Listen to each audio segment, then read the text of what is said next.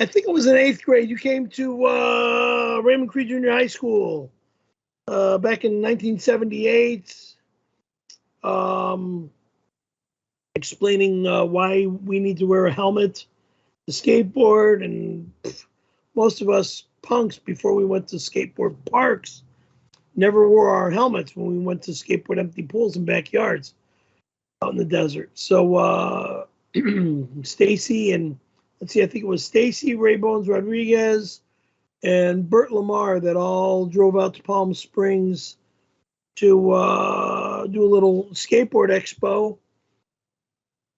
And it was a lot of fun. And then Stacy, Bert, and Ray Bones met up with us at Bates Skateboards after school. And when let's see, Michael and I got out of junior high, we went to our homes and got our safety equipment, knee pads and elbow pads and gloves and stuff. But like I said, we never wore helmets unless we were at skateboard parks. We all got into the Plymouth Fury, and because Eric had a Plymouth Fury, a 1968 Plymouth Fury, one of those humongous boat cars. It looks like a Cadillac Eldorado with a big ass body and a huge trunk. Do everything in that car. Drove out to Bermuda Dunes, kidney-shaped swimming pool that us punks that lived out in the desert called that pool Indian, called it Bermuda Dunes Bowl. You guys out of the desert called it the Date Bowl. So you called it the Date Bowl. It was in the city of Bermuda Dunes. That's what we called it. Bermuda Dunes Bowl. Pool was perfectly shaped for skateboarding. Perfectly shaped for skateboarding. Not for swimming, for skateboarding. But it was, of course, a pool to swim in. Oh, what a pool. What a pool. That was just a beautiful day. And it was great seeing you out there. Remember seeing me at Skater Cross in the summer of '79 before my accident and stuff, when you and I would kind of talk a little bit and hang. Jay Smith would be out there at times and hang stuff. Anyhow, all right, well, I'm in the weeds. Okay, no more skateboard talk. Barry, please get your fans to stop calling me hot girl Stacy. I also just found out about 1992. I'm so sorry that happened to you, brother. Thank you. Yeah. Stacy Peralta is a professional skateboarder. If you've heard of the movie Lords of Dogtown, Tony Alva, Jay Adams, Stacy Peralta. Tony Alva of Alva Skateboards, Jay Adams of Z-Boys Skateboards, Stacy Peralta of Powell Peralta Skateboards. He's a half owner of a skateboard company called Powell Peralta. So, and that's the Stacy, male Stacy Peralta. He's not a chick. He is a he. Okay. Nice guy. Great skater. Perry, your mods just told me they're banning me because I sell skateboards and that I'd be competing in sales against you. Please help. User blocked. Oh, my employees better leave him the fuck alone and don't block him. God damn! This is driving me fucking nuts. Assholes.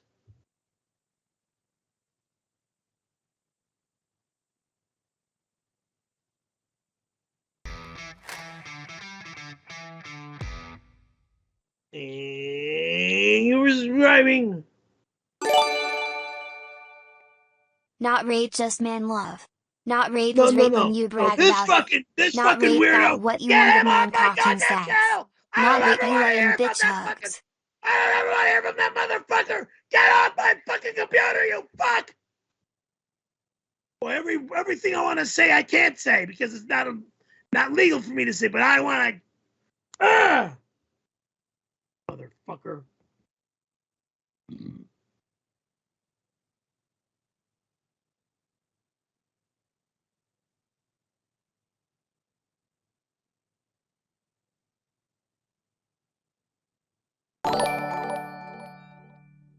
Brooke Shields again. Been trying to contact you, but your manager, Amy, tells me to send you McDonald's order. Amy! I'm confused. Brooke, Do you want to meet or no? Time out. Brooke Shields, my love. Amy will never, ever, ever have anything to do with me. Ever again.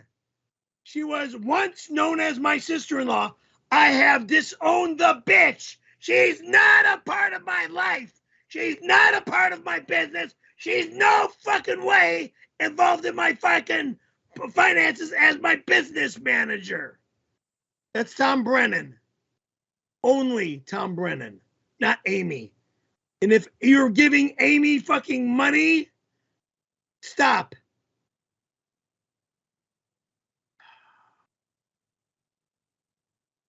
Tom, what the fuck, man?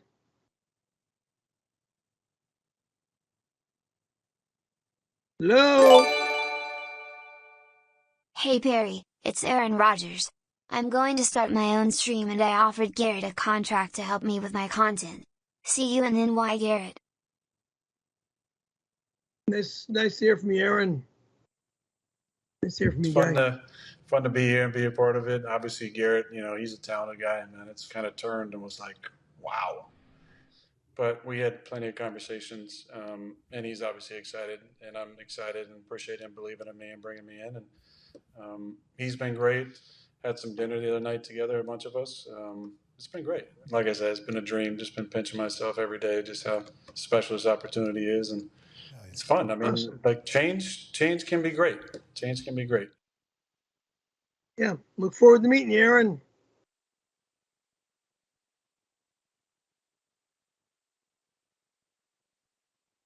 If I see you in Pottstown or if I see you in New York, look forward to meeting you, my friend.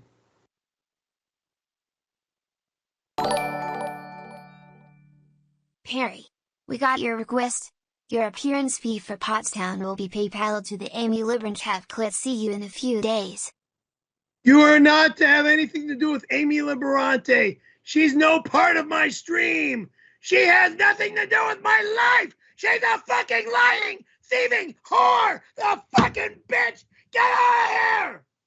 Get the fuck out of here, you fucking whore. Get off my goddamn stream. Tom, fix this now or end it now. I gotta go pee again.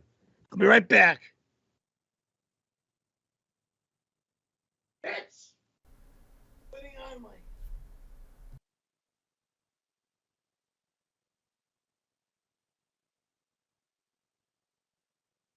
Oh, I see. You got multiple things to put on and off, so probably.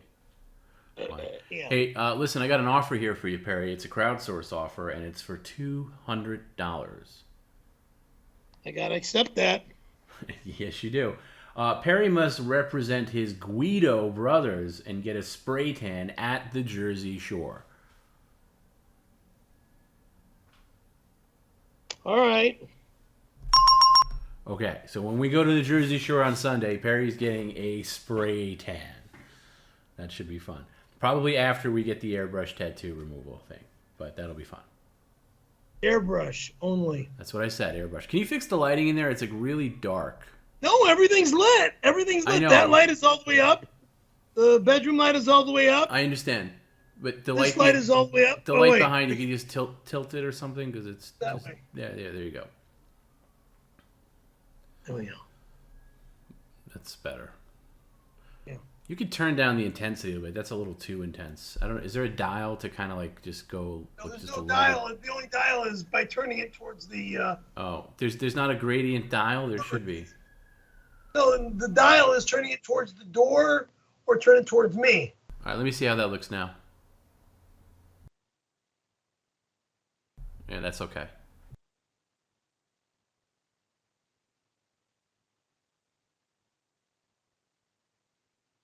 Okay.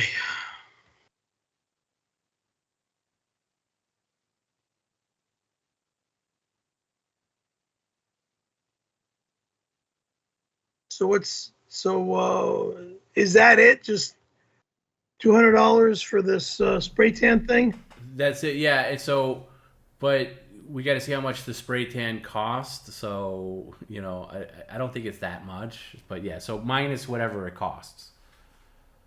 You know what I mean? Like, I don't know how much a spray tan cost. I mean, I'm already tan. I mean, why? What Anyway, do you want to spray do? tan, Turn me into really a dark fucking spray black tan. guy? It should be fun. Okay, here's an offer from Loose Asshole.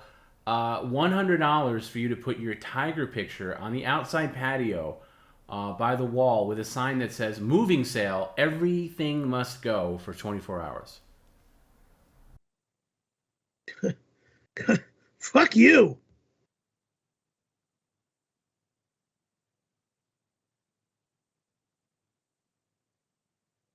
All right.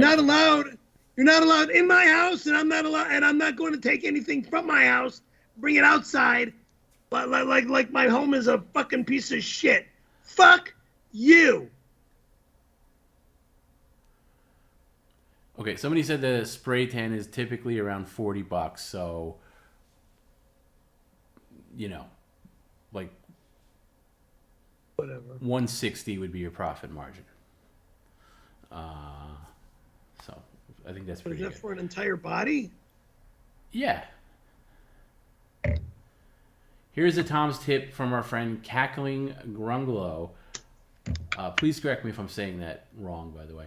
Hey Perry, I'm very excited for this Pottstown event. I was wondering if you would be telling the spaghetti joke during your stand-up routine. It's one of my favorites. Either way, can't wait to see you in Pottstown. Just please don't kill any dogs or cats while you're there.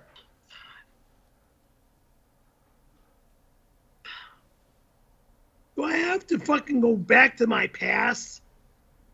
Yeah, I think that would be good. Look, if you want my I might as opinion, well. Fuck if you it. want my opinion, Do it. I think you open with the poop story, segue into the spaghetti joke, and then eventually close with the 92 story, and then you could tell other things in between. Like, you could do some crowd work, whatever suits your fancy.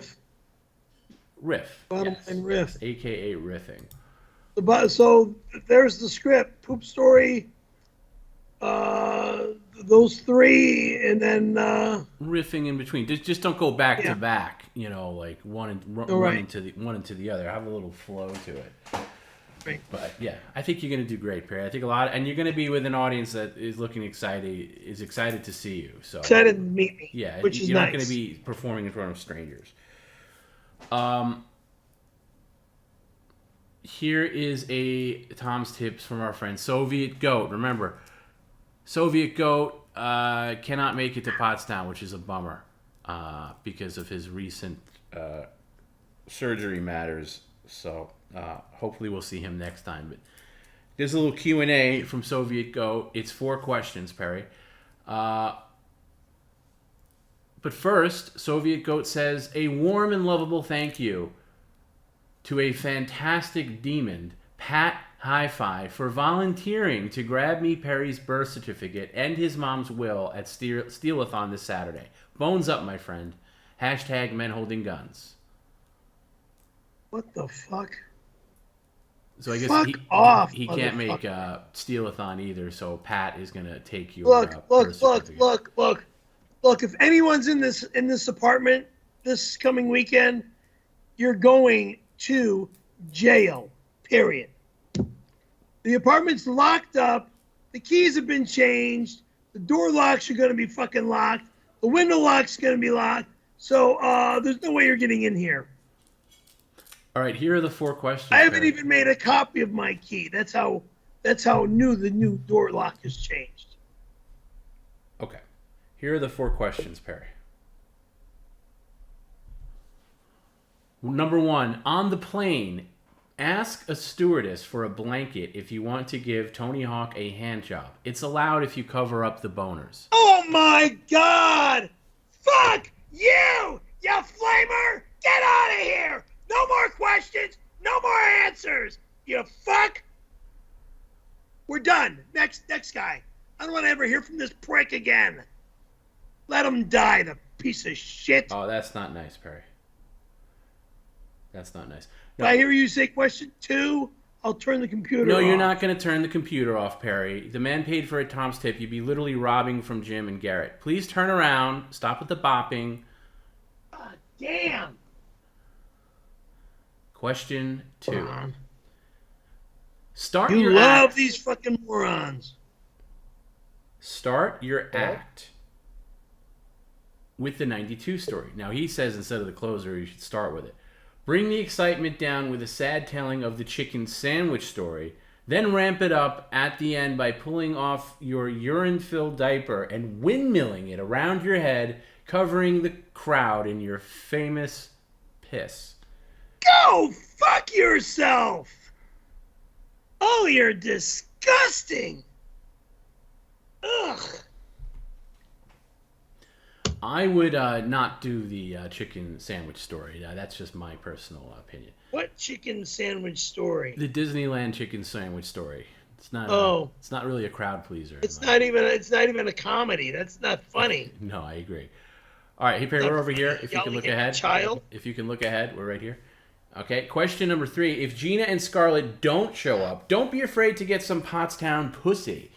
There's bound to be some elderly lush at the bar with a twat full of crotch rot that could rival Grandma Robin's infected, shit-covered granny hole. Go fuck yourself! Yeah, she might be a grandmother because her son's got a child from his girl, but she's not that fucking old, and I'm not that fucking old either. Trying to make it look like she's 90? Go fuck yourself, you prick. Question number 4.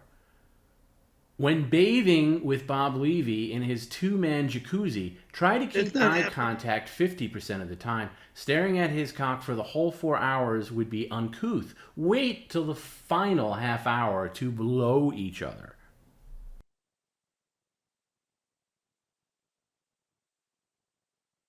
I got nothing more to say to this fucking guy. I never want to hear from him again. I don't even want to ever get a tip comment from him because he is nothing more than evil and disgusting. And he's actually, for the other side, trying to fuck me over by making me say something that I shouldn't be saying legally. Yeah. Yes, please don't threaten to kill anybody, Perry. That would be bad. No, I don't. Hail Satan!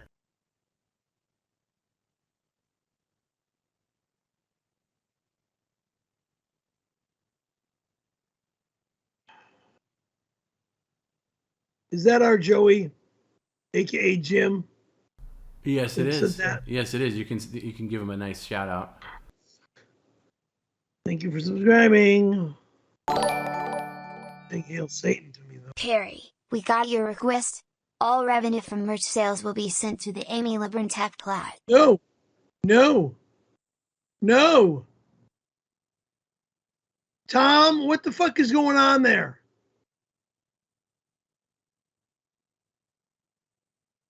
Tom!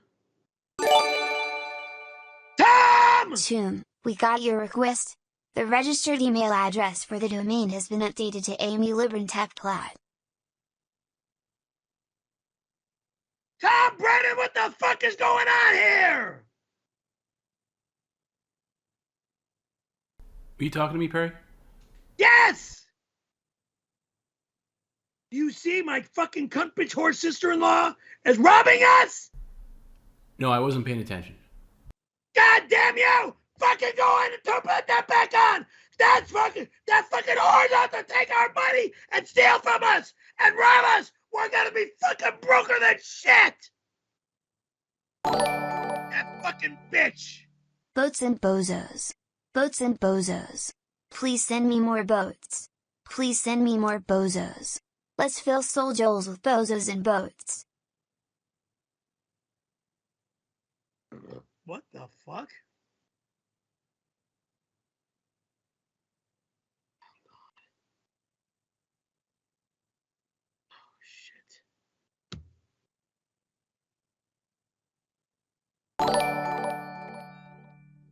How you doing this evening? Hope you are having a good stream. Please treat Tom with respect and remember tell everyone the 92 story you cunt hugs bitch.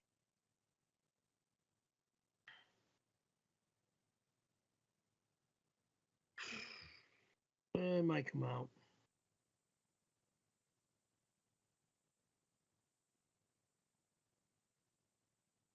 talking about it.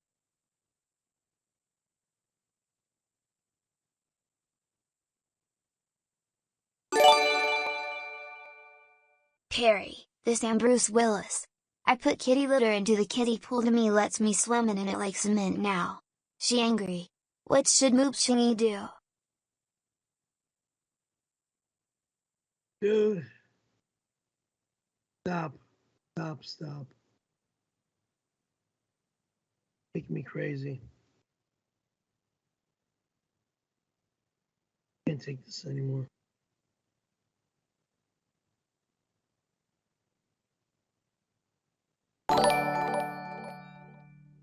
Perry, I have been practicing my smoking skills so I can be ready for you. I'll bring my smoking jacket so you can wear it at night in case you get cold. Cigarette. No. Cigarette. I'm not. If you smoke in front of me, there will not be a show. Hold. Grabbing vitamin C in it. Sore throat.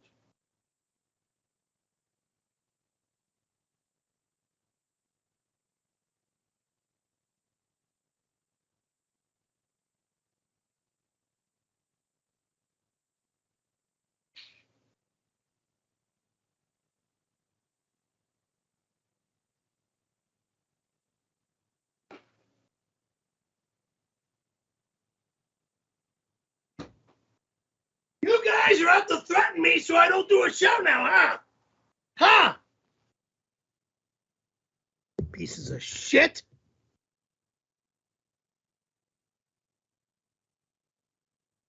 But I just want to get to the 45 mark. Calm down. 5, 4, 3, 2, 1, go.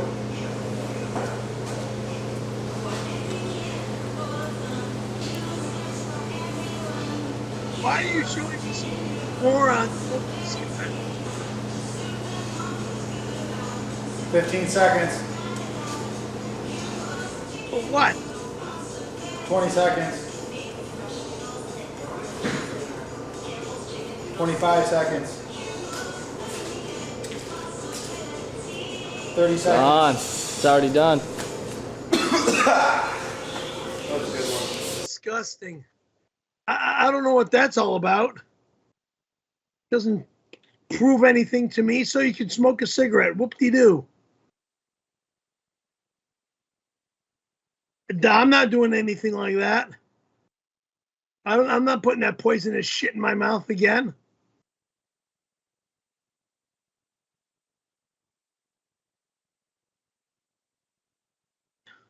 Nobody better smoke around me. Nobody better fucking try to force me to Brother smoke. man, you're my favorite Italian sausage. Thank you. Thank you.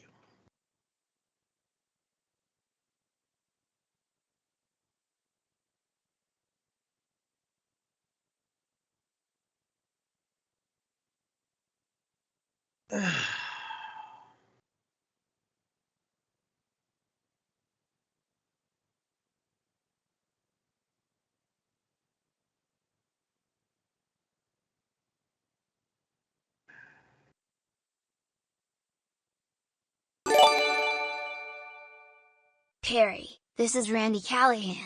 When we get to Pottstown, Bob Levy and I would like to blow cigarette smoke onto your naked ape tits in bed. If I see you in Pottstown, I will hurt you badly. So don't even show. Don't even fucking show.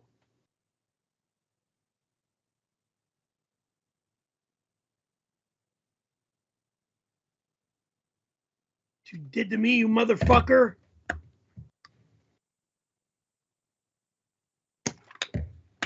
Yeah, well, look at it now. You're a fucking star.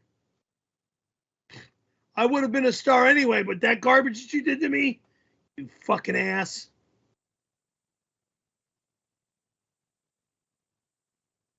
Should have never fucking happened.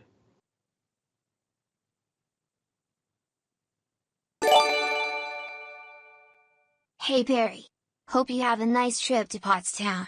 And Thank I also you. hope that airport security doesn't give you a hard time and give you extra searches. I haven't been to the airport in quite some time, so these new searching physical pat downs and stuff is going to be different for me. Okay, because like I said, yeah, it's all going to be a new experience. So.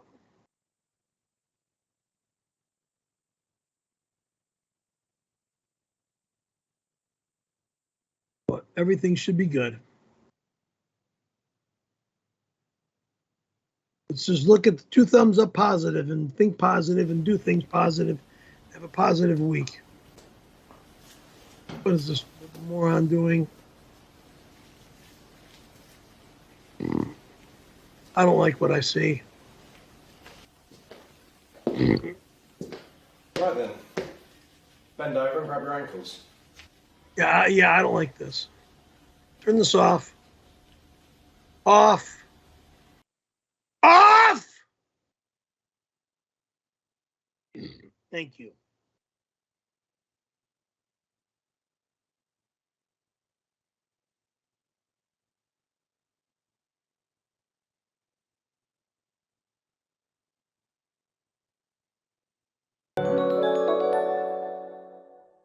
Thank you for subscribing. Thank you for subscribing.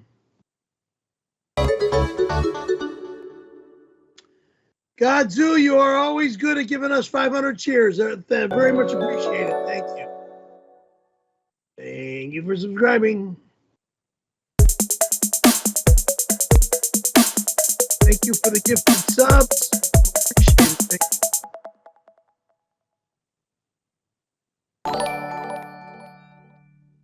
Just wanted to let you know how much I love you and admire your strength. You're the man. Perry Caravello is a legend. Thank you. I appreciate that. That's a nice thing to say. Thank you. Thank you.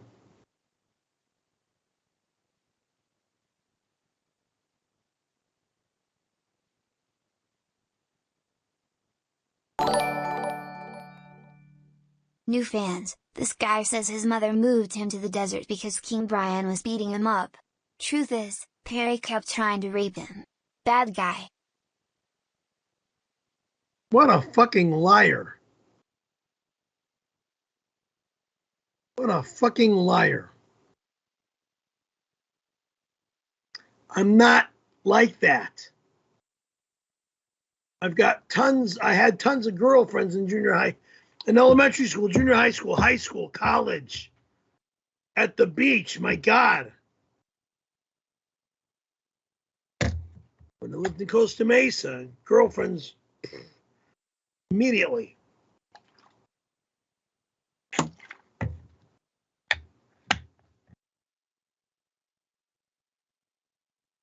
The beach and the grocery stores.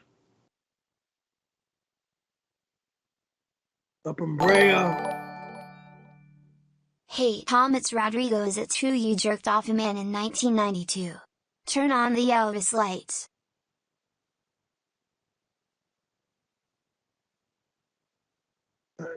This is not Tom's house. This is my house.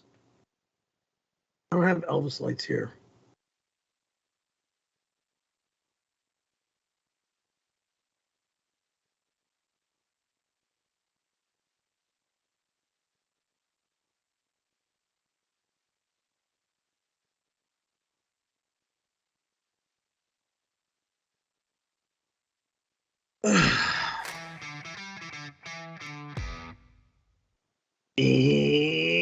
Hail Satan! Right. No, do not hail Satan. You're a fucking evil bastard. Never hail Satan. Hey, Mark Lang, thank you. Hello stream, it's Perry. I want you all to send me lots of food, fish and firewood please. I go baby mode if I don't get lots of food to eat on stream. Tonight, I need nothing. Okay? Tonight, I need nothing. I'm going out of town. Do not send me a fucking thing this evening.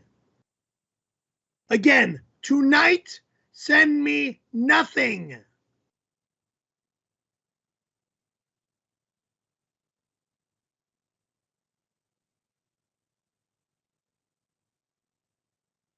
Trying to not have anything in the house anymore.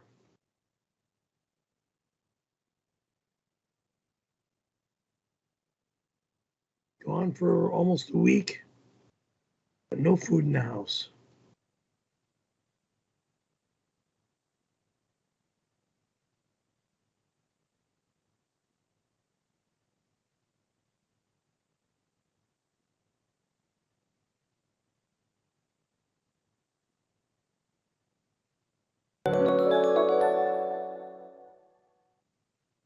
Thank you for subscribing. Perry, be honest. Why would you try to rape Brian? Thoughtful face, thoughtful face, thoughtful face. He's so cool and he's your brother. By the way, it's Beefcake James and I don't duck around. You're a fucking liar. Why are you twisting this to make it look like I was raping my brother? My brother and I were never that way with each other and never will be that way with each other. Fucking weirdo. No, he just used to always beat me up all the time. Because he was a punk ass bully.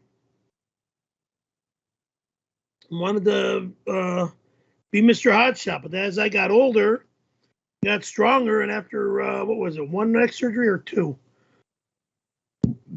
I kicked his ass at one of the print shops. I'm thinking it was the Reseda shop, the Master Graphics North store.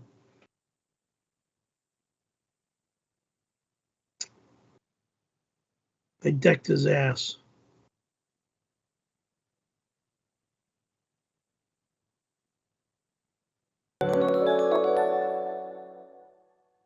Thank you for subscribing.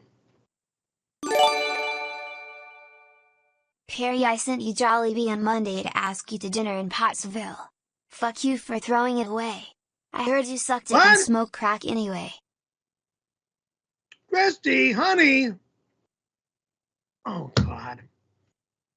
I don't know what's going on here.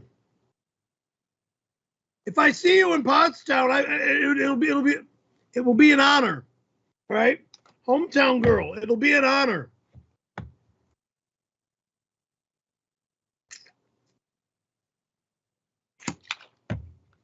I seriously look forward to seeing you in Pottstown, Christy. It'll really be an honor. Wow. Wow. Yeah. Thank you for subscribing. You were my mom's customer once. Thank you for subscribing. You were my mom's customer once, and I walked in to harass my mom for a few bucks for some ice cream, and then you ended up handing me a few. Let me tell this cute story. In Palm Springs, all right, where we were all us skateboarders were kind of really well known downtown for either jumping fences into backyards and stuff, and either draining pools or just skateboarding empty pools. Well, this one time, instead of getting in trouble for doing freestyle outside of the big mall, outside of Desert Inn Fashion Plaza, I skateboarded into iMagnon's where Mom worked. Asked Mom for a few bucks for ice cream, and she's helping Christy while I was there, asking Mom for money and not paying, trying to act like I'm not paying attention to Christy. And Christy whips out a $5 bill and says, "Here, go." It was one of the cutest things. I just couldn't. I didn't want to accept it, but then I said thank you, and it was very nice and pleasure to meet you, and then ran off and ran across the street and got myself some ice cream at Swenson's. That was that.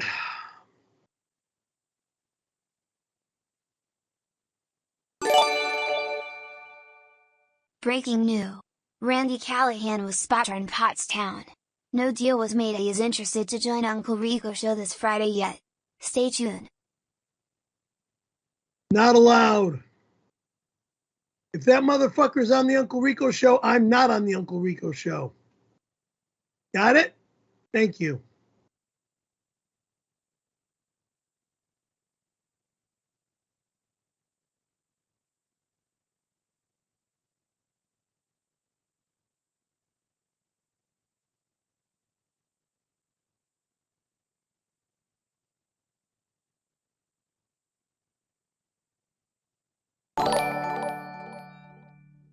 Hey Perry, when you go to New York, are you going to visit famous spots like the Statue of Liberty or the Queensboro Bridge? I don't know. When I go to New York, I don't know what part of New York we're going to. So, other than knowing that I'm going to Chrissy Mars' podcast, but I think wherever Tom has plans to take me. I believe he mentioned something about the what do you call that spot that where the buildings collapsed? What do you call that spot, Tom? You were going to take me over there. The former World Trade Center? Yes. Ground Zero? No, I have no interest in going. No, I will never go there. That I did not say that.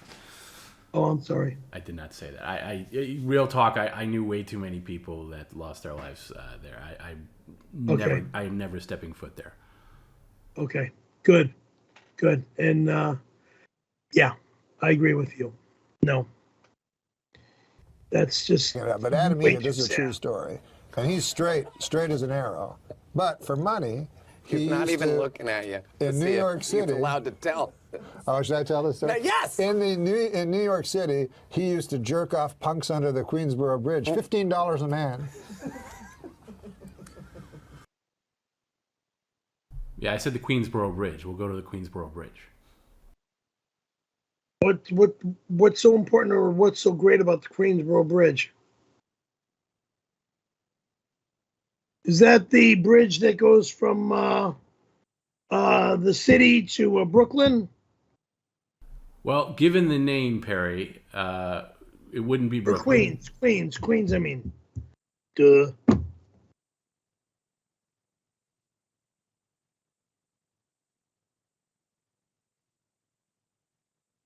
New York's got like a little island section to it, correct? That would be Manhattan. Okay.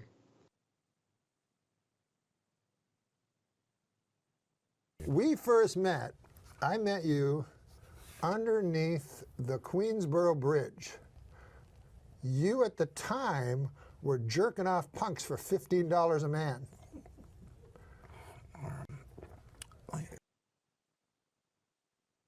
Why would he say that on camera?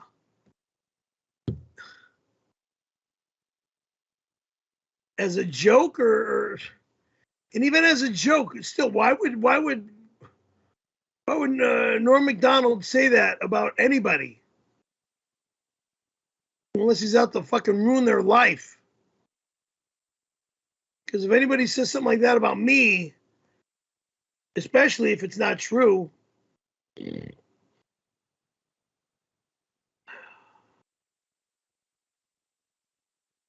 disgusting.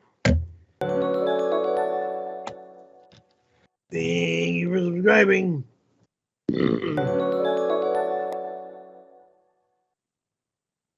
Yeah, Barry, if I take you to the bridge, you're going to get like 5 times that rate, so don't worry about that. What do you mean 5 times that rate? You're not going to be $15 a man. You're going to be at least like $200-300. Don't worry about it.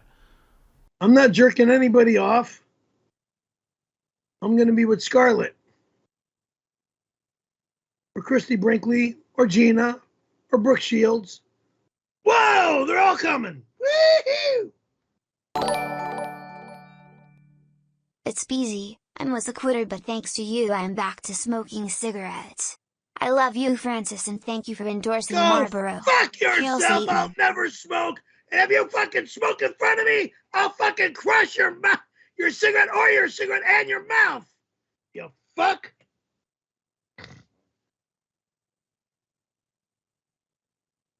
Lame smoking motherfucker.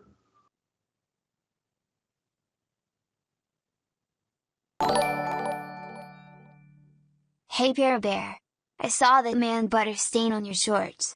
I know you were thinking of me, kissing face, kissing face, kissing face. The fuck are you talking about, you weirdo? Stay off my stream.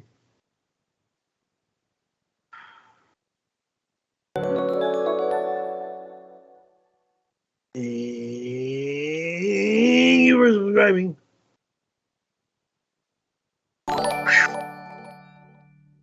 For those who missed it, Perry asks that everyone please send him Vallejo fish and menthol cigarettes to keep him awake during the show in Pottstown. No, no, no, no, no. See, filet of fish sandwiches, McDonald's doesn't sell anymore because they're such a shitty sandwich. The only way they're selling the sandwich is if they give them to Perry Caravello on his fucking stream. That's the only way they're fucking selling their fucking shit filet of fish sandwich. Oh, send it to Perry Caravello. Yeah, hell, he eats anything. Yeah, fuck you.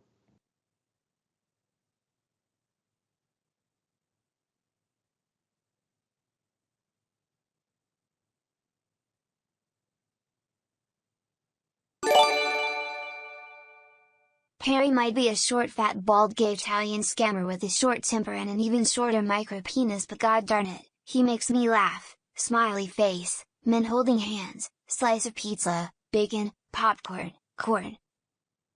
Thank you. Thank you. Make you laugh.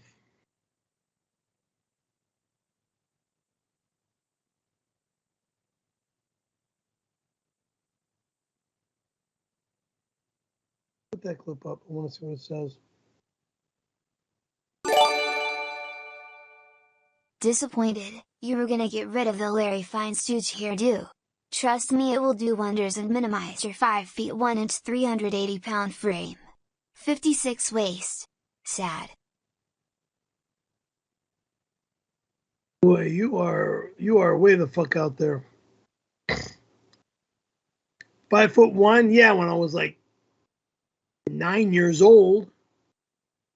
Okay? Or younger. Came 5'6" when I was like 12, I think. Over 13 and stayed 5'6" till I was like 16 or 17. Then I just shot up to 5'9". And I stayed right there.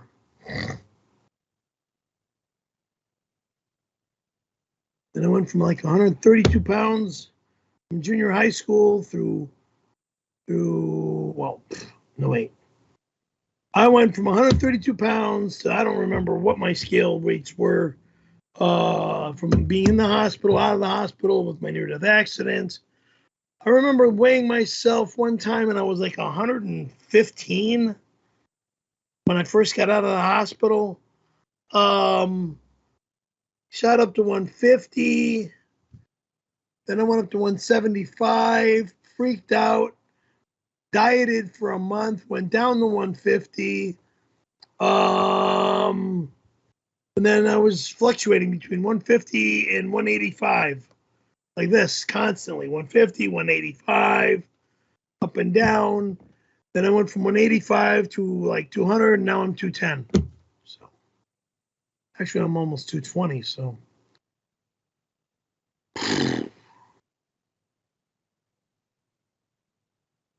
I'm gonna ride a bicycle to New York. I can't get on the airplane. Sorry. By the way, speaking of weight, here's your picture from earlier on the scale, and it looks like, yeah, just under 115. What is that? 115. Two. I mean, 215. 215. 215, I think, is fair. 215. Wow. That's a single XL, not a double XL. Double XL was when you're over 220. 220, 250, 300 pounds. And when you go to 320, like the fridge, you're triple XL.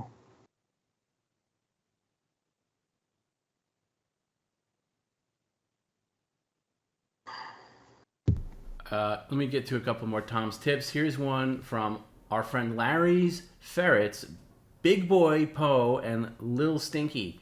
Perry, we're coming to see you in Pottstown, and we're not coming alone.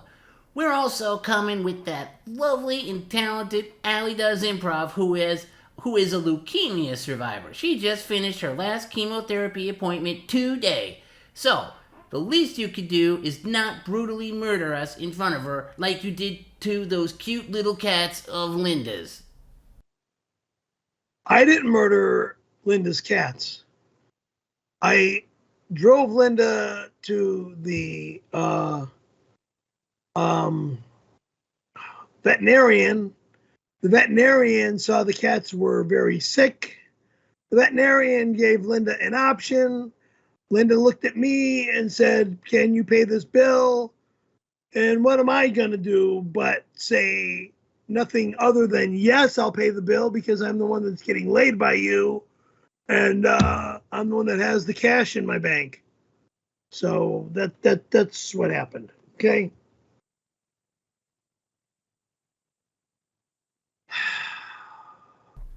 Okay. Was I happy about that? No. Okay, but by the way, you can wish Allie congratulations on her last day of chemo. That's a big achievement. Oh, I'm sorry, Allie. Congratulations for your last day of chemo. How do you feel?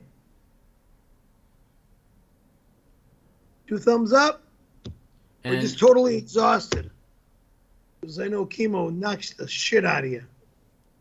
Here's Tom's tips from our pal, Reverse Perry. So brace yourself.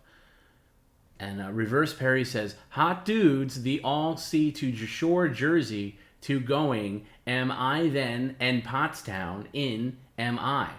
Lester, lawfully wedded husband, my, with appearance, and make will I course of. Gina or Danica or Scarlet, see to going not. Me near anywhere, them, don't I. Want I what are hot dudes. Game seaman shooting the play will we Shore Jersey at. Cock the ring then and. Testicles are stimulate vibrations. The wear coaster roller to which our city ocean in force gay and Wildwood the ride will we then end.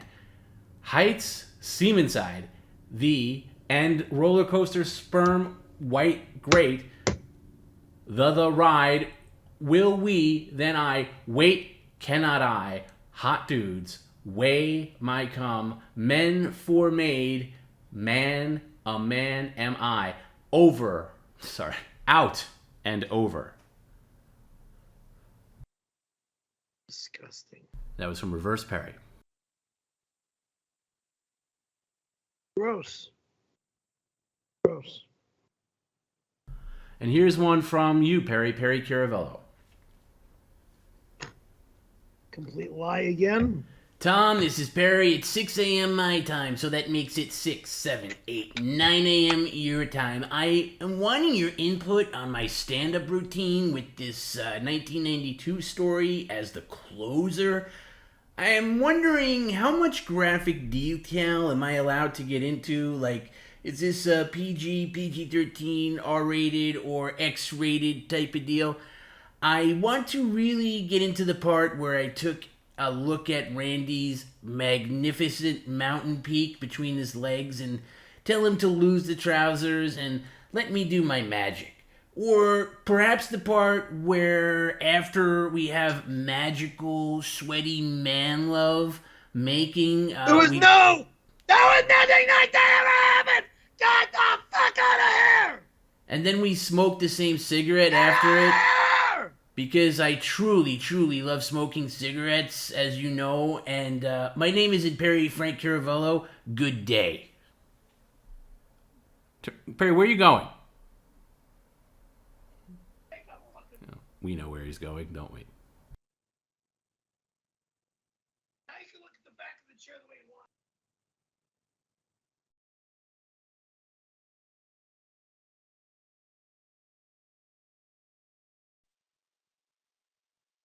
You know what? I'm actually doing good tonight. 2 pee breaks in 3 hours. That's really good. Yeah, you're right. That is pretty good, actually. I should commend you on that. That's really good, actually. I'm usually taking 3 or 4 by now. At least.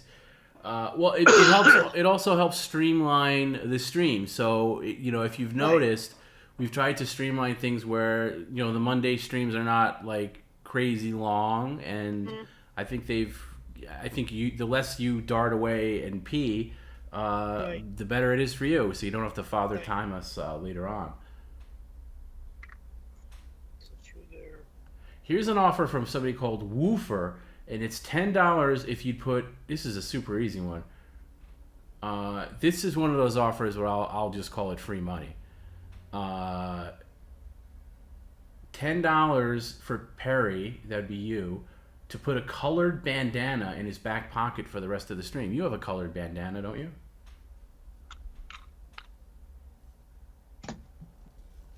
You don't even have to wear it. You just put it in your back pocket.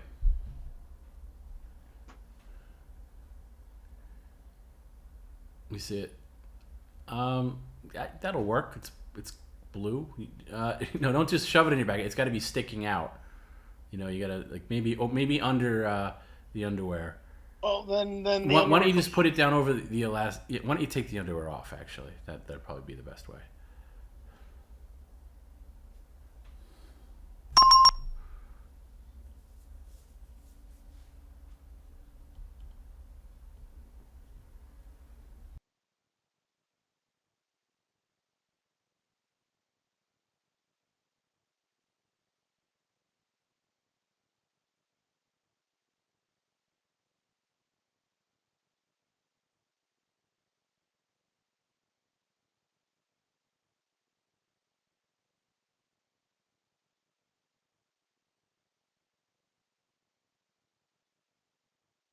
Pens will be worn in hot sound so the pee doesn't show on my clothes. All right, so just stick it out. Turn around so we can see it sticking out.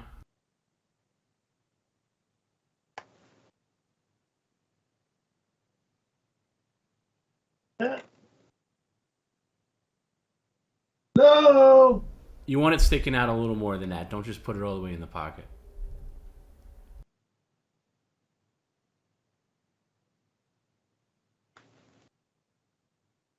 That's good right there. That's good. Can you turn around, and let the camera see it? There you go. Very good. Thank you.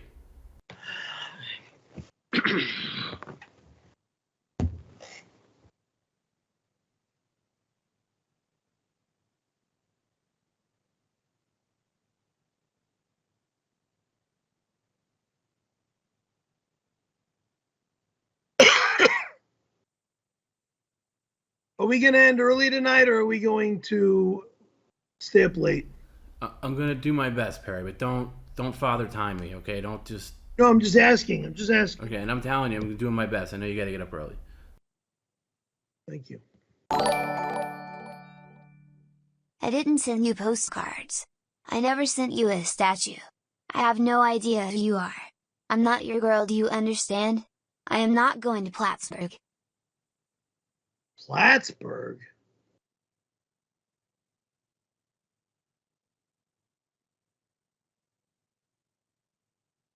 It's probably her husband saying that. It look like it's her. But again, if she doesn't show up, just tell me that somebody's scamming me. Other scam artists, because this world's filled with them. That's a fair point. We haven't really touched on this in a long time, but you and I kind of made a deal. Like, it's hard for me to even say this aloud, but you believe that Scarlett Johansson, the famous actress, is going to show up to Soul Jewels in I Pottstown believe on Saturday. Okay. I've got postcards from JL Beers that she keeps sending me. Right. I've got more postcards of her in a photo shoot, and here's the last one from a photo shoot. So 3 different photo shoots. So So if she doesn't show up, though, are you going to give up the ghost? Are you going to kind of drop this whole Scarlet I'm thing? going to be pretty pissed. Right. You'll be disappointed, but are we going to, like, move on from it, do you think?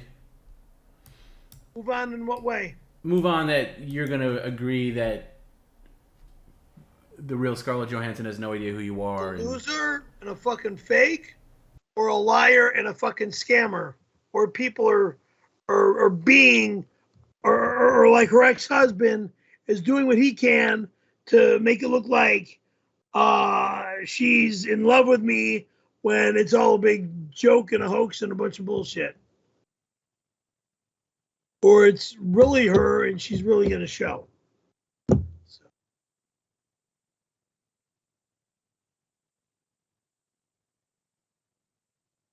I just started watching your stream last week. You're the man. Thank you. Don't let the haters hit you down. I know it's not easy. God bless. Thank you. Thank you. Thank you. It takes a lot, but this is what helps me believe in all my true lovers and my true fans. Lifetime Achievement Award. That's what helps me believe in everybody. Thank you, folks. I think I'm going to hang that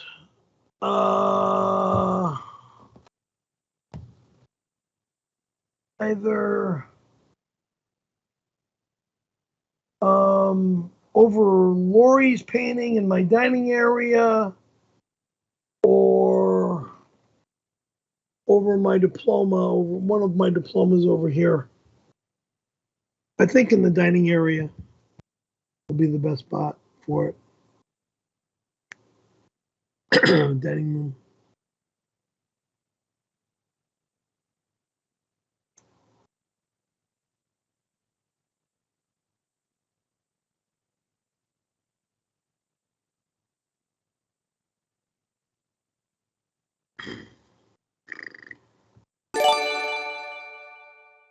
Hi Pear Bear, the media keeps calling me about the time you grabbed me and forced me to make it with you.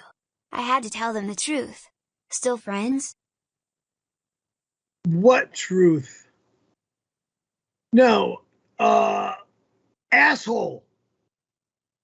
I'm stocking the liquor department and you come over here and grab my ass while I'm stocking the liquor shelves.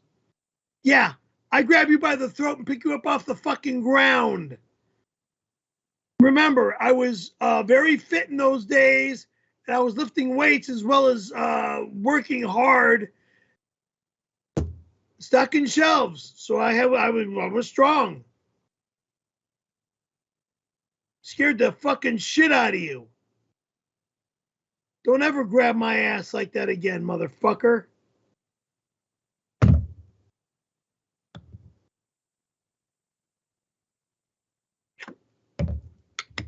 The only one I want to know out of that store is Angela. She was a sweetheart.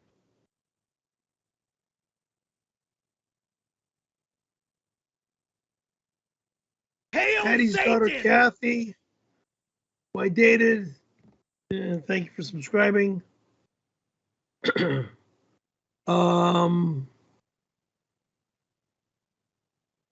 Patty's daughter, Kathy.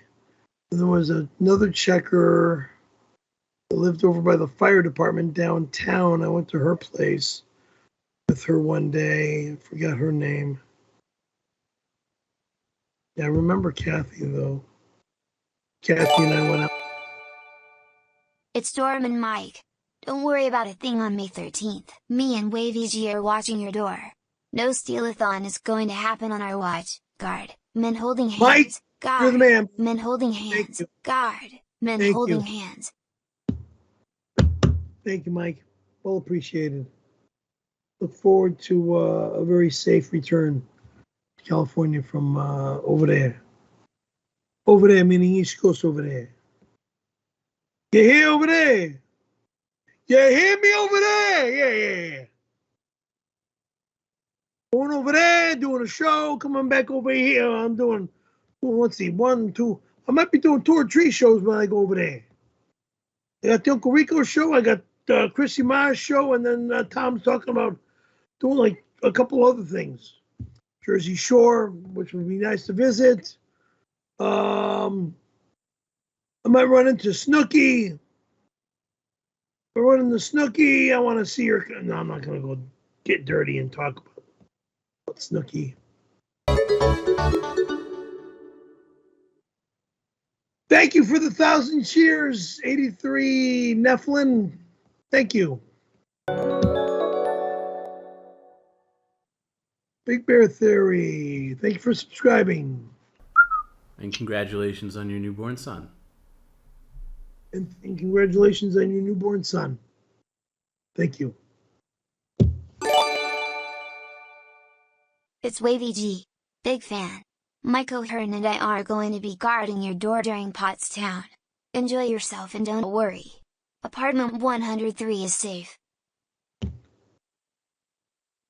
That's over there. I'm 102 over here.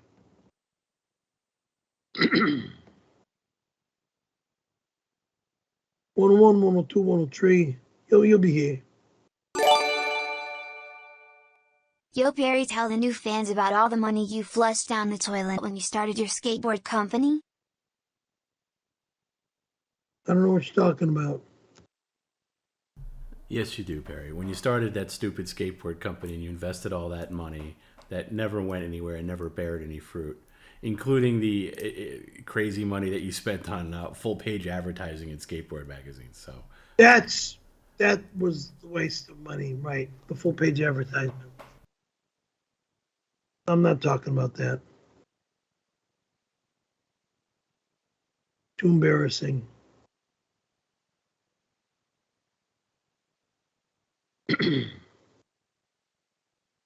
People that have big... This is Beetlejuice. Why is you talking to me like was gay together? You don't even know what you're talking about, ha ha. We ain't gay. What are you talking about, ha ha? I'm not gay either. He knows he's the best. This is Peter, is as bad as can. He knows he's the best. He's big and he's strong. Why are they, whoever's making that clip, photoshopping me with Beetlejuice? I think I met him one time. You met Beetlejuice? Yeah, at a Howard Stern convention over here. Really? When was this? God, back when Howard first got on the air. I met Howard. I met Stuttering John. Everybody met Howard. In Pasadena, I met Howard the first time for the book signing, and then I met Howard again in Westwood for the second book signing. There was another thing. I think that was Westwood. That's in the mid-'90s, though. Beetlejuice didn't become a part of the show until like '99, so you wouldn't have met Beetlejuice then. Was there a thing after that where you could possibly have met him? I said I think, and I didn't. Then I did not meet him. Yeah, I'm gonna say no on that.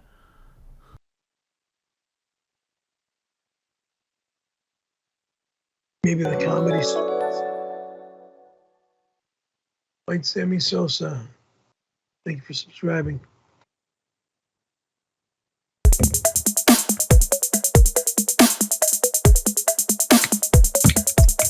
Thank you for 5 gift subs, Allie. Thank you.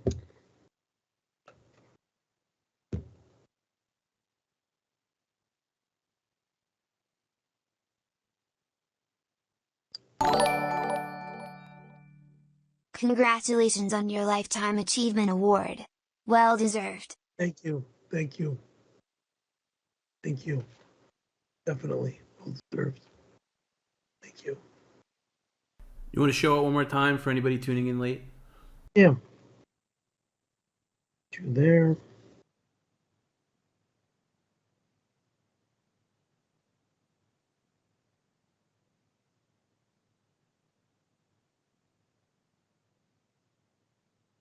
Okay.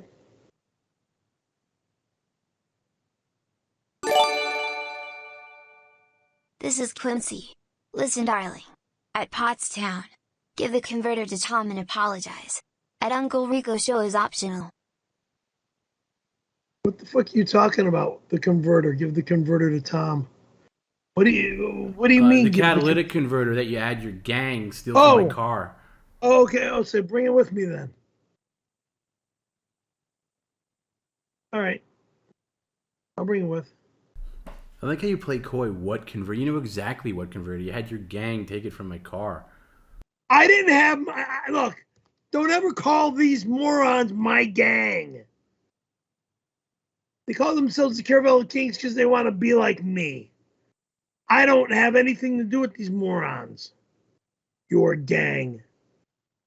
Fucking asshole. Oh, says the guy with my catalytic converter sitting right next to him. I don't know these people.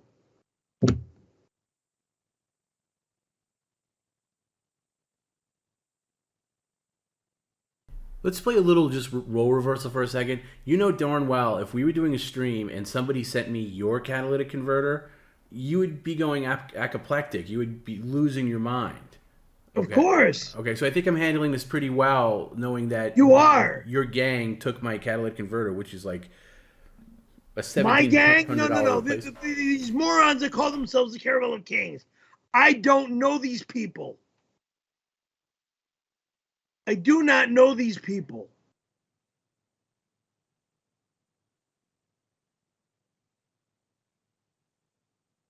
Fuck. The only thing is I put it in my bag and I go to bring it back east. They're going to question me like crazy about it.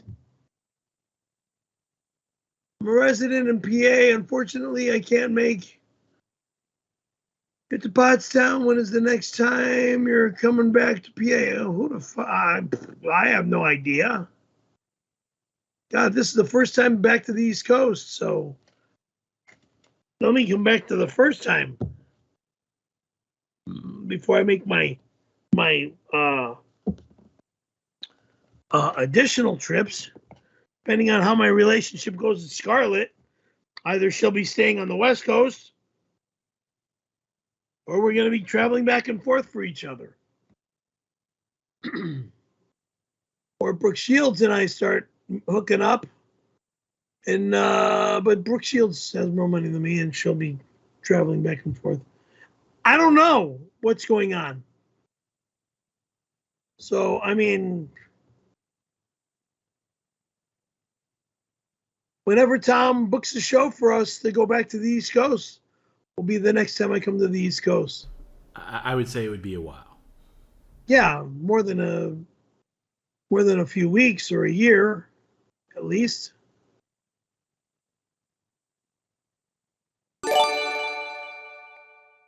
You're a powerful man with moxie. We can join your cult. You can host us into your ears. John Melendez can shake your hands for added success. The only John Melendez I know of is the murderer from that satanic cult. Oh God, I forgot the name of the cult too. Or the John Melendez, the stuttering John Melendez. There's forget about it. I shouldn't have even said that about the satanic cult. But yeah, John Melendez from Howard Stern show. There was a John Melendez from a satanic cult too. By the way, Perry, how are you on your stuttering John? Because do you know that the whole Uncle Rico thing is based on Stuttering John? So you're gonna have to talk a lot about Stuttering John on Saturday. So what am I to say about the guy? I mean, he was nice the first time I met him. And after the first time I met him, he turned into an asshole.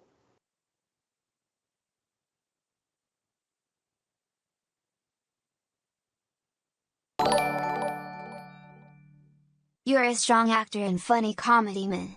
Please meet John Melendez to show him you like girl humans. We can move into your ears in 5 human days. Move into my ears? You're not moving into my ears. You're not moving into my apartment.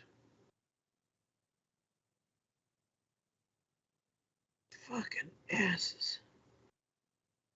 Ouch. Oh, this sucks. Yo, Perry, tell the new fans about the time in Palm Springs when Liberace and the gay elites of Palm Springs ran a train you in Liberace's pool. Swimmer, men holding hands, billiards. What about Liberace's pool? I knew I knew pool boy that cleaned the majority of the pools out in the desert, and he was the younger brother of my waitress of the first job that I had at Cafe on the Village Green. I believe her name was Tammy and Billy, brother and sister. She was the cute waitress, and Billy had a Honda an SL750 Windjammer on the front, and trunks on the side, a trunk on the back of the sissy bar, and then behind it he had a little tow hitch set up for the motorcycle to where he would be towing a little trailer that would hold a bunch of pool cleaning supplies. And he hit house after house after house all over the Palm Springs area, majority of the Palm Springs area, cleaning pools, and Liberace's was one of them. And I'm not sure if he was the pool guy for Jack Benny's place or Lucille Ball and Desi Arnaz's place. I forget. Hey, old man. It's Lil Gaper. I found you a good elderly person housing facility that allows you to smoke. Old man, house, cigarette. Old man, house. Not allowed him around me. Old man, house, cigarette. Older person, house. Not allowed cigarette. around me, period. There's nowhere I am ever going to live other than where I live presently. If there's smoking around me, I'm not moving in. End of story. End of fucking story. If I'm going to be forced, if I'm going to be seriously forced to move into an old folks community, and there's smoking in that fucking community, I will never live there. Period.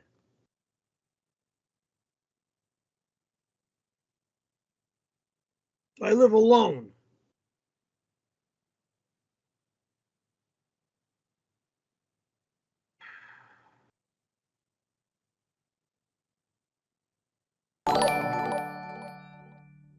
I'm back. So? And I'm not impressed.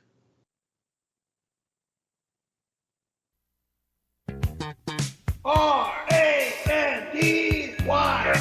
Randy Callahan. RC bone like a fly Mac Daddy. R-A-N-D-Y. Randy Callahan. Cause you know you got stanky in my thick blonde fatty. R-A-N-D-Y. Randy Callahan. Got a little guest on my track today. R-A-N-D-Y. Get off of my screen. Randy Callahan. Get off of my Stepping screen. up to the mic, Evie Liverante. R-A-N-D-Y. Randy Callahan. Bye. Hot 80, yeah, steal your money. Randy Callahan. Then I go ha ha ha, cause I think it's fun. Randy Callahan. You see that where she even said right on my stream, I steal your money? Dude, we gotta get that fucking cunt behind bars. What are you talking about? Didn't you see what you just put up on the fucking stream? No, I should play it again, shouldn't I? No, you don't need to play it again. If you're not watching, are you watching this or no? Well, you make up your mind. I said, didn't you see Amy up there? Say she was stealing our money. Our, not all mine, our. R-A-N-D-Y. Randy Callahan. RC bone like a fly Mac Daddy. R-A-N-D-Y. Randy Callahan. Cause you know you got stanky in my thick blonde fatty. R-A-N-D-Y. Randy Callahan. Got a little guest on my track today. R-A-N-D-Y. Randy Callahan. Stepping up to the mic, Evie Liverante. R-A-N-D-Y. Randy Callahan. They call me Hot 80, I steal your money. Steal your money. Randy Callahan. Call me Hot Amy to Then I steal go your ha ha ha, money. cause I think it's fun. R-A-N-D-Y. Randy Callahan. That's all audio shopped. But still, allowing her to say she's stealing our money. I'm not saying mine, it's all of ours. I get paid, you get paid, Jim gets paid, Derek gets paid. Everybody we're meeting in Pottstown gets paid that works for me.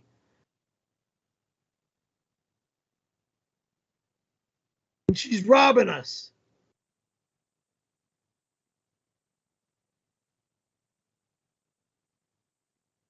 Hello?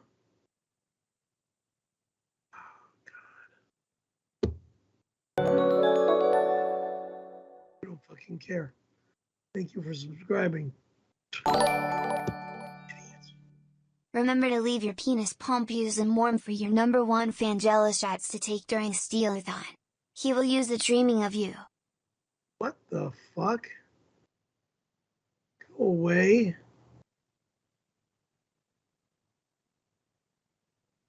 Just go away. Hey Perry, I have a really good crowdsource offer for you, okay? And this comes from somebody that you know. Who? Apparently Scarlett Johansson. What's the crowdsource?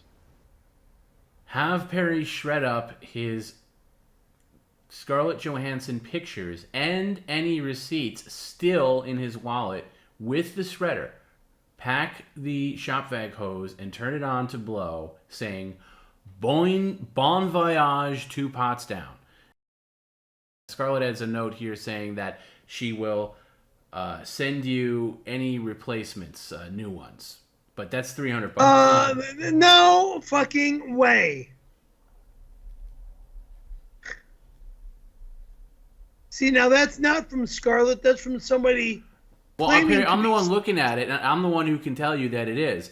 So it's a. It is not gonna fucking happen. I'm not shredding these beautiful. Well, then she's not gonna come to Pottstown. This is a big offer. You can use some traveling money. $300. You're gonna turn that down?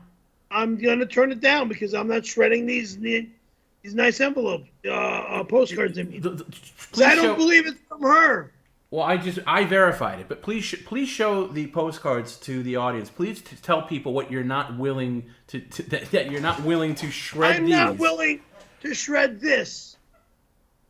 Okay. For $300. I'm not willing to shred this.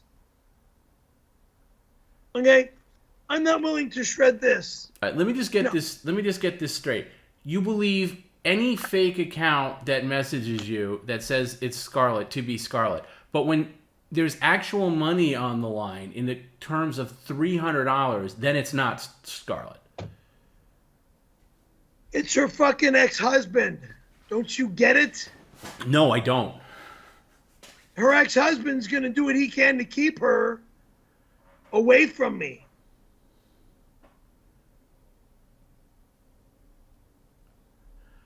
Barry, I don't know what to say. I mean, it's $300 that you could use on the trip And all you got to do is shred those, and they could be replaced very easily.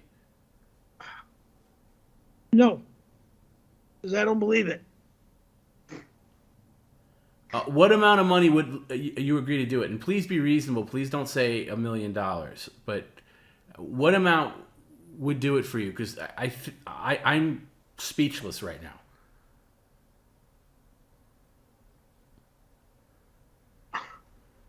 What amount of money? Yes, within the realm of reality. So you want me to shred all these fucking pictures of her? I don't want to shred. Look, I'm the kind of guy that has respect for people and that cares about people. It's like, why don't I take these Chrissy Marr stickers in the She-Hulk I have no offers from Chrissy Mayer. I have an offer from Scarlett Johansson for $300.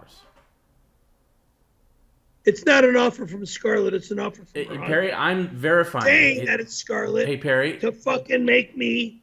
To make you earn $300 because you would get paid. That's not that. Hey, Perry, this. Whether or not you believe it's from the real Scarlett is irrelevant. The money is real, and you can easily replace those. Do you know how long it takes most people to earn $300, and you're getting paid to just like literally shred a couple of worthless postcards? That will be replaced. Okay, listen. Before people riot, I'm gonna go offer accepted on that. So can we see your wallet? What receipts you have in your wallet? Because that gets included as well. No, fuck you. My wallet receipts. Let's just take a look, Perry. Without the cursing at me, let's just take a look. Just bring your wallet over here. Receipts for my records. Well, you might have some receipts that don't need any important receipt that would be valuable for record keeping. We can get away with.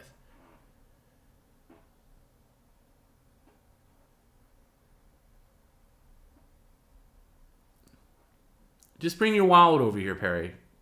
This shouldn't take forever.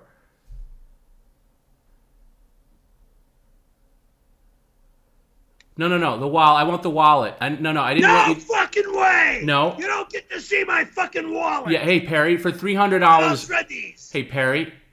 Excuse me. For $300, you're going to show what's in your wallet. So get your wallet and bring it over here. I'm not looking to you to show any personal things like ATM cards or your license, but you are going to show your wallet. So go get it and bring it back here. Fuck. Okay. You're not going to do a receipt scam. Not for $300.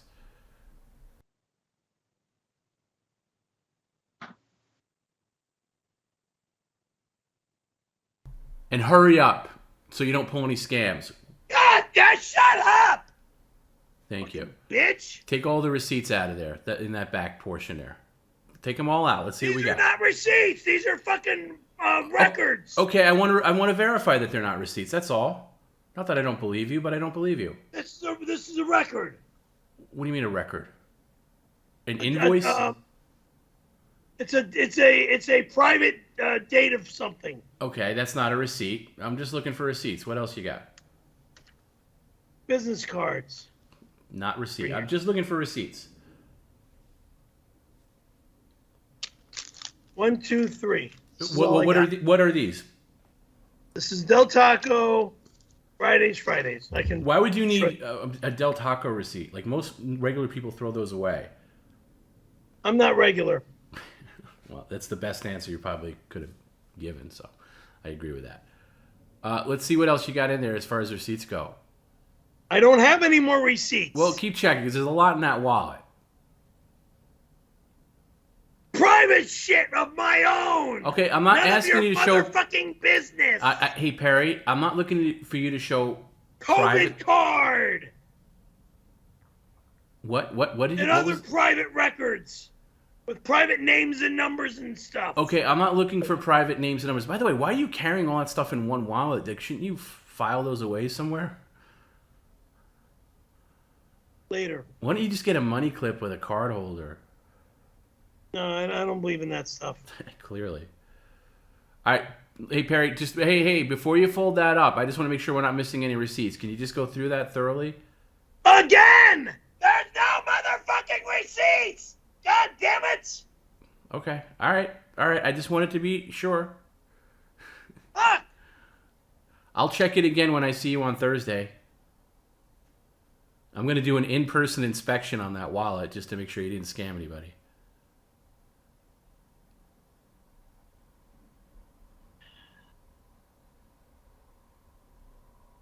Okay, so add the receipts to the shredder. Rick, these pictures are not going to hell. They're going in the shredder is where they're going. You can hey Perry, $300. Okay, so let's stop acting like you're being tortured here. With the receipts, and you're gonna do one at a time. Okay, and we're gonna get this in frame, one at a time.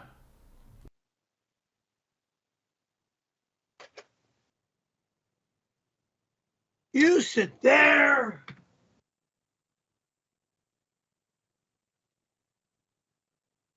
Piece of garbage.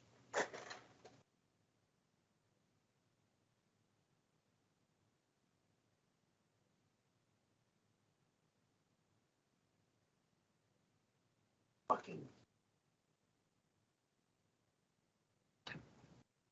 That's going right there, and that's as far as it goes. That's fine. Got it? That's fine. I'm gonna have to kill the chat window for this, but okay. As far as it goes. Okay, Perry. I said okay. No.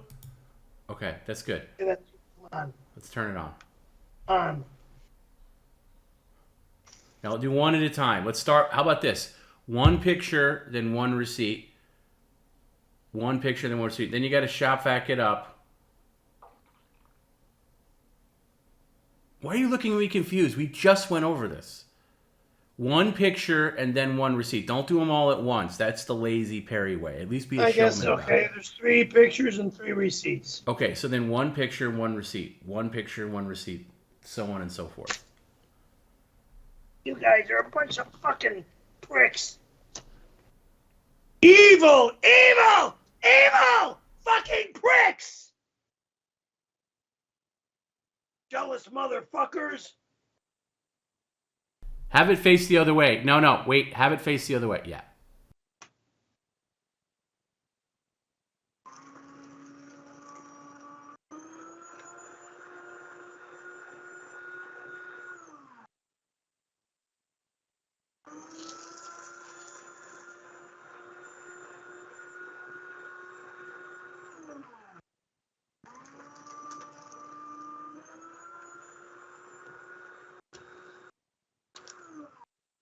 I'm gonna vacuum it up.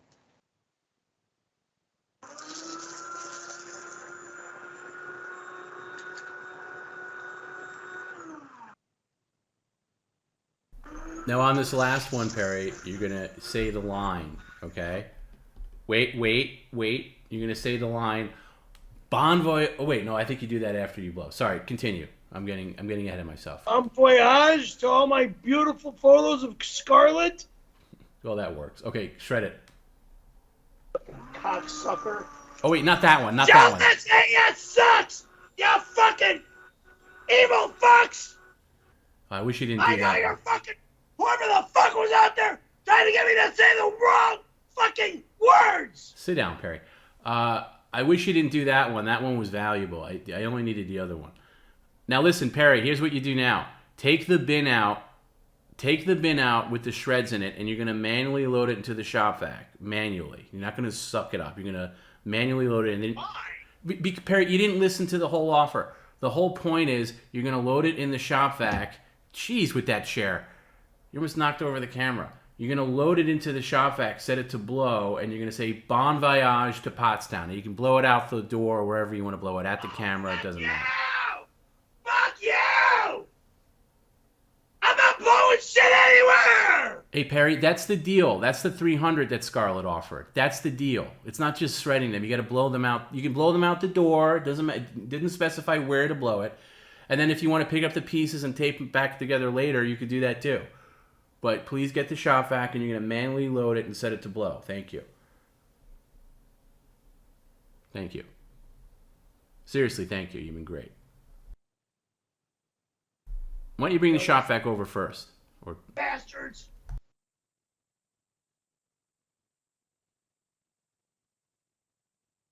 Evil fucking jealous fucking bastards!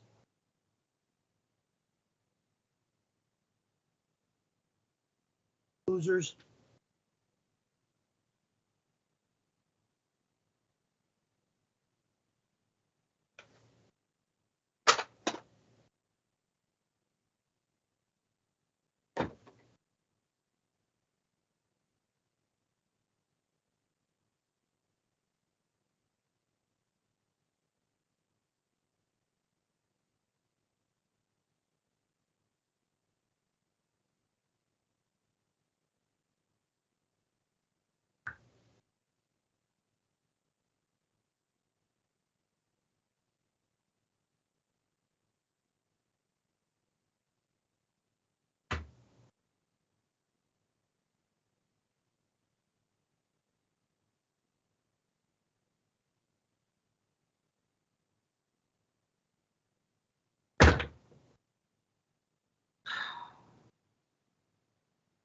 Let me use the bathroom.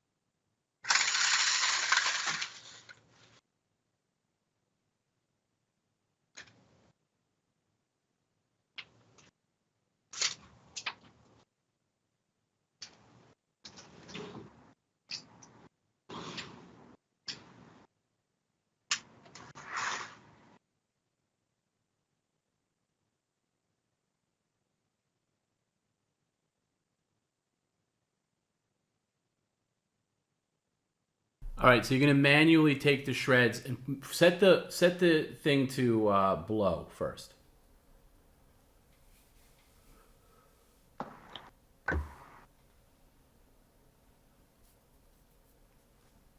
We could have made this the closer, but then a lot of people don't stay tuned. It is the closer because the stream is almost over. No, it's not. It's nowhere near over actually. But I just wanted to do it now while we're in the moment, rather than wait. And then by a couple hours from now, I have to explain it to Perry. He's going to give me that confused look, and we got to explain it all over again. So I'd rather just get this over with now. All right, is it set to blow? Yes. All right, so you're going to manually load those shreds in. Don't vacuum them up. Manually load them in. Man, that thing is still a mess from Friday, isn't it?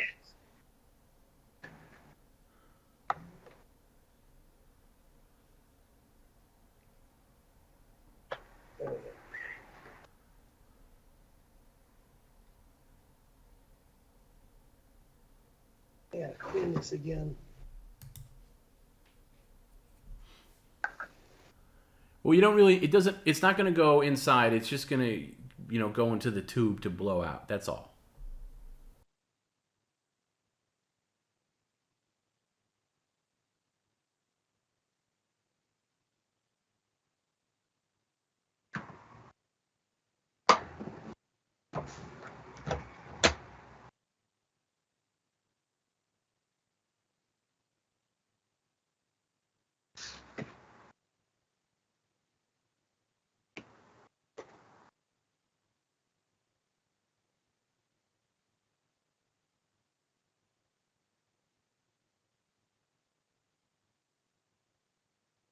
Do it by hand. Do it by hand, Perry. Just use your hand. Pick it up and load it in, like you're loading a BB gun. Can you show us to the camera what they look like? Oh, that's good enough. That's good. We got it. That's good.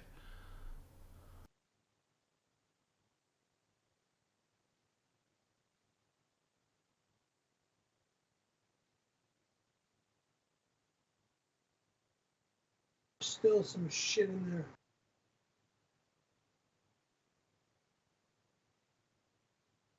Oh, Christ.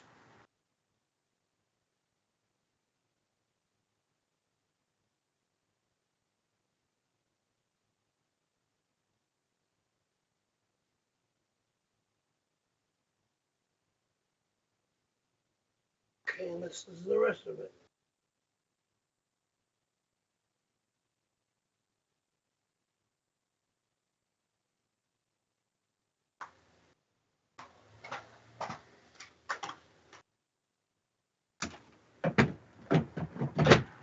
No, you got to say the line before you do this. Before you do this, Perry, you're gonna say the line. Let me get it here. Bon voyage to Pottstown. Bon voyage to Pottstown.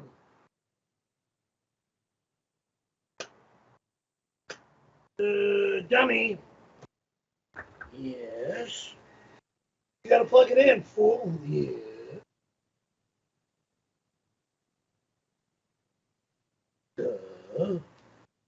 I'm sorry.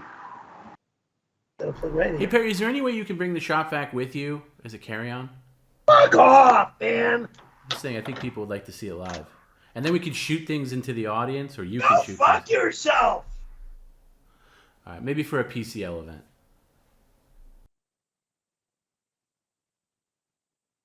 God damn. This is a fucking. You got to say the line again. You got to say the line again. Bon voyage to Pottstown. Bon voyage to Pottstown. Correct? Do it with meaning and then blow it out. Bon voyage to Pottstown, you fucking. You motherfucker! Excuse me. Name calling isn't necessary. Just bon voyage to Pottstown. Thank you. Bon voyage to Pottstown. I didn't mean that last word. Forgive me. Apology accepted. Just bon voyage to Pottstown. Bon voyage to Pottstown. I don't know where that fucking word came from, but bon voyage to Pottstown.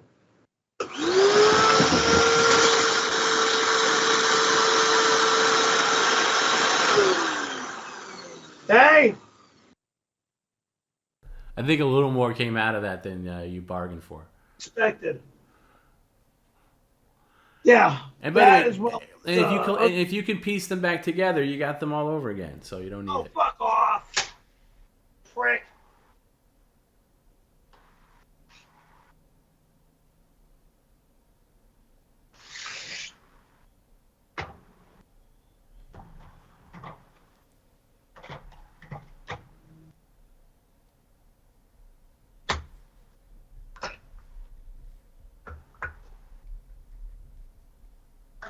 Very good. All right, you can just leave it there. You won't have to do any cleanup now.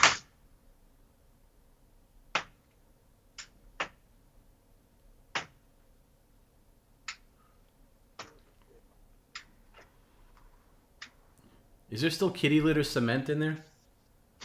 What? Never mind. No, what'd you just say? I was asking, is there still kitty litter cement in that hose? Yes.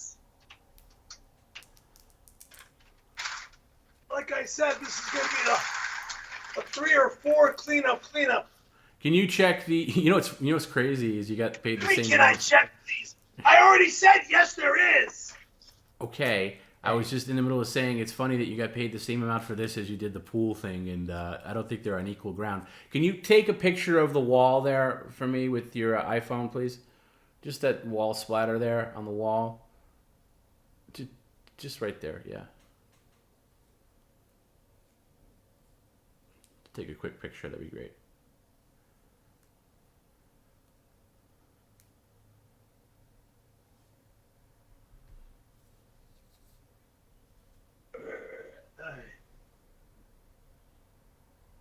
Brilliant. All right, thank you. All right, you can sit back down. Thank you.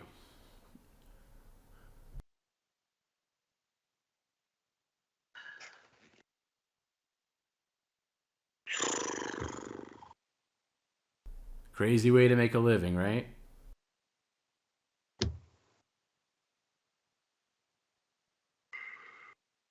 I'm not going to be able to get on an airplane with this catalytic converter. I know it. Yeah, I told you not to bring it. Put it in the mail. Tomorrow.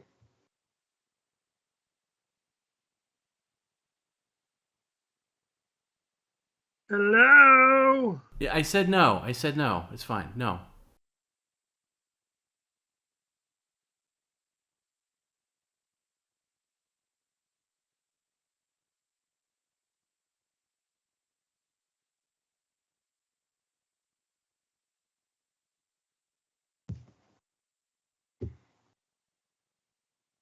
how and why somebody would do something so evil is just beside me. And then say that they're the Caravello Kings, the Caravello Kids, or whatever the fuck they call themselves.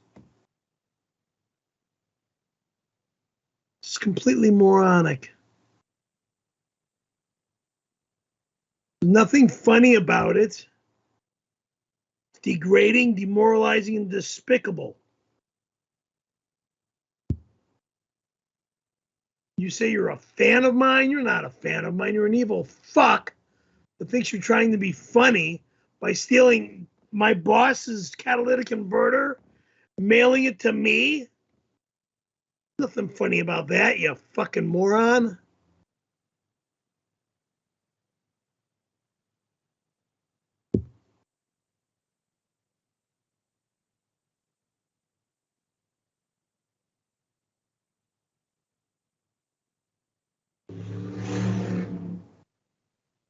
Anyway. Oh, shit. I'm having a slight issue here because the stream elements kind of just did a complete freeze and reset. So while I'm waiting for that to come back up, let me, which means I can't play. Oh, you know what? Oh, I'm sorry. You know what? That's my fault.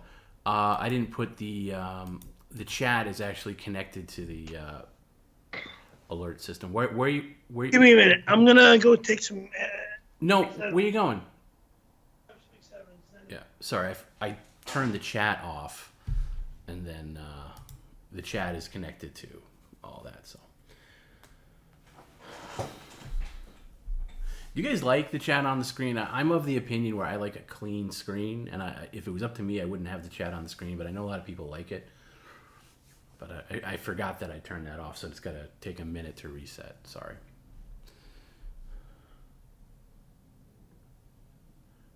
I turned it off so we can get a good shot of the shredder.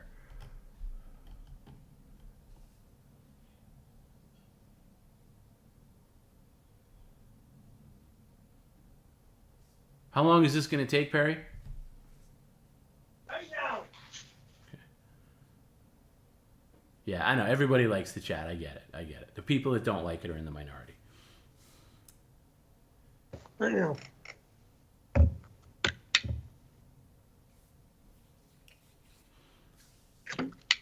Ugh. Okay. All right. Sorry. I don't know if I messed things up here, but let me see. I'm gonna see old women that I haven't seen in ages. If I see Christy Brinkley, my God, I haven't seen Satan. Stop playing that fucking remark. Stop it. Fucking stop it.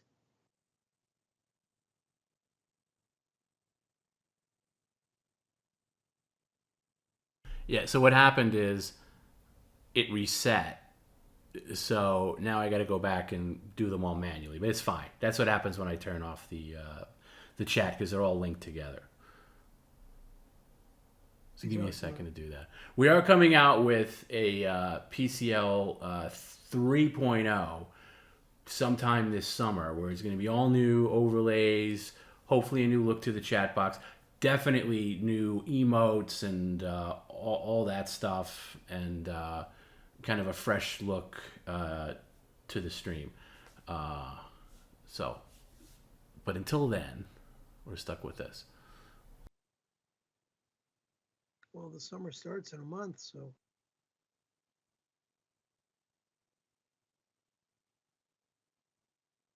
Right? Summer starts in the middle of June. What's that again, Perry? Sorry.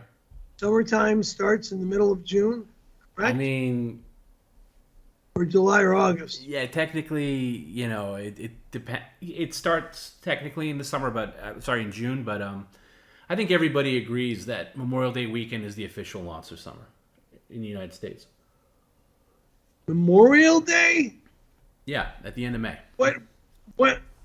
The end of May. Okay. Yeah. That's the actual beginning of summer. Summer begins. Yeah.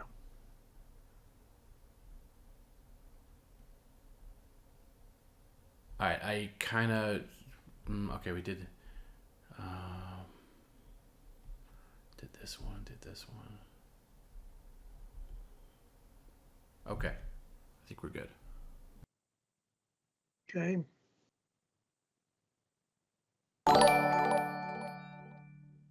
I cannot wait for you to go to Pottstown. I will break your cameras and steal everything you own. Ha ha ha ha ha hashtag Stellathon hashtag Stellathon hashtag Stellathon.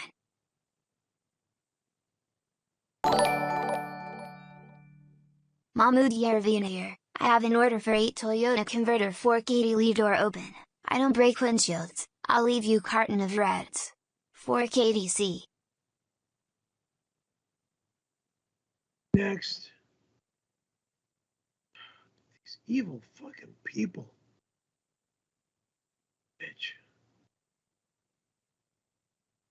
And if I come back to a destroyed car, there's going to be major lawsuits going like fucking wild. So don't lie to me and say you're going to do this. Don't do this. Okay? And there's no fucking reason to come over here and destroy my late mom's car. That's just total bullshit.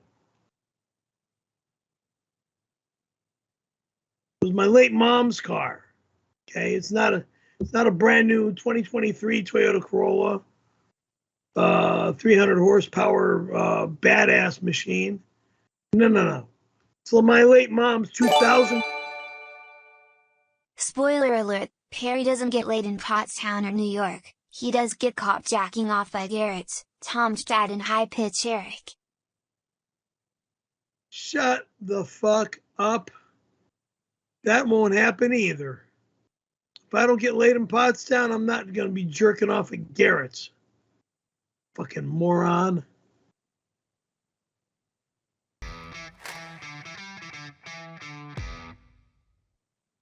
Thank you for subscribing.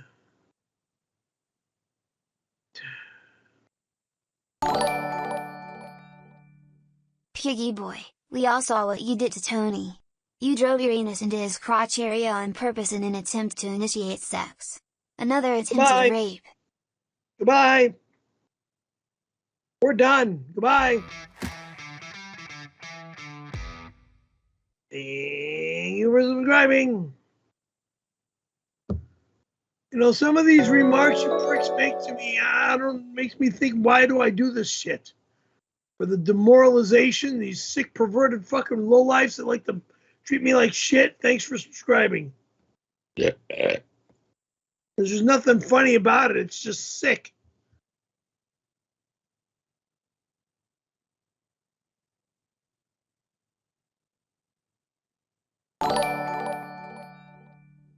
Mole is ready. Donby is ready. The receipt of flowers totally fell for it. Again. The steal-a-thon is on. Hashtag cigarette surprise, turn your AC around now. Fuck off, loser.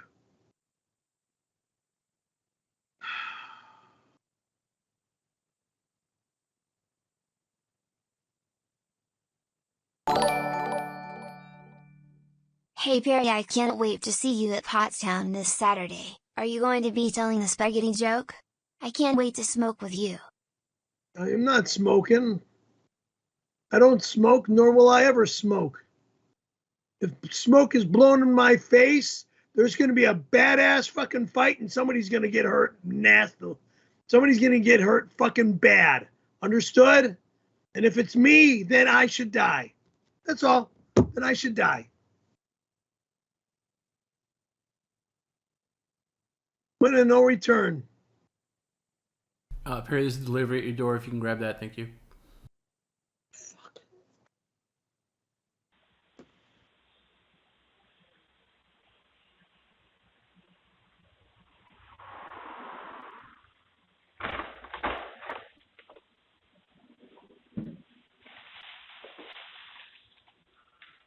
This is not a delivery. This is disgusting.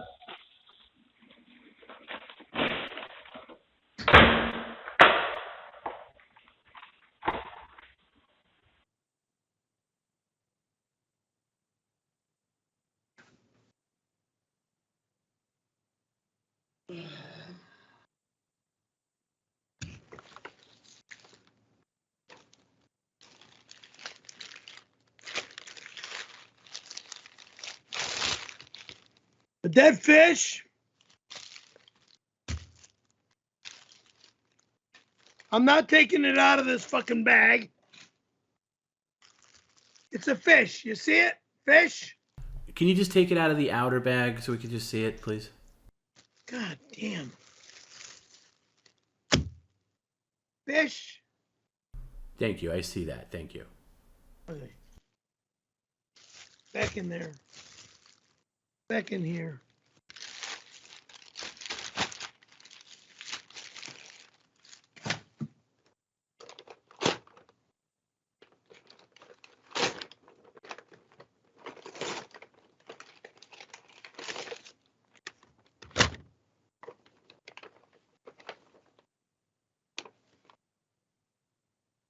Why am I...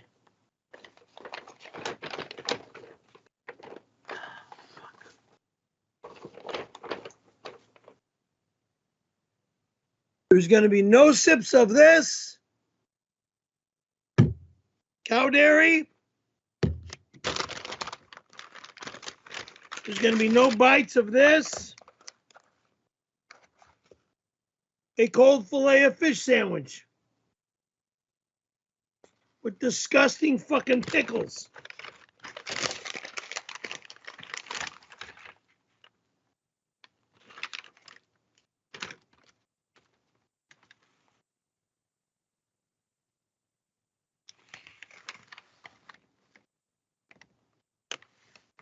An obnoxious fucking mustard. Obnoxious. Can I mustard. see it? Like it's. Hang on. Okay. Hang on. Let me get organized over here. Get organized with all these fucking napkins. Drive me nuts. Ugh. By the way, what do you want to do for food Friday night when we're on the stream? What do you mean? Do you want to go out and get dinner, or do you want to have? We're gonna be. I'm saying we're gonna be probably doing the stream around dinner time. So do you want to get some kind of delivery? Like, do you have a preference? What's your? I'm gonna do it like this. All you guys, everything's up to you.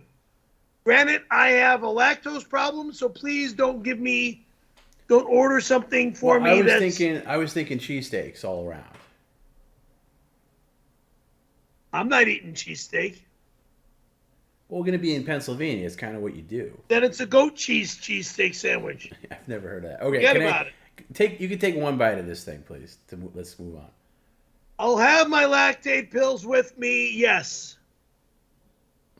Okay, and also I'm pretty sure there's a McDonald's close by, just in case. I don't want McDonald's. We're not eating fucking McDonald's. I'm done with this fucking shit company.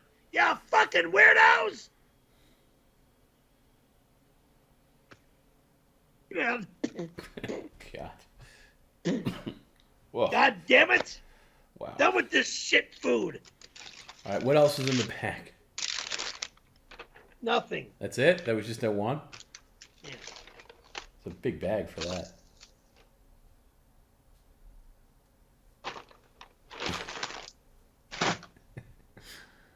Damn it.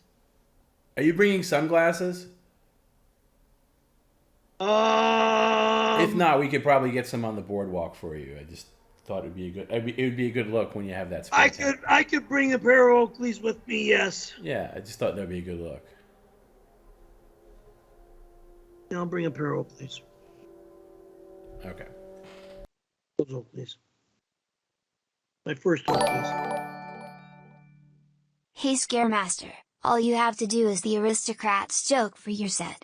You can fill 20 minutes easily. You will kill it. Thank you. Thank you. You do the aristocrats joke. Which one is that? God, I've been in. God. Forgetting this and forgetting that. I'm getting tired of this. The aristocrats. I don't remember the aristocrats joke.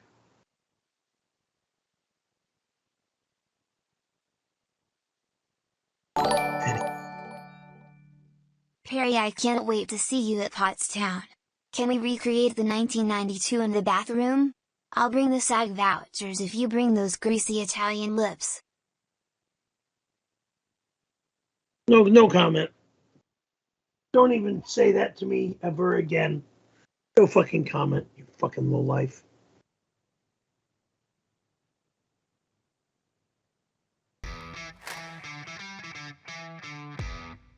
Thank you for subscribing. Randy Callahan contacted us and we sent a case of smokes to the house in Pottstown. $100 for every pic of someone blowing smoke in Perry's face. Cigarette. Yeah! Cigarette. And I Cigarette. kick everyone's fucking ass! Everyone's gonna die! Die! Fucking die! Step back. Excuse me. Sorry. That was the wrong thing to say. Wrong thing to say. Right now, I just gotta have a cigarette. Smoke, smoke, smoke that cigarette. Puff, puff, puff, and if you smoke yourself to death, tell St. Peter at the Golden Gate that you hates to make him wait, but you just gotta have another cigarette.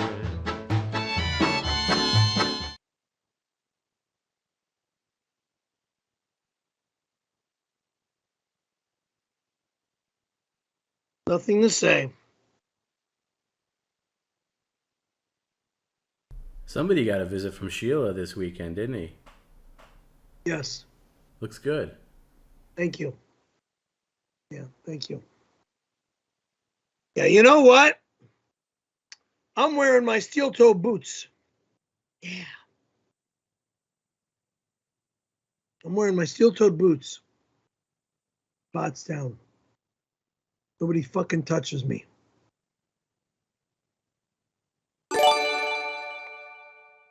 The LGBTQ plus community has forgiven Perry Caravello for his homophobic views.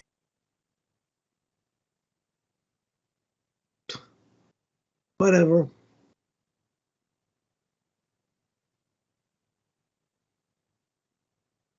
Not interested. Stay away.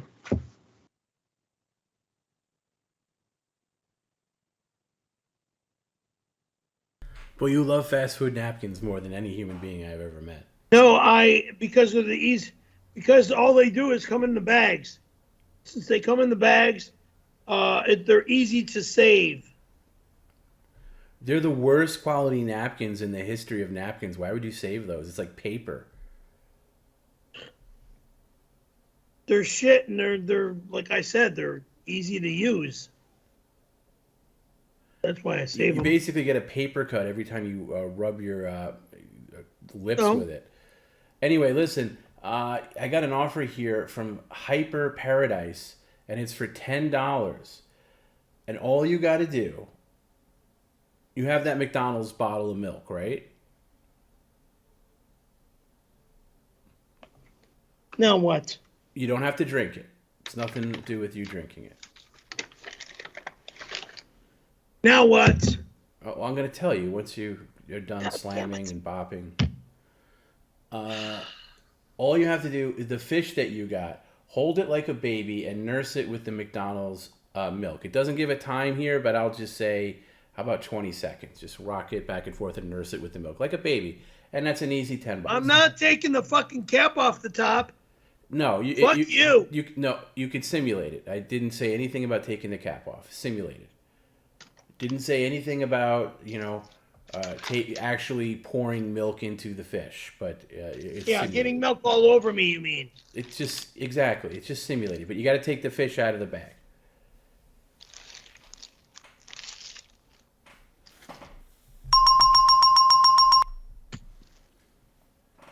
Disgusting. Fucking disgusting. Whoever fucking loves to get this fish, wherever the fuck this fish market is literally fucking fishing disgusting because you're gross. You've gotten better at handling them, though, I will say, over the years that we've been doing this. You know what it means, don't you, when they keep sending you fish? No. Swimming with the fish is like you're a fucking loser. Oh. All right, let's get it done. Let's get the fish out of the bag.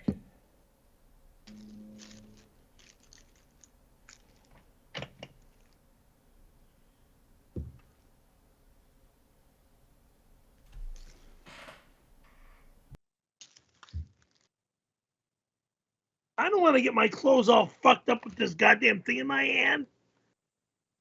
Christ.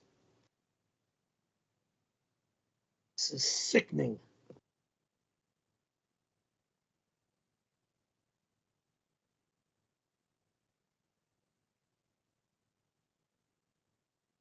Well, you want to hold it in your hands like the way you'd hold a baby, like both hands. Put it in both hands, and like both hands, and then rock it. How the fuck do you fucking hold this when you have two hands holding a goddamn fish? You goddamn jagoff! Shh! You're not trying to wake up the fish, Perry. You're trying to put it to sleep. So just shake it back and forth. You could figure it out. Just the other hand would have the milk, and you could do it all together. Have the milk and the fish, and just rock it back and forth. What? You never fed milk to a baby?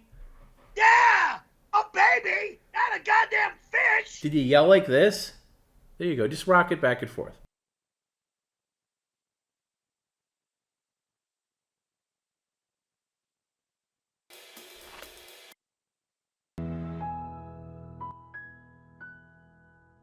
Just a little bit. Oh. God, you fucking stupid. Very good, Perry. Thank you.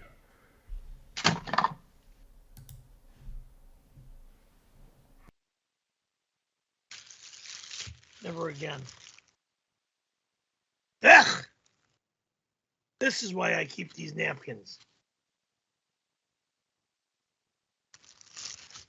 Gross. They're cheap. They're shit. I can clean myself right here.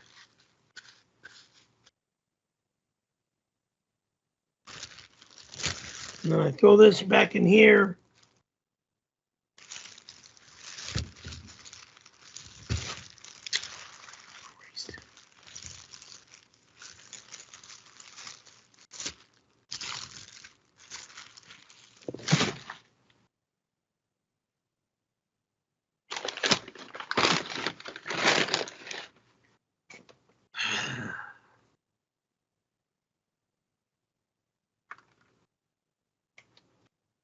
All right, here's a Tom's Tips from Ember86. Who? It says Ember86. You disgusting subhuman piece of filth. You jerked off before the stream and there's a cum stain on your shorts. If it was piss, it would have been dried by now. You're such a pig, Perry Francis Caramello. Put the boxer shorts back on. About? The pee stain you had earlier on your other shorts. That was pee. Right. It did take a long time to dry, though. He has a point. Because I peed again. I see. Peed 3 times. Okay. Hey, here's another Q&A from our friend Soviet Goat, and I will reiterate this. It's a real bummer that he can't make it. I don't know what to say. I was really looking forward to Soviet Goat being there, but his health is more important, and there will be other times. And yes. We'll all hang out. So anyway, 4 more tips for Pottstown. So these are tips. These are not necessarily questions. These are tips. Okay. Number 1, to prepare your lungs to be smoke raked. There's no smoking around me. Okay? No smoking around me. Okay.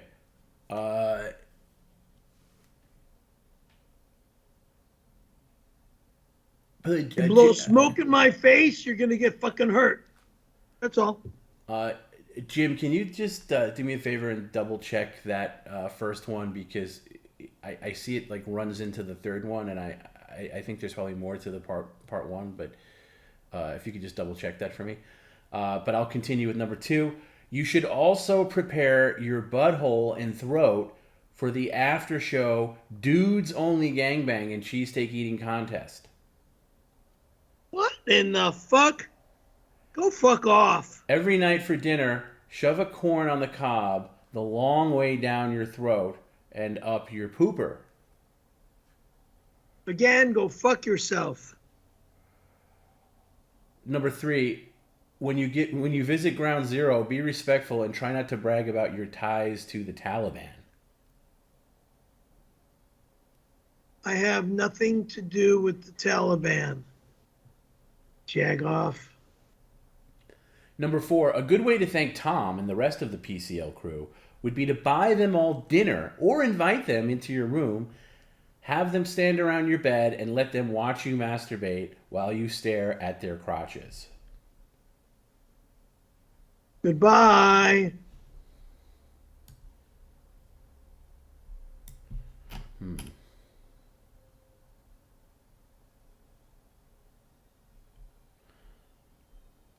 Okay, Jim, if you could double check that first one, I'll reread it because it was just. I never want to meet this motherfucker that sent this message. That was Soviet Goat. I never want to meet him. Wow, you're gonna meet him one day. But I'm glad he's not going this time. Oh, really? You're the only one. Everyone else is bummed out. Fuck him.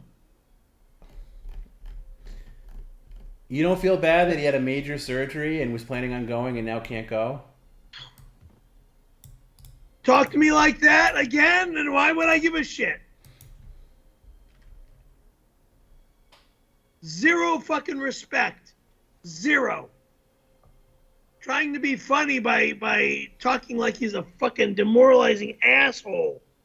Fuck you. Okay. All right, here's number 1. To prepare your lungs to be smoke raped, in quotes, when you visit Ground Zero, be more respectful and try not to brag about your ties to the Taliban. I don't want to visit. Setting your dining room table on fire every night before bed. Okay, the previous one was a typo. Sorry if I messed that up, Soviet Coke. But I don't want to visit Ground Zero. It's too distracting, too heartbreaking, and too many people were known by not only Tom but myself. That now you knew people. Who did you know in 9/11? Name one person that you knew.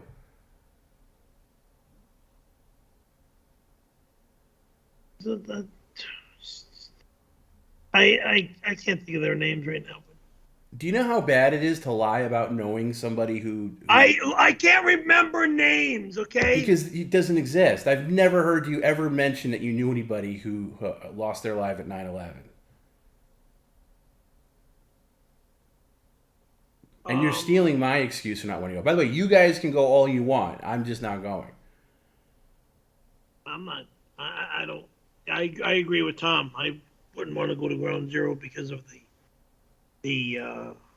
Let me tell you something right now, Perry, and don't mistake me laughing for taking this lightly, but lying about knowing somebody who lost their life in 9/11 I'm sorry for saying that I knew somebody personally. Is almost as bad as saying you were in 9/11 and survived. Almost as bad. I'm not going to put it on the same tier, but it's almost as bad.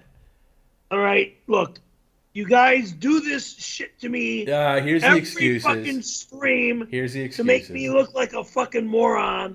To make me look like an asshole. You're the one who said it. I'm sorry for saying it like that. Okay? Nobody made you say it.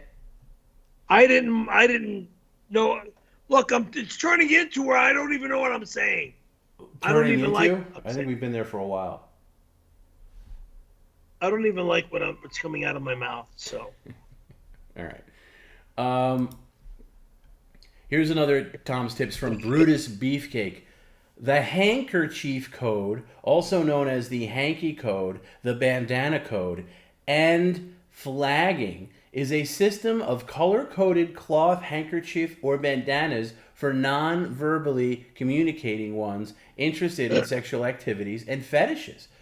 The color of the handkerchief identifies a particular activity, and the pocket it is worn in, left or right, identifies the wearer's preferred role in that said activity. So here's a breakdown of the colors and meaning. Black handkerchief means you're into S&M. Brown handkerchief means that you're into scat, which is gross. Please sit down, Perry. Please sit down. Please sit down. What are you doing? Nothing. Please sit down. This is the color of the bandanas, and this is their meaning. Black means you're into S&M. Light blue means you're into oral sex. Brown means you're into scat. Green means that you're a hustler or a prostitute. Obviously green representing money. Gray. What does blue mean? I'm not there yet. Gray represents bondage. Orange, anything goes. Purple means that you're into piercing. Red means you're into fisting. Yellow means you're into water sports, aka urination stuff, which is wow. Not that I'm kink shaming. But and then last but not least, dark blue. If you have a dark blue handkerchief out of either pocket, it means you're into anal sex. What's your color, Perry? Oh, wow. Dark navy, blue, black. No, I'm not in anal sex. I say that's dark blue. Wow. Yikes. This was something that I've had since I was a teenager. And hey, Perry, you were paid to keep it in there for the rest of the stream, so don't put it away. You're paid to keep it in there for the rest of the stream. I wore it in the desert for my hair was super duper long. It had nothing to do with anything immoral or gay. Got it? Just telling you what the color codes mean, Perry. The color codes are not my color codes. Here is a $10 offer from Young Dong. $10 for Perry to gargle the milk and then spit it into the shop vac tube. Fuck you! I gotta say, Perry, I would turn that down too.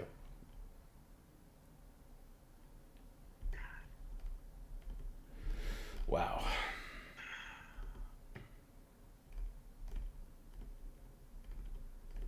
Okay, looks like we're all caught up. Now what? It would be cool to see you as a guest on Drunken Peasants podcast. Terry's tons of locals they'd like to see you react to. What are you talking about by Drunken Peasants podcast? Who's this? Who does Drunken Peasants podcast? And where is this?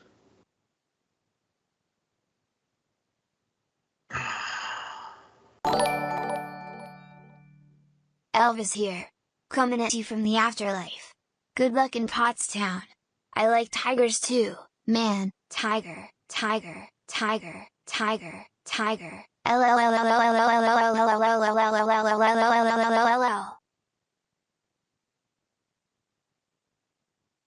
Look, no one is allowed in this home. I have a very nice bed here that was. King of the jungle, they call me the Tiger Man. I'm the king of the jungle, they call me the Tiger Man. I'm the king of the jungle. I'm not Tarzan.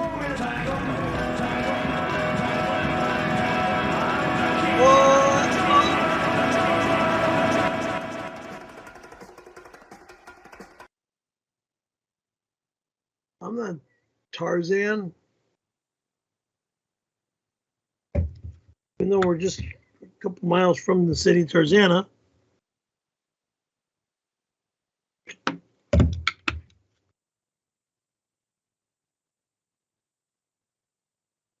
Mile and a half, actually. A quick offer here from our pals Jay-Z Love You. Take out the fish, kiss it on the mouth 5 times a day, and say, "See you in Pottstown, baby." Ooh. For how much? $25. Hell no. $1,000. Or fuck off. Everyone, this is an official message from Perry Francis Caravello. Come to Pottstown and smoke If you on me, call me please, Francis please. again, I crave I'll have cigarettes you and need fucking smoke. blocked. You got it? It's Perry Frank, Frank, you motherfucker! This message is Perry approved. Comes to Pottstown to smoke on Perry. Come to Pottstown to smoke on Perry. Come to Pottstown to smoke on Perry. Come to Pottstown Then to I will smoke on fucking Perry. shove every Come to fucking cigarette Pottstown down your to smoke goddamn on Perry. throat! Come to Pottstown to smoke on Perry. This message is Perry approved. Come. You fucking lowlife!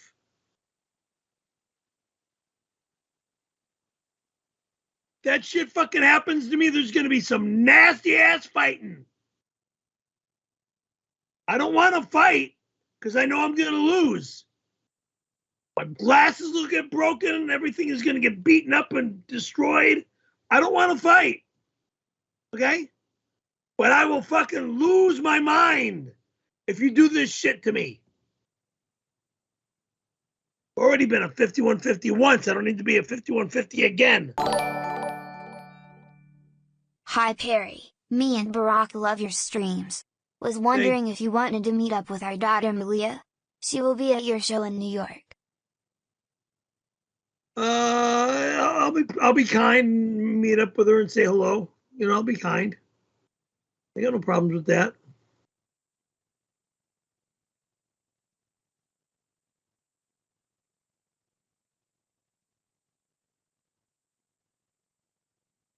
Tells me who she is, you know, I'll of course, you know, be polite. Say hello. Sign something for her or whatever she wants. How old is Malia? Tom might know. Tom doesn't. Perry, tell us 2 lies and something true about you. Let chat guess which one was a lie. Hashtag boner check. You don't need a boner check. 1. Okay? 2 lies and two truths about me?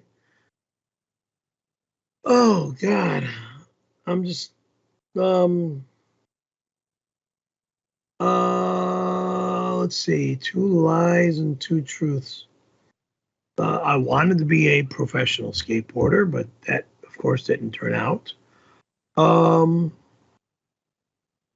And I became one of the most famous movie stars on the planet. And I won 1 billion awards, but that didn't turn out. So I only came out with a couple of awards. I don't know, is that good or bad or just plain stupid? Mostly plain stupid. Well, you said 2 lies and something true about you. What's the something true? I've been in the business since '88. Okay, what? So that 2 lies. Number 1, you're a snowboarder. Number 2, you were a successful skateboarder. Those are 2 lies. Goodbye. Congrats on being the first ever homosexual crackhead to win the World's Entertainer of the Year That's award, no Perry. fucking lie. Lie number 1, you just saw it right there on the screen. And I will be snowboarding in November. Fuck with me and I'm gone. By myself. Perry, blink once in the next 15 seconds if want me to send over some gender questionable prostitutes for you after the stream. I didn't mean that. I don't need any girls right now. I just need to get some rest.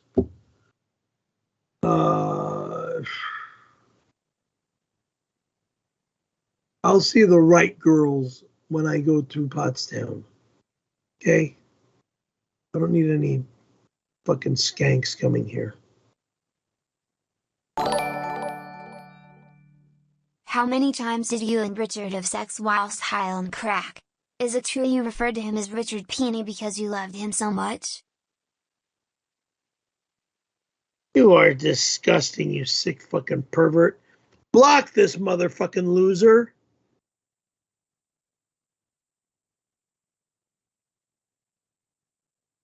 And I don't even talk about that lowlife, okay? I'm glad he's not in California anymore. Fucking screwed me over. He screwed over our loving photographer friend that let him live in her second home, basically for nothing, to help them out, to help them get on their feet. And she got screwed over for that as well.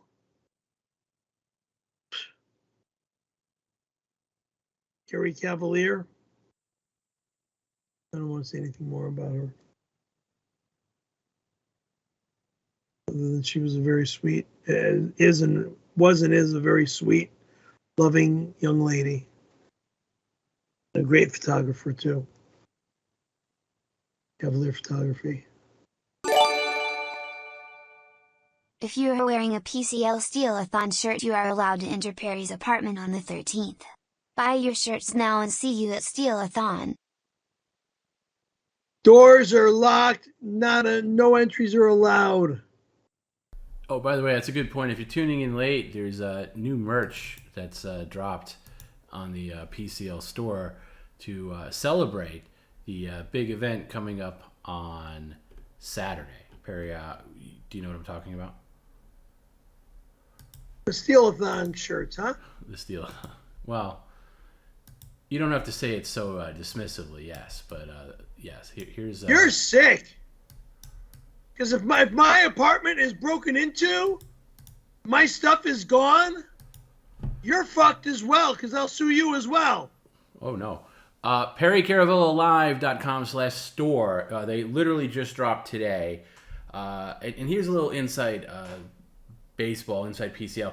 We were going to possibly bring some merch to Pottstown, right? Because Bob Levy was nice enough to say to you that you can sell merch there. However, they don't have like necessarily a merch stand there. And I didn't want to be in the position where I'm bringing like a garbage bag of shirts and like begging people to buy shirts. And also the shirts that we would have to make to get drop shipped there would have been way like lesser quality than our usual standards of the ones that are made in Bangladesh. So I decided it'd be better off just to put them online so everybody can buy them. And here they are. There's some other shirts dropping soon as well. But anyway, these are the Steelathon shirts. Even if you're not attending Steelathon, Do you get those cheap shit shirts from Bangladesh? These are very high quality shirts, Perry. If I had them manufactured locally, they would have been kind of like lousy quality, and I didn't want to compromise the shirts. So you don't want to get American-made quality shirts? I didn't want to get cheap shirts that feel like you're wearing like a burlap sack and that destroy in the wash like within 2 months. So you're telling me that the shirts that I purchased for my old skateboard company are cheap shirts? No, you paid way too much for them. It was ridiculous. You made no money off them because you paid like You basically paid, when I looked at your books, you basically paid like $30 per shirt at your cost. And then you had yes, that's what they cost, Perry. And then you had to charge those. And then you had to charge like $40 just to make a profit, and nobody wanted to buy them. And also, here's the other thing about your shirts, because I have one of them. It's too thick. It doesn't feel comfortable. It's a triple. Yeah, it is triple thick cotton. Yeah, nobody wants to have triple thick cotton short sleeve shirt, especially in the summer.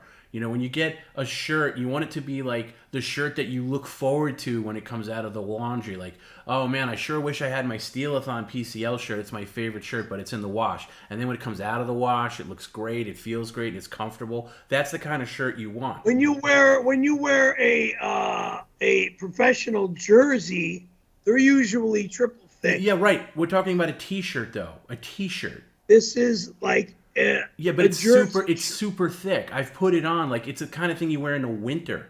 It's ridiculously thick. Like, I have the tan Desert Storm one. I think I still have it. I might have given it away to somebody. I think I still have it. But I never wear it because it's so thick and uncomfortable. Anyway, these are great quality shirts. I didn't want to compromise the integrity of PCL merch by just putting out bad quality shirts. And, you know, we've all been in a situation where we've gone to some live event or whatever. You get a t-shirt because you're all excited, and it's garbage. It doesn't feel comfortable, and it's whatever. These are comfortable. You can order them at perrycaravellolive.com/store, and there's more to come. Okay, these are nice shirts, quality shirts, priced right. $20 a shirt was my problem. What did I charge for t-shirts? 20 15 or 30 per shirt. Percy Caravello got sweet vid for you and your fat tits. Sorry to hear about your dick. I'm coming to steal your shit. Credenza, tiger painting, oh. Go away. All this evil, demented negativity. I'm so gassy today. You don't believe me, bitch?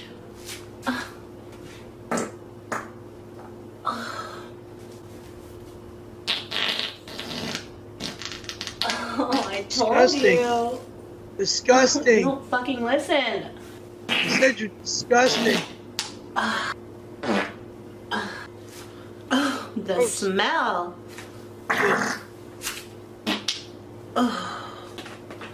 Who wants some pasta? Ooh. Mmm. Go the fuck away. No.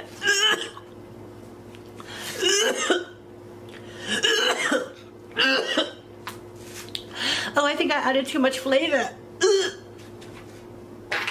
Go the fuck away. Get that off of here. So fucking gross.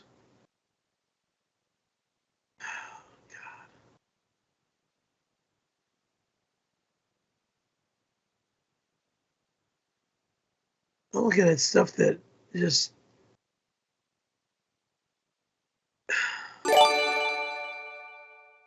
Perry, I can't wait to meet you in Pottstown. I'm bringing my ferrets because they really want to meet you. Please don't murder them. I beg you. Please.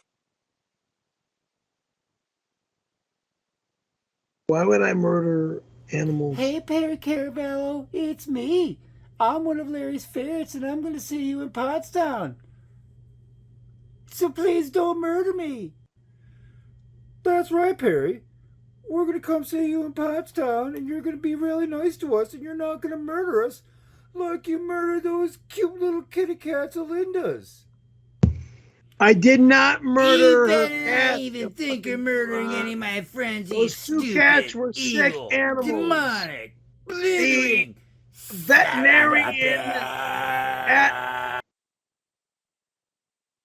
the veterinarian. Look, it's either leave Linda hanging with nobody paying the bill, or pay the bill. You fucking asshole.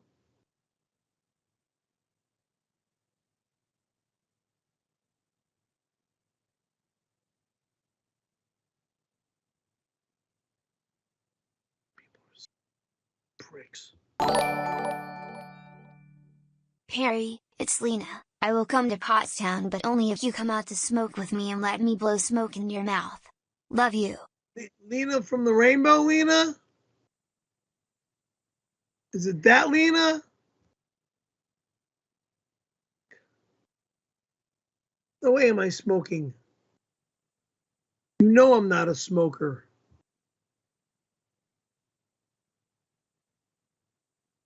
Fucking assholes are fucking sick. Tired of this shit.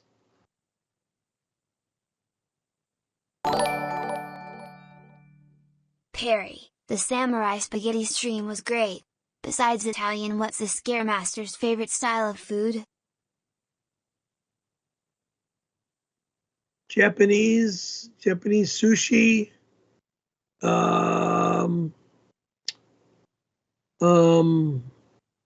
Yeah, because I had sushi at Fridays, a new menu that they have at Fridays, with Linda on Sunday. No, not Linda, Robin. Robin on Sunday. We're talking about Linda. That's why I said the name Linda.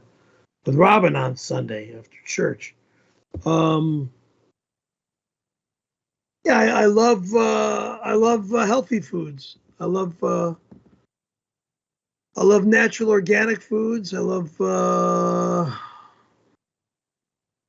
I'm an organic. I love organic stuff for breakfast. Depending on where I'm at, it depends on where I'm at. Whether it's at Gelson's, whether it's at Whole Foods Market, depending on where I'm at.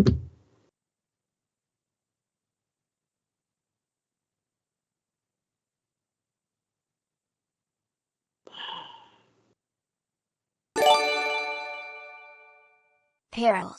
I wanted to inform you that no tattoos with the letters S or W are allowed on planes, or the letters must be covered with duct tape. Hugs. What the fuck are you talking about?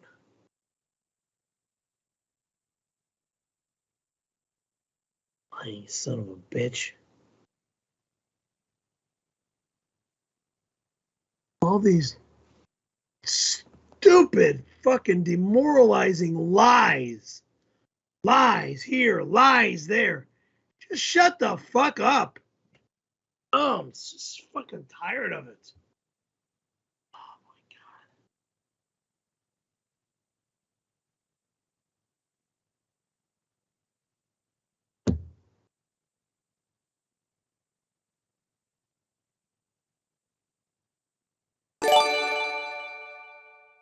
Perry spiked my drink in 1993. I woke to my big huge zip zop wop boopity bop in his mouth. That boy swallows. Thanks for the ideas, Perry, my mentor. Where did I spike your drink? I don't remember. Yeah, I don't remember meeting you. I remember seeing you at Irvine Meadows back in 1985. With my next door neighbor. She was a sweetheart that I took to the Bill Cosby show. I forgot her name. Karen or Carol? Yeah, back in Costa Mesa.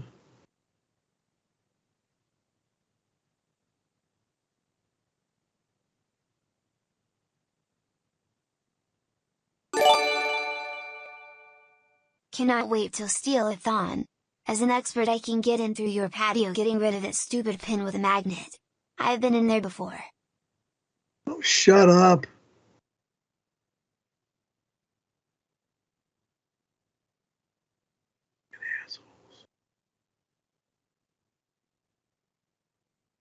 Again, security cameras will catch you and fucking destroy you.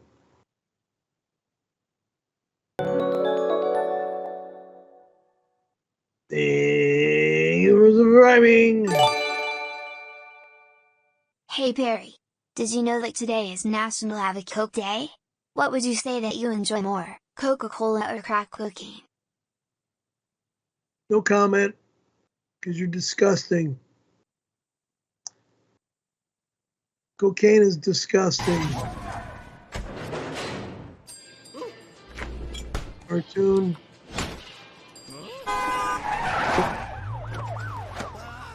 Give a little love, and it all comes back to you.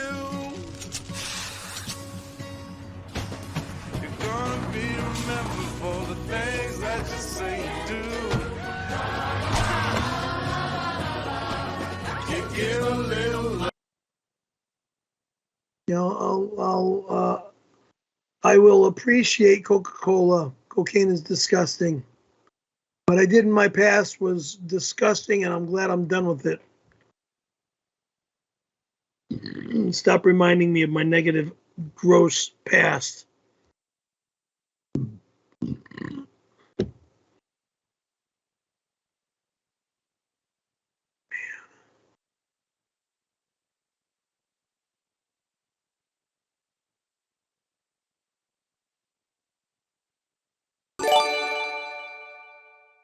I will pay $700 for someone at Steelathon to steal Perry's snowboard for me. I want to use it to make a super duper ice skate blade dog whack. Oh, fuck off, bitch! Go fuck yourself, you filthy skank!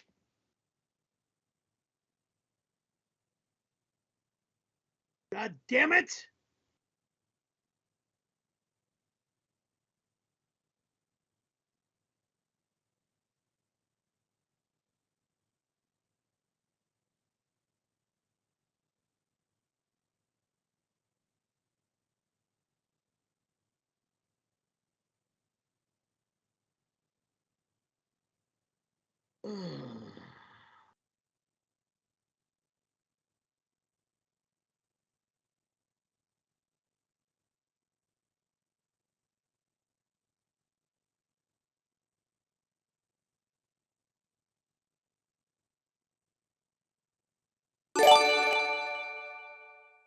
Billy Conway, the legendary country singer, wants you to play the part of Satan the Great in his next music video for the Australian Outback Network. Fuck you.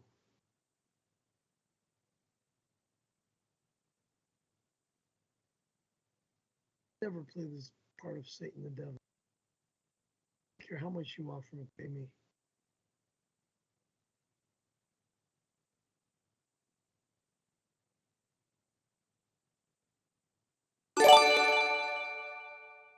Mr. Curvino, the RBT is pleased to announce we will be sending a representative to Pottstown, and we will also be stealing shit at Steal-a-thon. #Steal. Bye.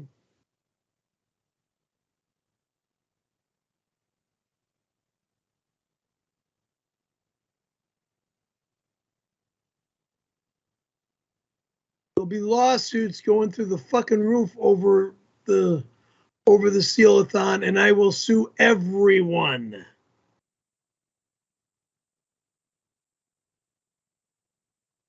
You want to fucking rob me? You want to break into my home and rob me? Every name that's on this stream will fucking be sued. Every one of you!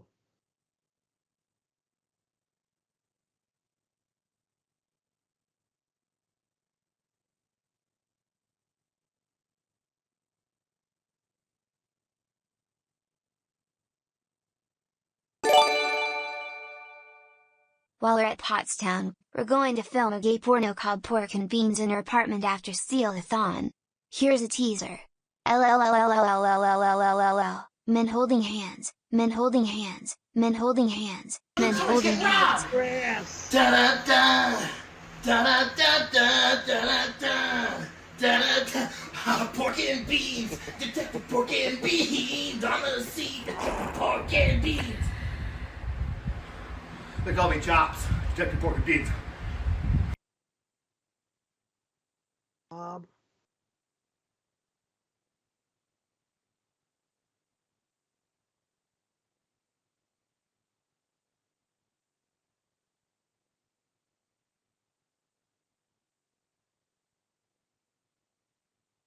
Disgusting fucking slob.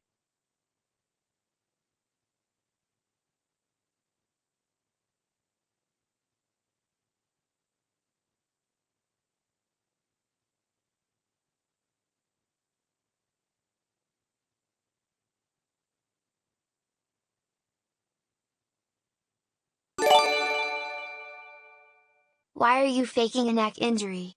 Isn't that fraud? Faking? Is that neck injury Faking, from 1992? you sucker! Faking? Huh? You call that scar fake? You fucking weirdo? Stupid, negative, evil fucking weirdo? 3, not 1, not 2, but 3 neck surgeries. You fucking prick.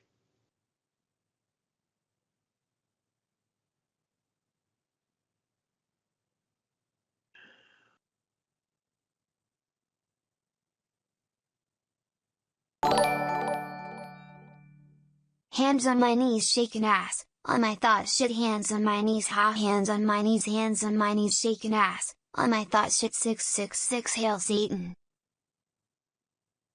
Next.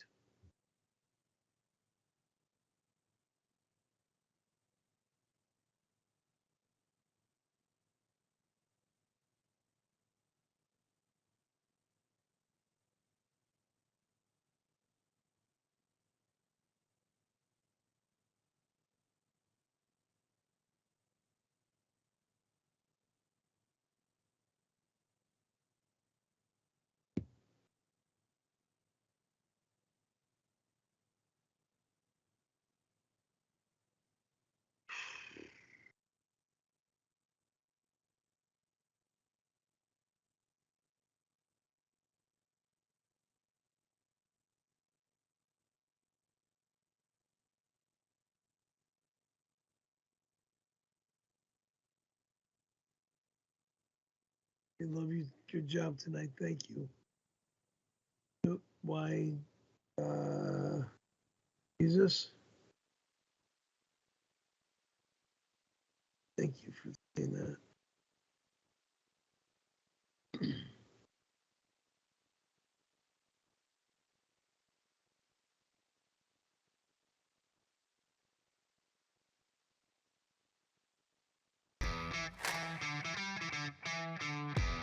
Thank you for subscribing. I'll be in Pottstown to shore up this movie deal with you. I'm tired of you ducking me and making me look like a moron. Do you know who I am, asshole? Ben Stiller, yeah, I know who you are. Why, if you want to make a deal with me in Pottstown, sure, that'd be nice. But I hope it's a clean, respectful film. I look forward to seeing you. You know, it's. I met you in the desert or in Orange County. I don't remember.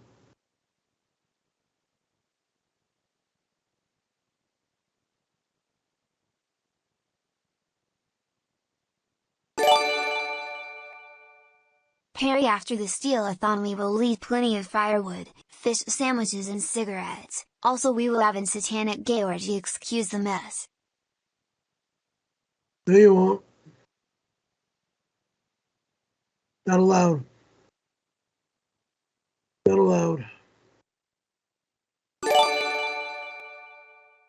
Amy LeBaron told me you are good at killing dogs with skateboard. My neighbor's dog won't shut up. $500 for you to kill it for me like I killed Tanya's dog. Nancy, are you out of your fucking mind? God damn it. No, I didn't kill a dog with my skateboard. Just shut the damn thing up. Jackass. It's evil fucking disrespect. Perry, it's the official Marlboro Man. I'll be riding my horse Hi. in Reseda on May 13th and I'm gonna stop by Steal-a-thon to donate some cartons of Reds, cigarettes, Bye. men holding hands. Goodbye. Everything, every fucking pack of cigarettes are going straight in the fucking trash when I come back home. If there's cigarettes outside my apartment, everything that's got cigarettes on it goes right in the fucking trash. McDonald's and cigarettes, everything outside my door, when I get back home, it goes right in the fucking trash. It won't even be seen on this camera. Straight in the fucking trash. Dumb fucking assholes. I will donate $10 if you lift your shirt and rub your nipples for 10 seconds.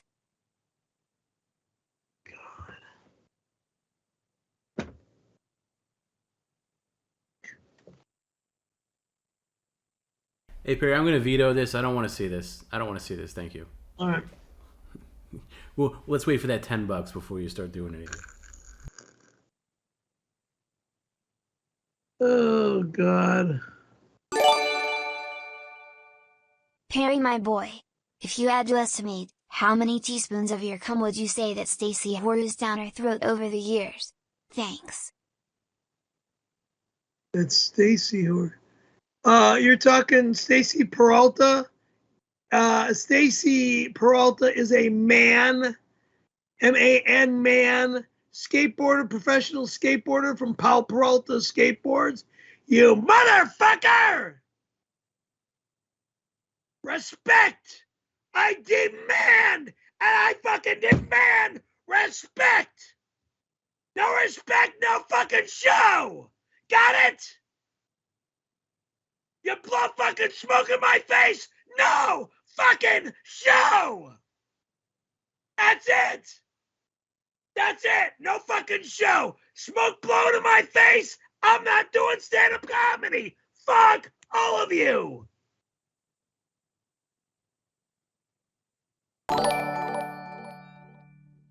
Perry, your documentary is performing very well among satanic gay trans people specifically, so we put you under the satanic gay trans section. I'm not satanic, you evil fuck! Randy had a part in the movie for Perry, but it was not going to be for nothing. Randy called Perry into his office and told Perry he could have the part, if he did Randy a small favor, that is. It was at this moment that Perry Caravello knew that he was going to have to suck a dick. Perry was not prepared for the emotions he would feel after completing the act. Never happened. He felt not only shame and sorrow, but also excitement Never and fucking curiosity. happened. Perry wanted more. This act of fellatio would be the talk of the town.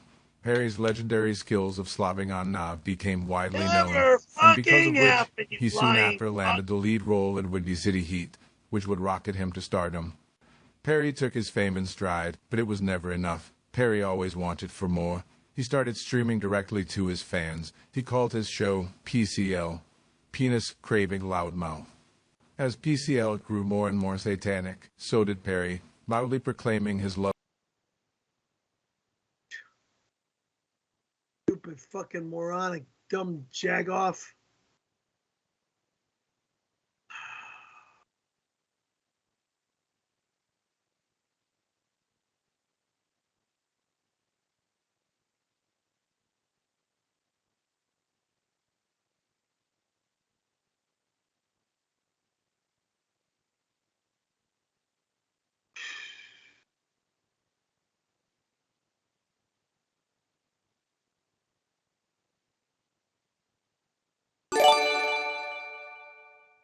Perry, when we have our meetup in Pottstown, I invited Hot Amy to come along. She recently fell into some money, so we'll be ballin' out hard dollar, cigarette, cigarette, cigarette, beer, beer, beer.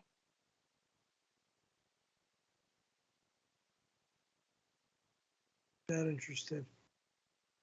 R-A-N-D-Y. Randy Callahan. You better go check your bank account. Warning, warning, warning, warning, warning. Cause I drained him down. Cause you're down.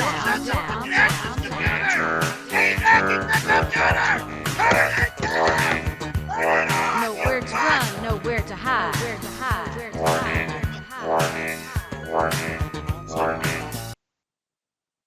Leave the computer alone, Perry. Get that off the screen or else we're done. Check your head, cause I'm hiding inside. Danger, danger, your accounts are being hacked. Warning, warning, warning. I'll see an alien on the mic today. Warning. You're allowing this evil cunt Cause you know the crime really does pay.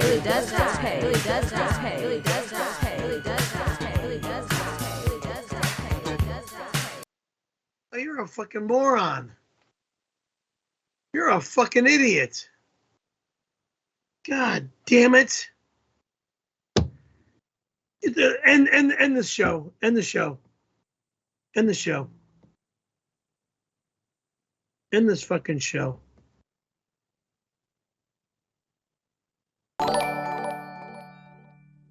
Amy Libran just told me about how to are gay. That's fucking hilarious, because I heard Daniel Day-Lewis based his character in There Will Be Blood on you. What the fuck are you talking about? Happy? My straw reaches across the room and starts to drink your milkshake. I drink your milkshake. I drink it up. Disgusting. These fucking weirdos.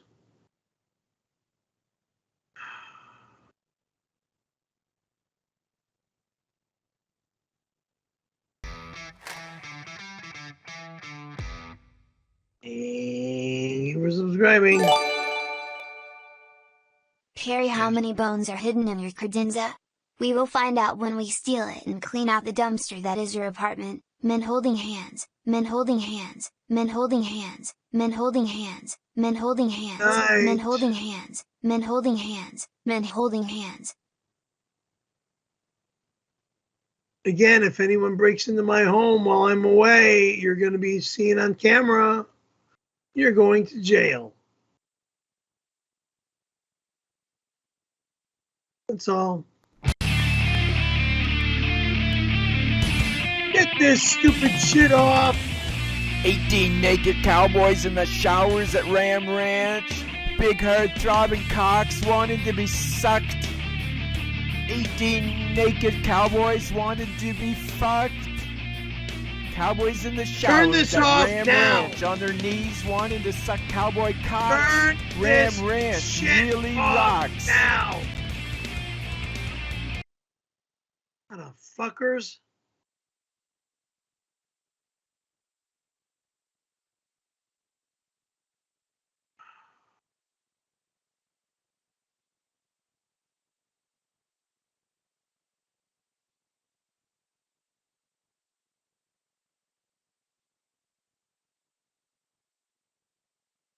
Ten more minutes or another fucking hour. Thank you for subscribing.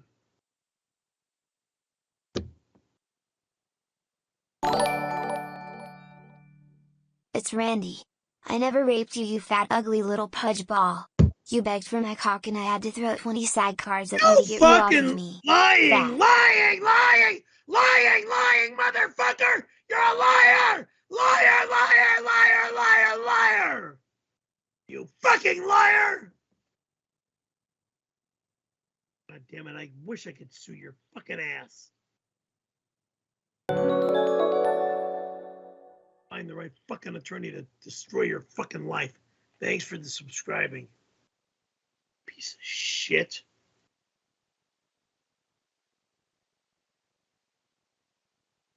Oh, fuck.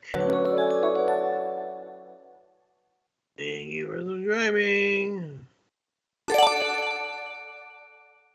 Broke again. All attempts to contact you or Tom get directed to some chick called Amy. If you're not interested, just tell me. Thanks anyway. Brooke, I love you. I miss you. It's been a long time. Amy is an evil, demented, sick bitch who's my sister-in-law that keeps fucking hacking into my stream. And I'm pissed. And I'm ending the stream by that. No, you're not, Perry. No, Shut you're not. up. Perry, sit down. Go fuck yourself, Oh, is this a defiant P? bastard. Wait, you darted up to put those napkins down there? That's why Yeah, you now I'm darted? gonna dart up the fucking hose mic. No, Perry, sit down.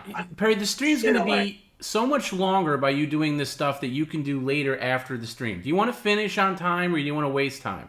Sit down. Fuck. You had to dart in there to bring those crappy fast food napkins onto your dining room table. That was just burning a hole in your hand. I'd like to go take another piss, too. Well, you missed your opportunity. No, you missed your opportunity. Big guy. Unfortunately, Amy Liberon has hired me to sue you for assaulting the meat man at RC. Nothing personal. I hope we can still meet for lunch. What the fuck are you talking about?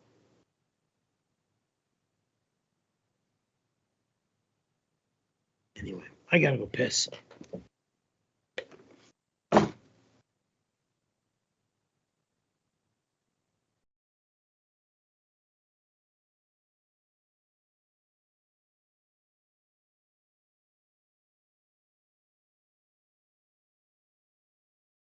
Go.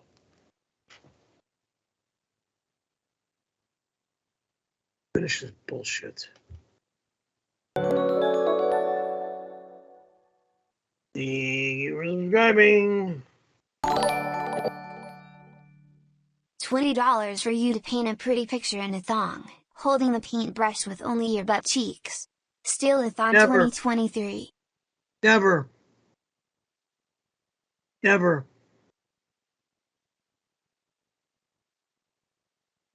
$20 is not good enough for that stupid job. $20,000 maybe, but yeah, $20 is not good enough.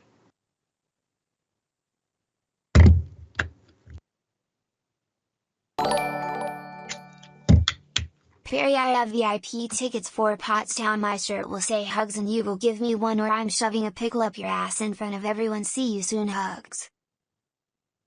I'll break your fucking face. You come near me, I will break your fucking face. Probably break my glasses too, so. Shuley invited me to the show in Pottstown so we can reenact your blowing me in 1992. I expect you to make eye contact this time, lover boy. See you soon. You motherfucker! You son of a fucking bitch! I'm suing your motherfucking ass! I'm suing your fucking ass! I'm suing your motherfucking ass! I'm gonna sue the shit out of you! You motherfucking son of a bitch!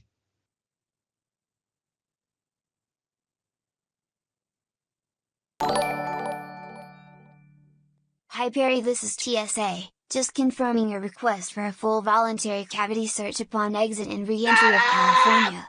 Enjoy your flight.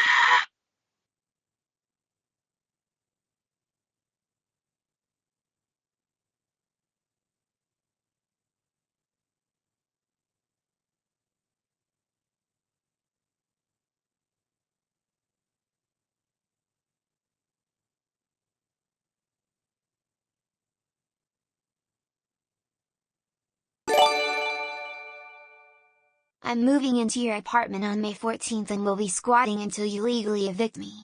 The law is on my side and you can't do anything about it.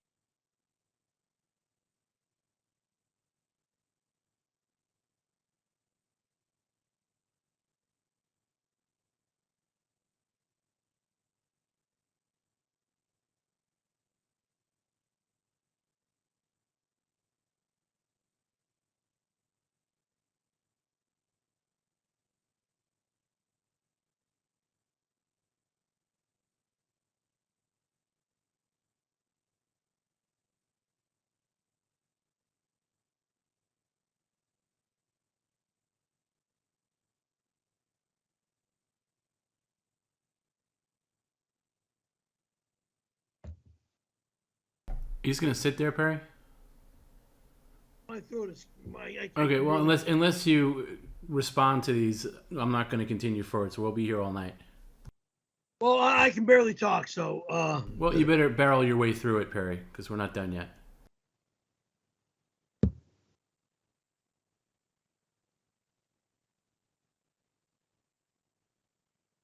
So what? You're gonna put up bullshit on the fucking screen?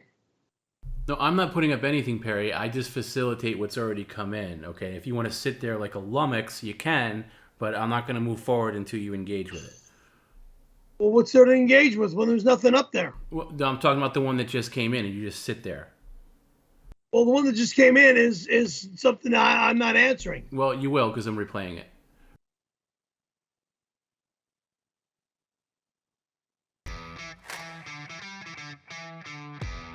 You're subscribing.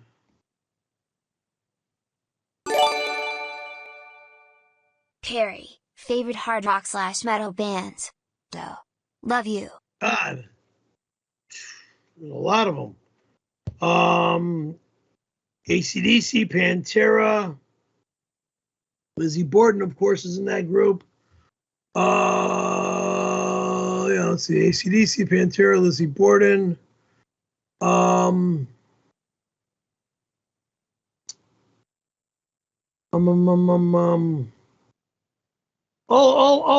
the rock bands that I have here. Motley Crue is definitely in there. God, I've got so many favorite rock bands that I don't even say favorite anymore because there's so many of them.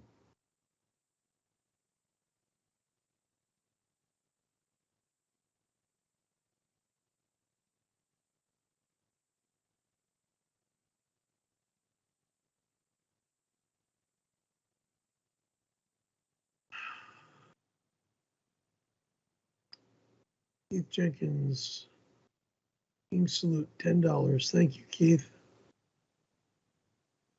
I have VIP tickets, Perry. My shirt says hugs and you will give me a hug if I will shove a pickle up your ass in front of everyone, but don't worry, you like it. You touch my body in a sexual fashion, I will fucking rip your head off your shoulders and shove it up your fucking ass. You got it? That'll be fucking easy. Because all you fucking losers in Pottstown are out to fucking sexually assault me. Aren't ya? Aren't ya? You fucking losers! Any of you fucking losers touch me, you're going down! Real bad! Stay the fuck away! Perry, I just realized the guy I hired to murder Tanya's dog was you. What a coincidence. I only paid you $20 then, you can kill my neighbor's dog for $500. Shut the fuck up, you sick bitch. Oh my god. By the way, Perry, I missed a super chat before because they come and go so quick. So I try to grab them when they come in. But this one's from our friend Wild Bill 2023. He donated $9.99, and he said cheesesteaks are definitely the go in PA, Perry. However, there is a Red Lobster in Pottstown. You like that restaurant, right? I like Red Lobster. Sure.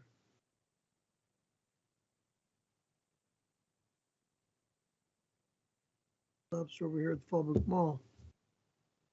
Here's another one from Orange Yoshi, $5. Bruce Willis says he wants to moop boop you in Pottstown. He chingy, very excited. Moop, see you. My heart goes out to him and Demi. What happened? What's going on with Bruce Willis's brain? Messed him up big time. And my heart really goes out to him and his wife. It's just so sad that he's like this. Here's another super chat from Mean Gene in Pennsylvania. Love Perry, where can I send donation, please? Well, super chat's one way, although it's a little slower. Best way is to use this link here, which is what, Perry? Submit your media share, tip comments to streamelements.com, Perry_Caravello_live/tip. That's a good color to use. Yellow. It's gold. I think gold pops a little better. But yeah, that's the best. That's the best way to get them on the stream. But we keep an eye out for super chats. And I think we got to the rest.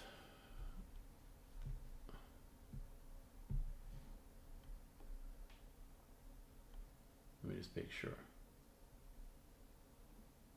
Yeah, red is not a good color to use. And white is not a good color to use.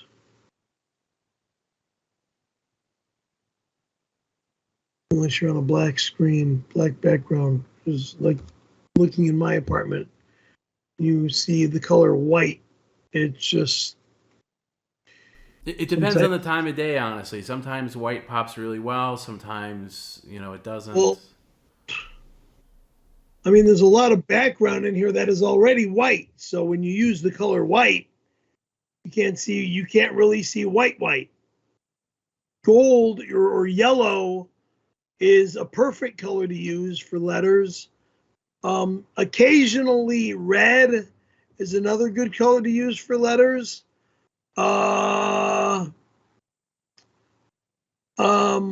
don't even like using the color black for letters because of all the mixed colors in the background that could mess up the color black. But again, gold or yellow is a real good color to use for letters. Oh, Perry, I'll stick with gold. If the gold works for you, it works yeah, for me. Gold is a great color to use for letters.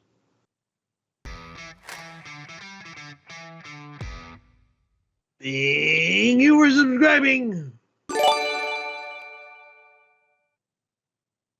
So thanks for the $10, Thomas Roberts. Thank you. If my friend Dirk is up in the state of Oregon right now cutting an album, if he's watching the stream and the band's watching the stream, rock on, guys. Let's hope the album comes out really well. Okay? What are you doing? A plug? I'm just, saying hello to the guys, my friends. What do they have to do with what just came in? Nothing. I just saying hello to my friends. There's nothing. Okay, anyway, the gentleman Thomas Roberts who just donated had a video with his thing. Did his video is?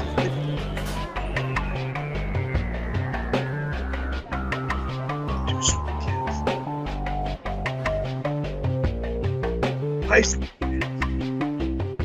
they smoking? Or are they gay? Oh, God. It's okay to smoke.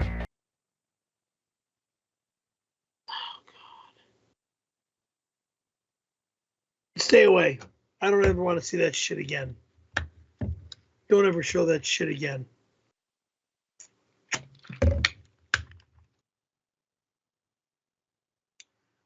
Understood?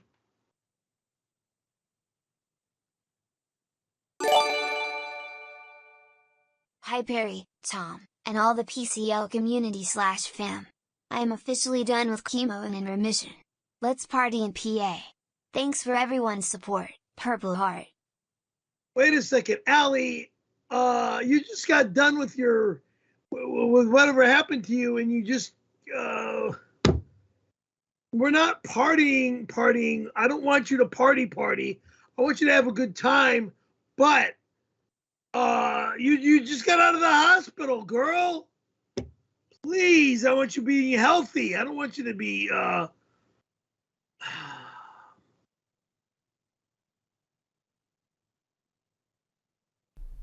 don't know what to say anymore. Her point is it's a good thing to celebrate when you're done with chemotherapy. Well, yeah, but I don't want you to hurt yourself in a physical way or in a mental way. I don't want you to hurt yourself. I want you to have a good time, yes, but I don't want you to hurt yourself physically or mentally. Okay? No over drinking or of course I don't want you to smoke, but that's because it's my opinion and that's my I sincerely want to thank Team PCL, all the fans, and especially you Perry for helping me get through the toughest days. Love you Thank all. you. Hashtag I love PCL for life, hashtag PCLFam. Thank you, Allie. I really appreciate that. But I don't want you sick in any way, shape, or form. We all want you healthy. We all want you to, keep on trucking. Keep on surviving. Hey Francis. We all know you and Tony love each other. You Tony. Randy. Getting down and dirty with no condoms. You in the middle getting it in the booty. Don't ever talk like that to me again. Don't ever talk like that to me again. You're all I ever wanted, and my arms are open wide. Don't ever talk like that to me again. And you know just what Turn to this do. off! Ooh, baby. Turn this off! And I Turn want it to off tell right the you fuck so now! I turn off the goddamn computer! Turn it the fuck off! I love you.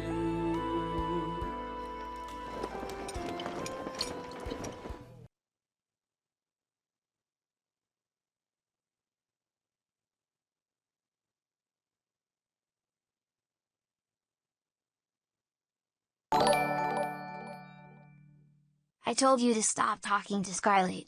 She is trying to fix you up W Pablo anyway. You like him going to Pottstown with Pablo to fight you. What the fuck are you talking about? Scarlett wants to divorce you. At least that's what she keeps telling me.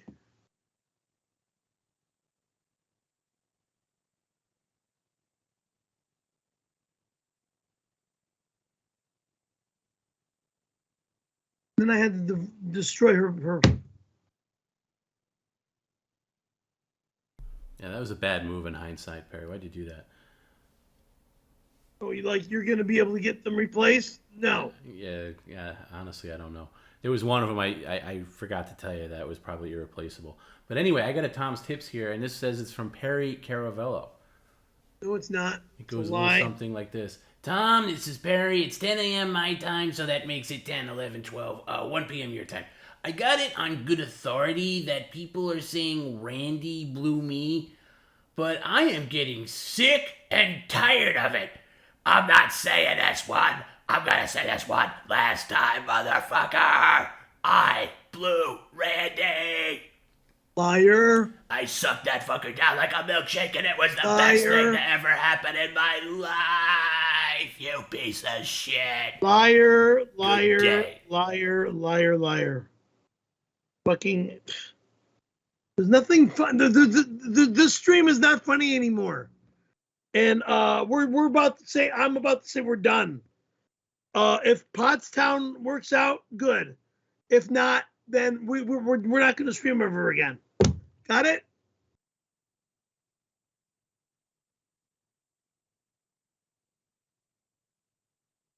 Pottstown works out, good. Other than that, we are not going to stream again. Because all this demoralizing shit, this Randy fucking, I can't use that word, Callahan, with his evil garbage is bullshit. Lie, lie, lie, lie, lie. This meat man motherfucker, that fucking bullshit. More lies. God fucking damn it. I'm sick and tired of all this crap.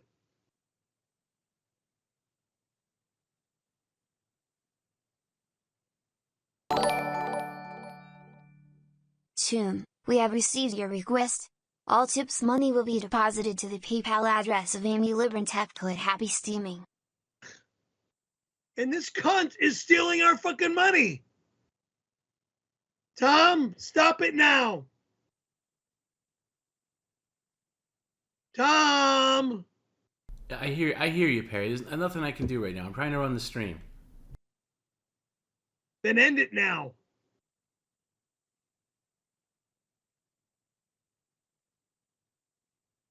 Because I won't do any more. Are you going to get a different job to pay your bills? Okay. This is not paying my bills. This is fucking robbing me. No, it's literally paying your bills, Perry. Literally paying your bills. Oh, she's robbing us, and you're saying that she's not hurting us? Let's just get through the stream, please. God damn it. Thanks for subscribing. Thanks for subscribing.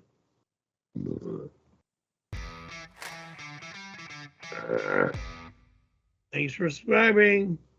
Hail Satan! Shut the fuck up. Thanks for subscribing. I cannot wait for you to go to Pottstown. I will break your cameras and steal everything you own. Ha ha ha ha ha. Hashtag Stellathon. Hashtag Stellathon. Hashtag Stellathon. I'm about to not leave for Pottstown.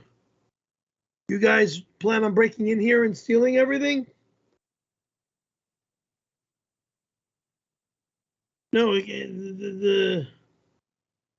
no.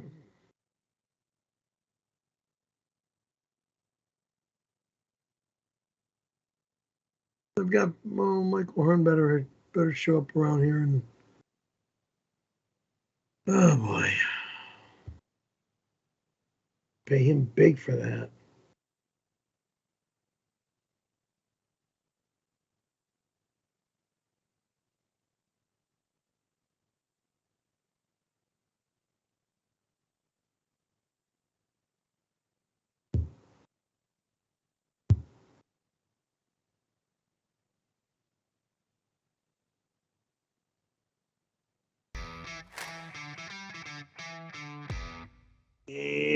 Subscribing. Perry, why do you keep lying about Randy Callahan? I was on set with you that day and everyone knew you were trying to have gay sex with him all week. Liar, fucking liar, motherfucking liar. Motherfucking liar.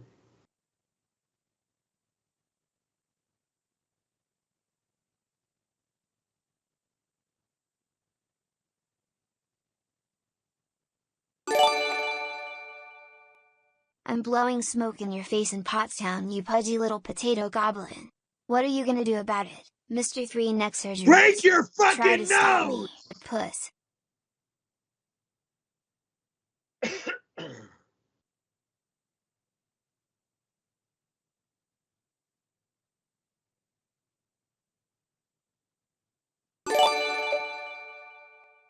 Breaking news.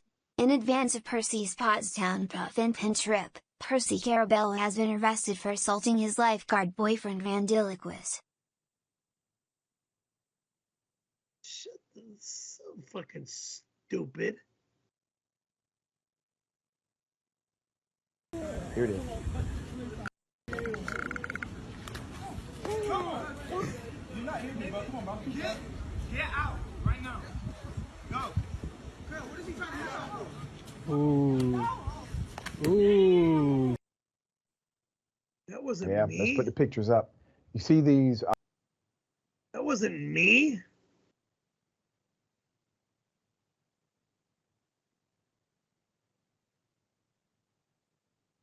I don't know how the fuck that something like that went up on and to where they made it look like that was me, because that was not me.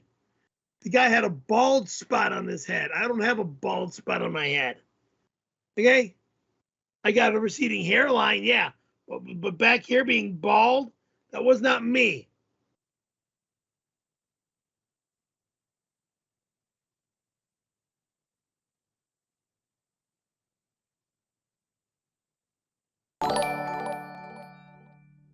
Where did those bruises go from your assault?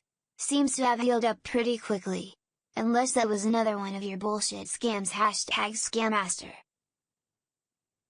The assault was 2 weeks ago. Jag off. Perry, my ferrets are weirdly obsessed with you. They now talk exactly like you. I'm afraid. What did you Stupid do? moronic Did you ferrets. demonically possess my ferrets? Shut the fuck up, you fucking weirdo.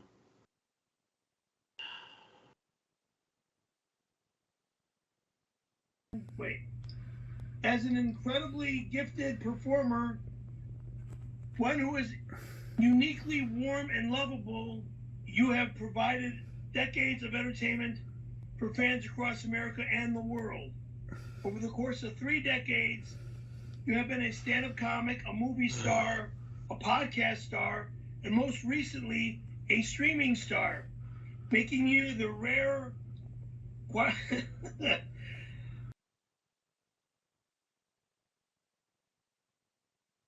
This guy is just doing nothing more than photoshopping himself in a picture that I just read.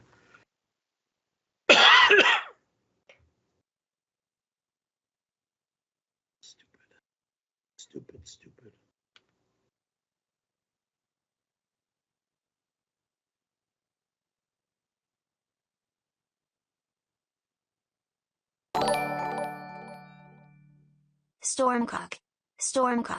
Stormcock is a big fan of cigarettes and all nicotine-based products.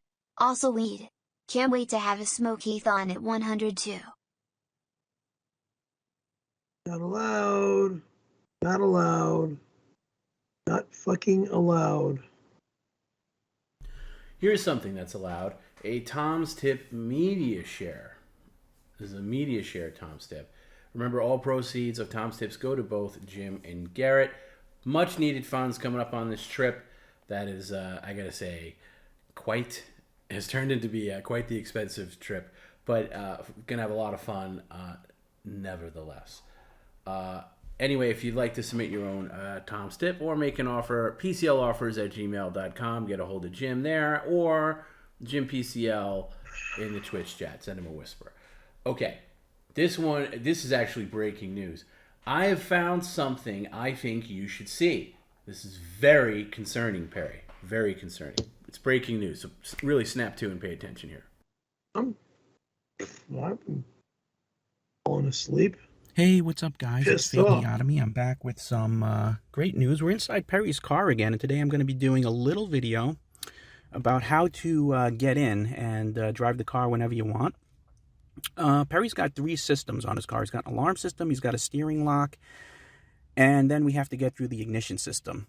Now, getting through the ignition system, it's going to be very similar to the steering lock because Perry has a shitty steering lock that's about 12 years old, and you would think he'd get a new one, which would make it harder for car thieves, but he hasn't. So what we're going to do, we're going to take this tool, right? We're going to stick it in here. You need a pointed one, not a flat one. And we're going to keep pushing till we hear a click. That click is the master cylinder engaging. When you hear that, you're going to know that you start engaging cylinders, and then we're going to need to turn and work it. Okay? So as we turn and work it, we're going to keep going, and you kind of have to feel for where you kind of have to feel for the cylinders to click. And eventually, Perry, get back here, please. Fuck you, I'm going out to the car right now. Well, can you wait till the video's over, please? We're almost done. Can you sit down, please? Somebody breaking into my car, I'm gonna fucking... Right, Perry, please sit down.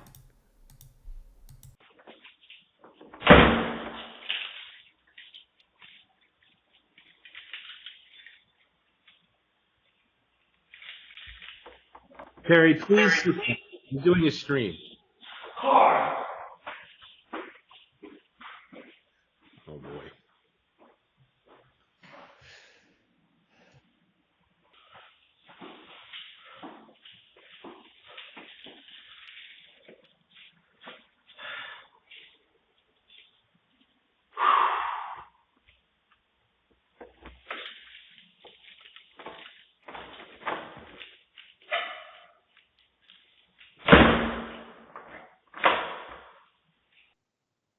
Motherfuckers.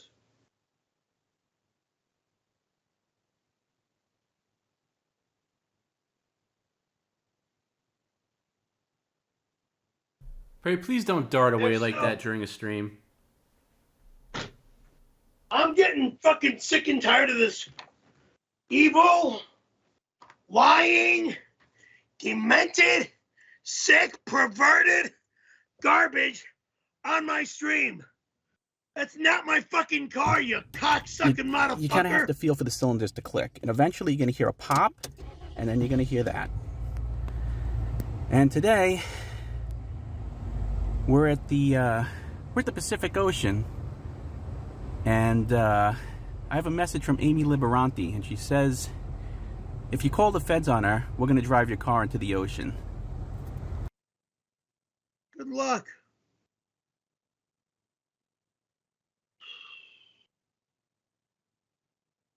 If we call the feds on you, no, we have called the feds on you, and we will find you, we will get you, and we are going to put you behind bars. You fucking whore! You fucking lying, thieving fucking whore!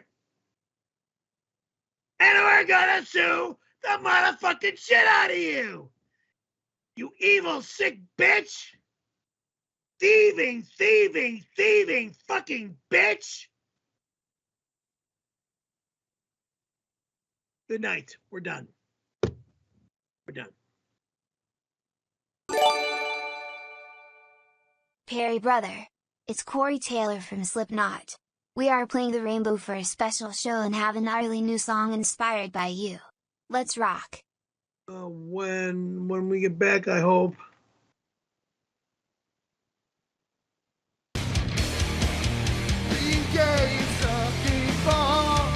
Bye. Bye. Bye.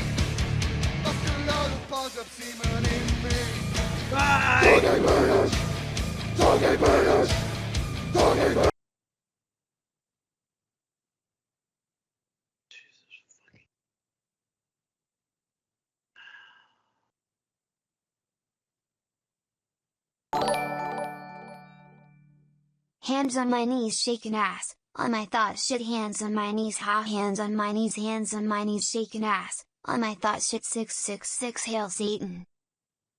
Fuck yourself, you fucking lowlife.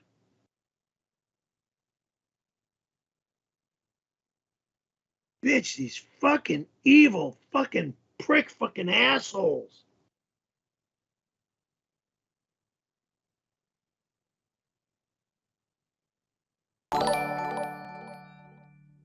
Francis, wake up.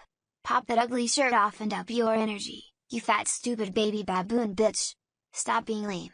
I want Korean nothing to do with you Korean ever again. Korean £1 Korean £1 Korean £1 Korean £1. Men holding hands. Men holding hands. Men holding hands. Men holding hands. Men holding hands. Men holding hands. Men holding hands. Men Yeah, holding hands. fuck Men holding yourself. hands. And I'm Men glad holding you're not hands. coming. Men holding You hands. fuck. Men holding hands. Men holding hands. Men holding hands.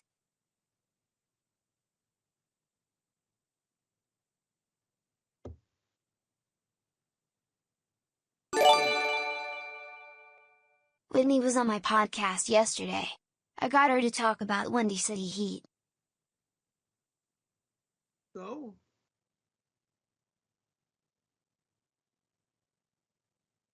Is this the real Tony Hawk in San Diego, or is this the fake Tony Hawk in my neck of the woods? No. Oh, I'm gonna change your life. Okay, Windy City Heat is this movie, truly probably the funniest movie, I think. It's like a prank movie that Jimmy Kimmel, Adam Carolla, and Bobcat Goldthwait made, where they took this guy who's a porn star, who's like just a little like an odd dude, and they make him think he's starring in a movie, and they film the whole thing, and it is no dude, it is because they basically treated it like a movie set. All the cameras are rolling, so he thinks he's starring in a movie, and his ego gets so out of control, and it's just this amazing sort of. How does he sign off on that? You gotta watch it, dude. Perry, dude, it's epic. I have a bunch of the DVDs. And how is that guy not famous? He, in comedy, like, it was pretty big for a while. Like, he even went on Kimmel, like, they had him go on as the star of the movie, and he still thought he was starring in the movie. I mean, it's got, when you look... that seems a little mean, when honestly. When you look back at it, it feels a little mean. Yeah. They were committed. Like, is he alive today? Yes. I'm not a porn star. Never was a porn star. Granted, I was a background actor in one porn movie I remember. Forgot what the name of that was. I forget, but yeah, I did. I was a background actor in one porn film, and that was it.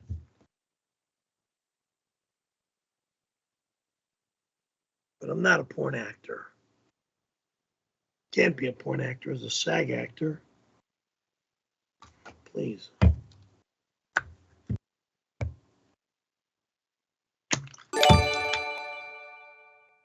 Attention Steal-a-thon fans, here is a quick and easy tip for how to get in Perry's sliding glass door.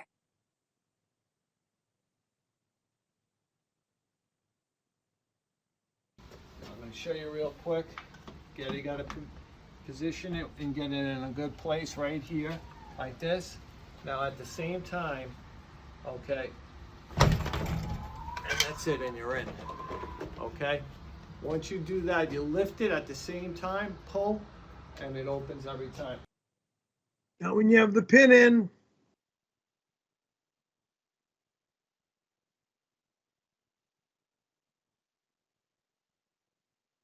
your stupid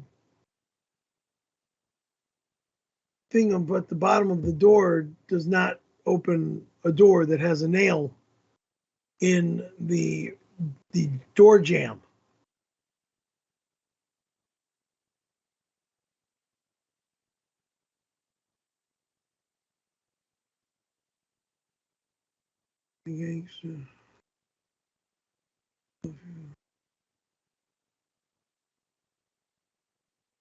Zombie operation. Moved up ranks. Can you read this out loud, Perry, instead of mumbling to yourself? Hey, Perry, my gangster. I got another few more heists since you did so good with the Tomby operation. What are you fucking talking about? And you moved up a rank in the gang? Or what gang? We gay blood brothers? No, we're not. I'm not we. You might be gay. I am not gay. For live, HIV, for life. I will never have HIV, and I'm never going to get HIV. Good day. I believe he's talking about how you had my catalytic converter stolen out of my car. I never had. For people that joined late. I never had. Hey, Perry, hold on. For people that joined late, why don't you show everybody how you have my catalytic converter that was stolen out of my car in front of my home? I never had anybody steal a catalytic converter out of a car, but here's a catalytic converter. There it is. That's mine. I could tell it. It's got my initials in it, actually, if you look close. Where? On the other side. You have to look at it really close, but it's there. Can you read the note again? Initials are not in this fucking thing. They are. I'm telling you. I'm very particular about It's a brand new catalytic converter. It's not brand new, Perry. Car parts. I told you, I keep my catalytic converter very nice and clean. Can you read the note again, please? Here is Tom B's catalytic converter that you asked us to steal. Liar!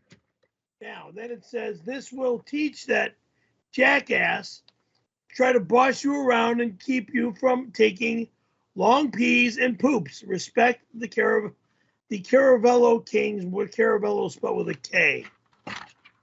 Just like that. Okay? Now, I never asked anyone to steal a catalytic converter, one. I would never have anyone steal a car part from somebody else's, from anybody's car, whether it be Tom's car or anyone's car. It was absolutely wrong, but I will bring this with me in my bag. Fuck.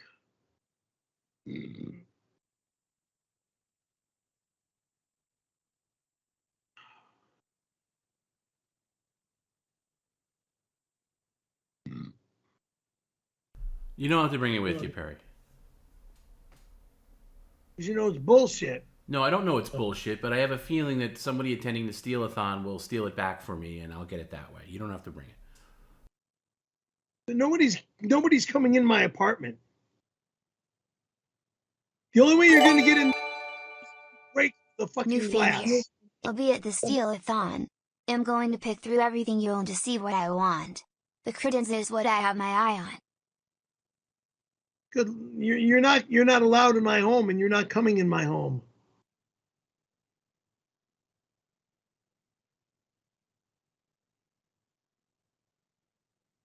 I have to get some martial arts bodyguards to keep an eye on this place.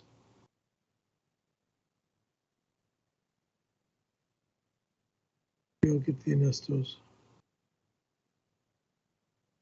Do me a favor.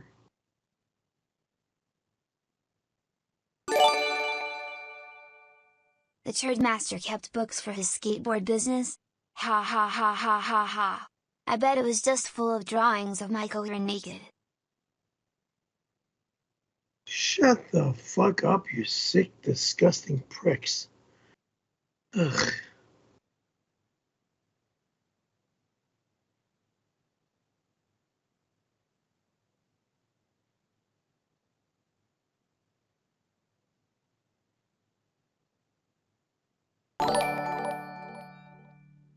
Perry, how dare you shred up those pictures I sent you?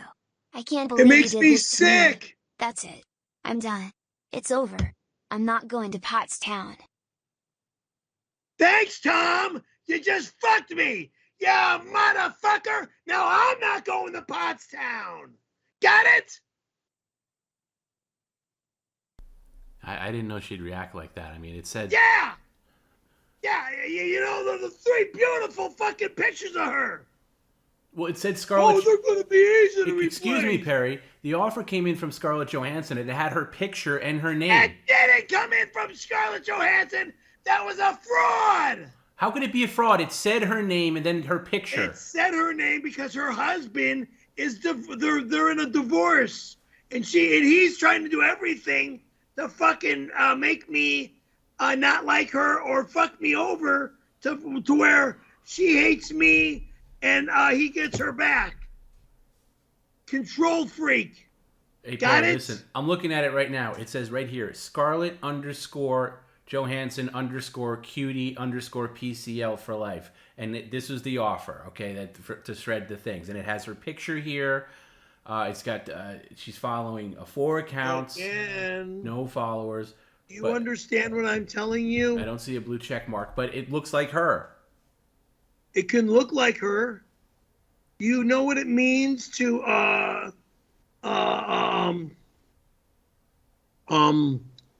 chop and paste? What are you talking about?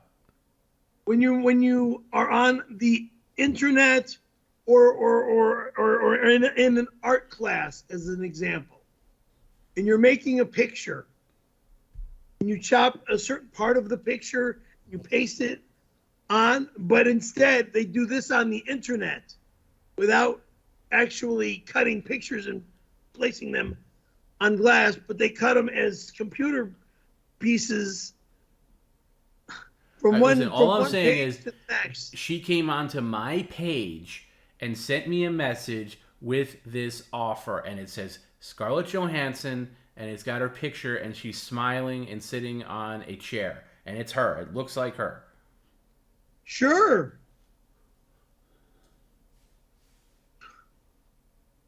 All right. Now, what's the next part of that remark going to say? And then the offer for $300 for you to shred all the stuff. Yeah, I should never. Did the money come through? I don't know. You'll have to check it on your end when we're done. It doesn't come to me. It comes to you.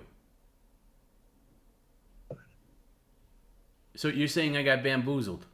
I got bamboozled, not you. I got bamboozled. Well, I guess you shouldn't have done that then. That was pretty stupid. You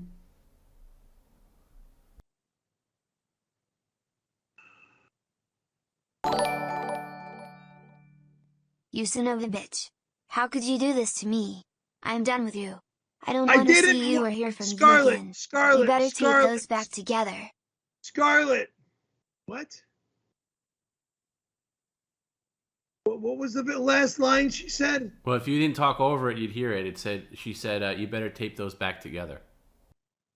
How can I tape something that was shredded back together? You can't tape shredded back together. That's impossible.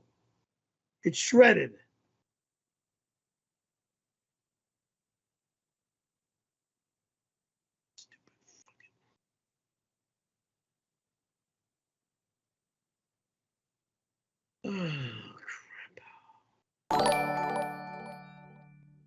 Back in '92 you stole my heart. Saturday I'll steal your belongings. Hail Satan. The fuck? I don't know who this is. What, is it a guy? If it's a guy, stay the fuck off my stream. Sick fucking bastards.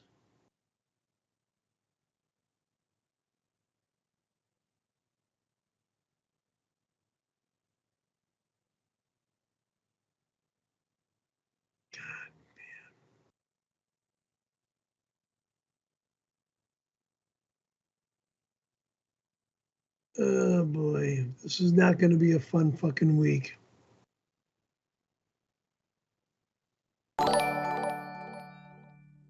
I'm moving into your apartment on May 14th and will be squatting until you legally evict me. The law is on my side and you can't do anything about it. That squatting Sammy better be my cousin Sammy.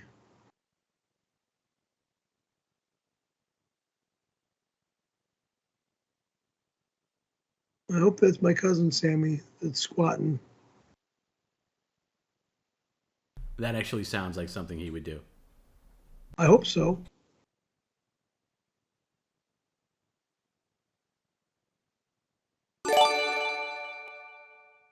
Hey Perry, I really loved how you played Simon as Salty.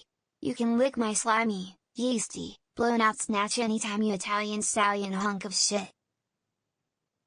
Jessica, anytime you want me, you have me. Anytime you want me, baby, you can have me.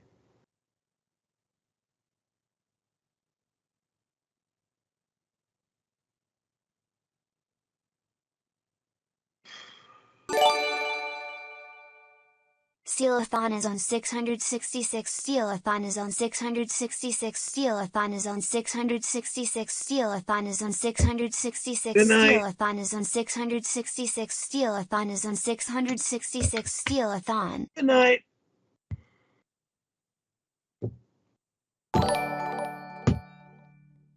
Hey Perry, I miss you and your diabetic, sweet ass.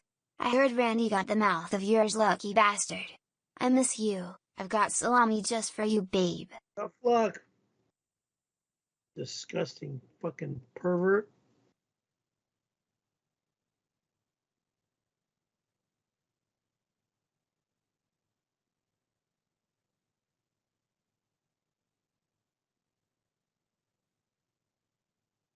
Whatever happened to the old Albertsons? You know what is hilarious? Tanya warned you about me, but you were too stupid to listen. Now I'm helping Amy steal all her money. Silly gay boy. Ha ha ha ha ha. I don't believe that to be true.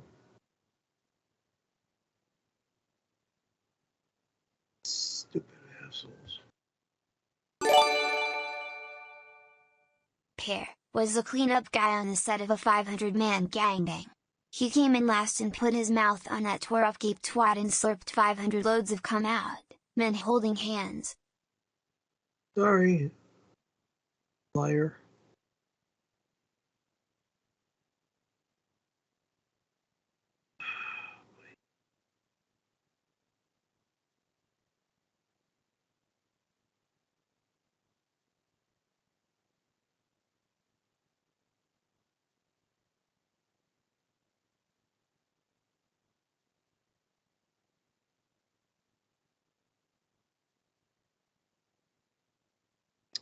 Next.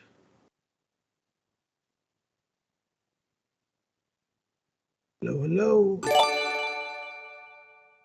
Perry, I have been training to protect your place during the steal-a-thon. Please comment on how strong I look, and how oily my butt cheeks are. You're sick, you pervert. Oh, brother.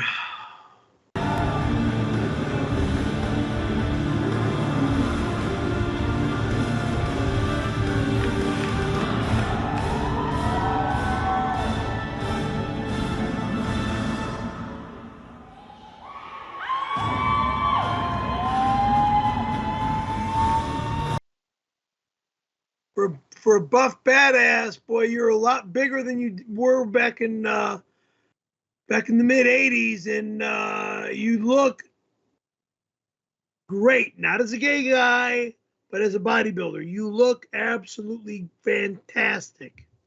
Again, not as a gay guy, but as a bodybuilder. Send my love to your wife. Perry, it's time for your favorite part of the stream. Good. Visit our website for official PCL merch, PerryCaravelloLive.com. Speaking of official PCL merch, guys, I don't know if you saw this, but if you go to PerryCaravelloLive.com/store, you can see our new lineup of shirts to commemorate the Steal-a-thon happening this Saturday, May 13th. Even if you can't go, you want to grab a shirt. High quality. They come in black, white, and gray, all sizes. Great quality.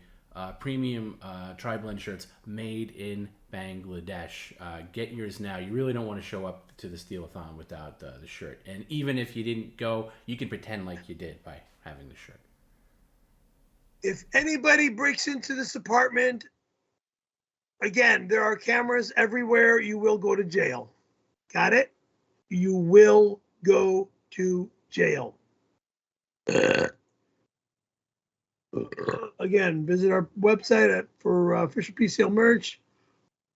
PerryCaravelloLive.com, access, media share, streams, phone calls, and bonus content. Patreon.com/Perry Caravello.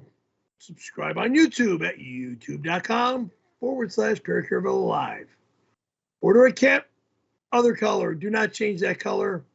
This color is not good. Stay back on that. Stay back at gold. Yes, right there. Yellow. Okay, yellow will be fine. Order a Cameo. Cameo.com/Perry Caravello. Join our Facebook group. Facebook.com/Perry Caravello /groups/Perry Caravello. Again, join our Facebook group. Facebook.com/groups/Perry Caravello. Share your pets. Facebook.com/groups/PCL Pets.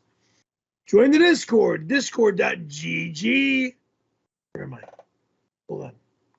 GG/Perry Caravello Live. Follow us on Twitter at P_L_L_official and at Perry Caravello. Follow us on Instagram at Perry Caravello Live and at Perry Caravello, which I believe I'm not going to have my Instagram, what is it, 1 month or 2 months? How long? Tom? Follow us on TikTok at Perry Caravello. Want to send Perry mail? Perry Caravello Live at 18960 Ventura Boulevard, Box 209, Tarzana, California, 91356. When do I get my Instagram back? Oh, and by the way, if it's not too late, and we're going to do a stream on Friday from Pottstown. We're going to do a mailbag Friday. Everyone's going to be there. I'll be there. Perry will be there. Garrett will be there. Jim will be there. Tony Hawk will be there. Maybe some others. I don't know. But if you want Perry to open mail there, send it to me. But it's got to get to me on Wednesday. So if you buy it on Amazon or whatever, just make sure the delivery is for Wednesday. So all right, that's going to go to Pottstown Mailbag, care of me, 2981-2991, Hempstead Turnpike, number 1023, Levittown, New York, 11756. And if Amazon suggests a different address, you can use either one. It doesn't really matter, but that's the address. I want to say something about this Tony Hawk guy. Stop calling him Tony Hawk when it's not the real Tony Hawk. Okay? That's it. Log on to Instagram right now so we can fix this. If I don't hear from you by the end of the night, I'm staying with Colin. Prick. Well, good. It's about time you get your shit together and go back to your husband. Okay? Go back to your husband. I'll respect you more if you go back to your husband. Okay? I don't want to break up marriages. I like you and everything. But if you're gonna go back, if you're gonna be a smart woman to go back to your husband, go back to your husband. Breaking up with him to go for me? Well, I didn't want that to happen. To fucking ruin your relationship with him. And then all of a sudden I get murdered? I'm not looking for that. Yeah, I know you have to act like you're disgusted, but your next mission is to steal Tom B's steering wheel for his car, or from his car, not for his car, it's from his car. Are you up for the mission? No, jag off. You don't steal anything off of somebody's car. Fucking moron. This will be coming with me to Pottstown. Dumb motherfucker. Amy's Money ordered 100 gallons of oil for the men's only hot oil wrestling. It's gonna be me and you in the main event. I'll blow more than smoke in your kissing face. You're not allowed. Stepping up to the mic, Evie Liverante. Get the fuck out of here! Randy Callahan. Go away, you Don't start with your bopping, Perry. Stream is over. No, it's not. Don't start with your bopping. The goddamn stream is over. I just read the fucking plug. Good night. They call me Hot 80, I steal your money. R-A-N-D-Y. Randy Callahan. Then I go ha ha ha, cause I think it's fun. R-A-N-D-Y. Randy Callahan. You better go check your bank account.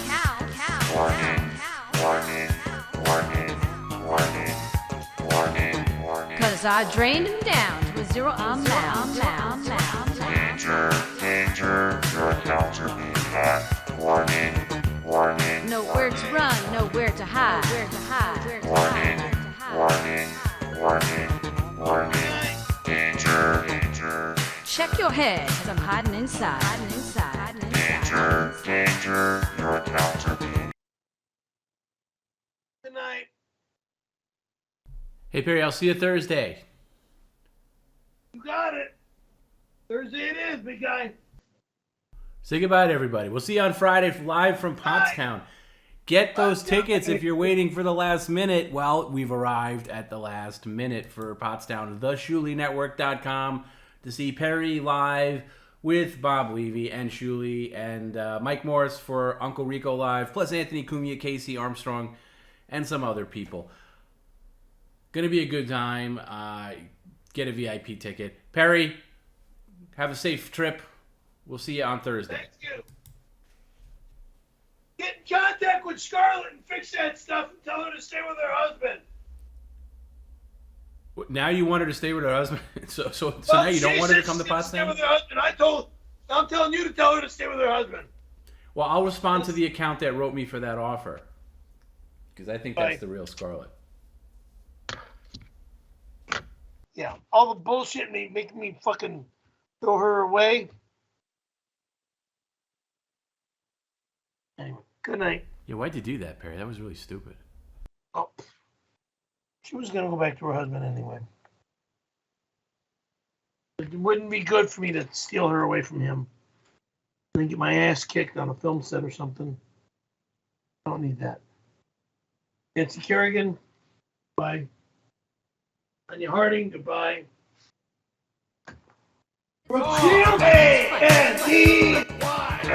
Randy Callahan. You better go check your bank account. Warning. Cause I drained them down to a zero amount. Danger, your accounts are being hacked. Warning. Nowhere to run, nowhere to hide. Warning. Danger. Check your head, cause I'm hiding inside. Danger, your accounts are being hacked. Warning. RC and Amy on the mic today. Warning. Danger. Cause you know the crime really does pay.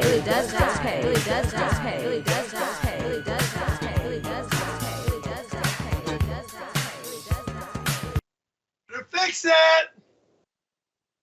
Good night. Turning this all off. Tired of this fucking mess.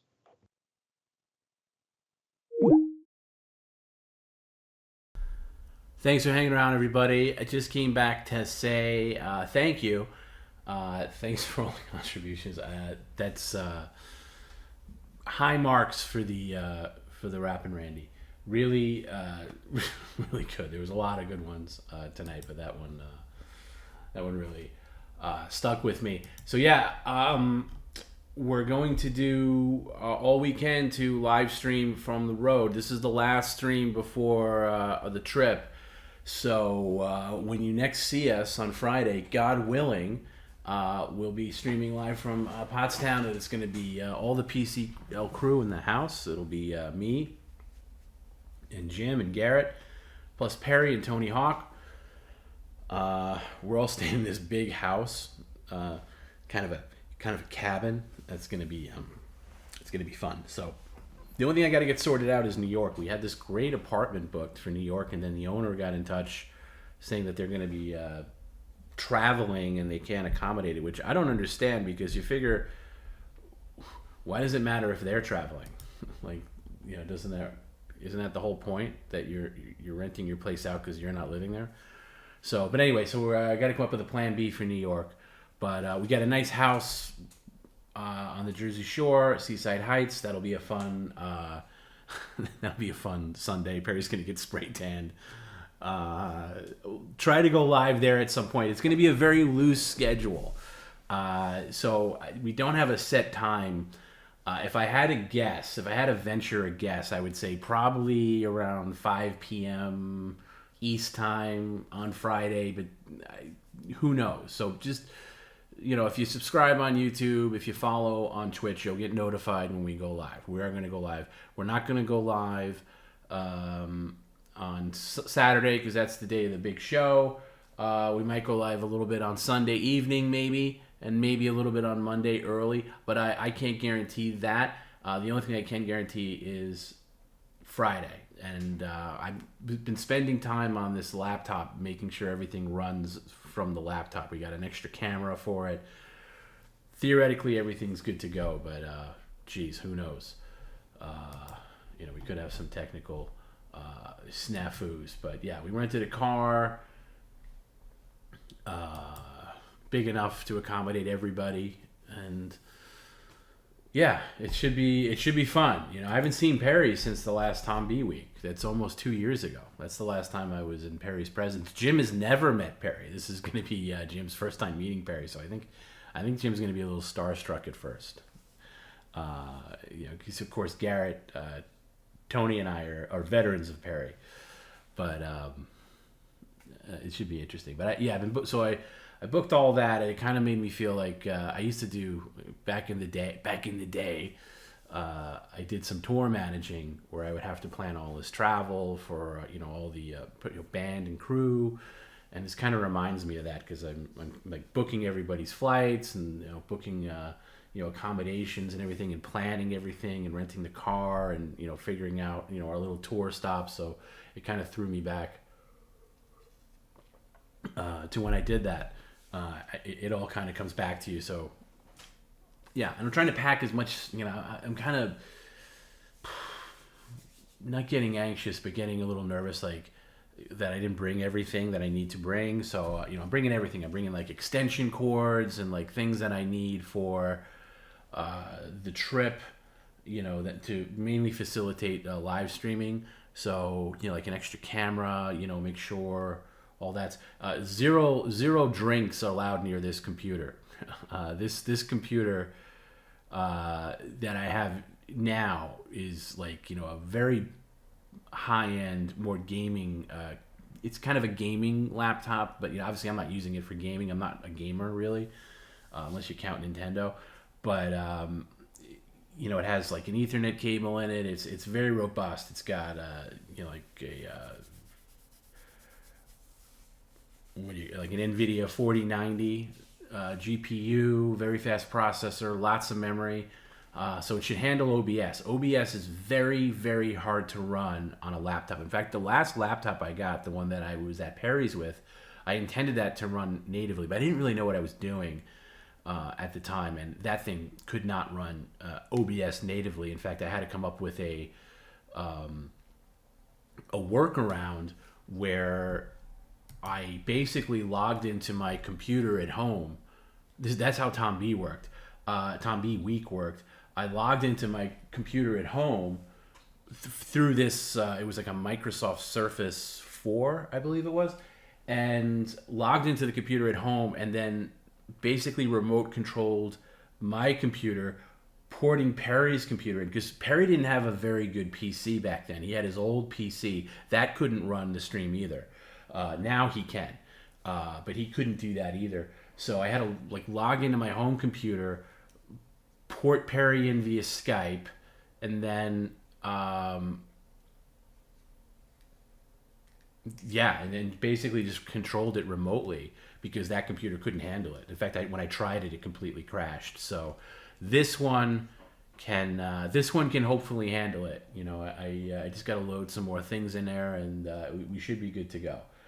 But that's that. So it should be a fun couple of days. We're looking forward to the weekend. It's gonna be good. To answer people's questions, I don't know if there's gonna be any kind of meetup in New York because we're only there for a day, and we're kind of packed with things we're doing already. Maybe that afternoon, maybe, but I've had a lot of people message me about that, and I can't say anything. Maybe we'll meet up somewhere for drinks or something like that. We'll announce it when we do the stream when we get closer. But and then also check out the PCL store, perrycaravello.com/store. Those brand new Steelathon shirts. Shout out to Rafe, who really creates all the art for the store and does all the stuff, and he's helping a lot with PCL 3.0, where he's actually designing new emojis and all that stuff. He has such a great sensibility for everything Perry and PCL, so it's cool. Somebody in chat says, Tom, why are you afraid to have Perry and William Randolph Hearst in the same room? Perry should go on Cumia. Gavin will behave. It's a longer conversation. It's not about that. It's the fact that, do you know that you can't even have Gavin on your YouTube? Like, because I actually talked to him. He called me like about a week ago. It was funny. He called me because some one of our fans like wrote him like to his what is his platform, like censored TV or something like that, and he sent me this whole thing. I'll have to dig it up, but I don't have a problem with him personally. Gavin and I go way back. It's just, you know, from a public relations standpoint, you know, it's a bad, it's kind of danger zone-ish. And, you know, who knows, maybe down the road, you know, that'll loosen up. But his first time on Cumia, I'd want it to be with Cumia. But that's not even guaranteed, because they gave us, like, the one date they gave us was Thursday. They wanted Perry to do Thursday's show on Anthony Cumia. And this is after I went back and forth with Eric, his producer. And Thursday's the day he comes in, and he flies into Newark. And it just, like, timing-wise, it wouldn't work out. And he hasn't gotten back to me on another date. So maybe Perry will do a Zoom thing, you know, I don't know, but it was funny. Let me see if I can pull this thing up here. Yeah, because I'm going to have a hard time finding it now. Oh, okay. Yeah, so Gavin sent me this text, which is like this long-winded thing. And so it's just basically this guy who's like a Patreon subscriber. And by the way, Gavin did not block out your information at all. So like I know exactly who it is and everything, but I'm not going to dox you. It doesn't matter. So it said, I am going to give you a link to YouTube where the offending comments begin right after the 7-hour mark and continue off and on for about 6 minutes. Tom says that Gavin, quote, doesn't get Perry, which I told Gavin, and Gavin agreed with, by the way. Gavin agreed with that because he's very out of touch with Perry. And I subscribe to Perry's Patreon and sometimes fall asleep to the soothing sounds of a 60-year-old man baby screaming and threatening people giving him money. So I woke up the other morning at about 7 hours into the stream, and it was just Tom doing his little shitty after-party show. And he happened to be talking about the logistics of getting Perry to Compound Media on their trip to the East Coast next month. He mentions that putting Perry and Gavin in the same room is a line he won't cross. While listening to this fat, and then he says, F word, say this shit, I kept thinking, but Gavin's probably the sole reason half of Perry's audience even knows he exists. I think half is a little strong there. I definitely know a lot of people know about Perry because of Gavin, but half the audience, that is a stretch, my friend. Anyway, I love watching Perry stream, and I understand the guy needs someone to help manage his life and can appreciate Tom keeping him on track, but he seems to want to control every aspect of the stream, trampling over potentially funny moments. I know, fair point there. Also, Tom's constantly acting like he's making a huge sacrifice to direct the stream, and he claims that he has stuff to get done, but always hosts his gay after party show for an additional 3 to 4 hours after Perry goes to bed, where it's just him offering strong opinions about consequential topics such as fast food restaurants, comic book characters, and video games to an audience of about 10 to 20 people. That I take umbrage with. I get a solid 500, easy. Combined with Twitch and YouTube, sometimes more. Okay, so I take umbrage with the 5. That's a stretch. You make some fair commentary points on the other stuff, but I will take umbrage with the 10 to 20 people. The dude gives me some serious wannabe comedian vibes.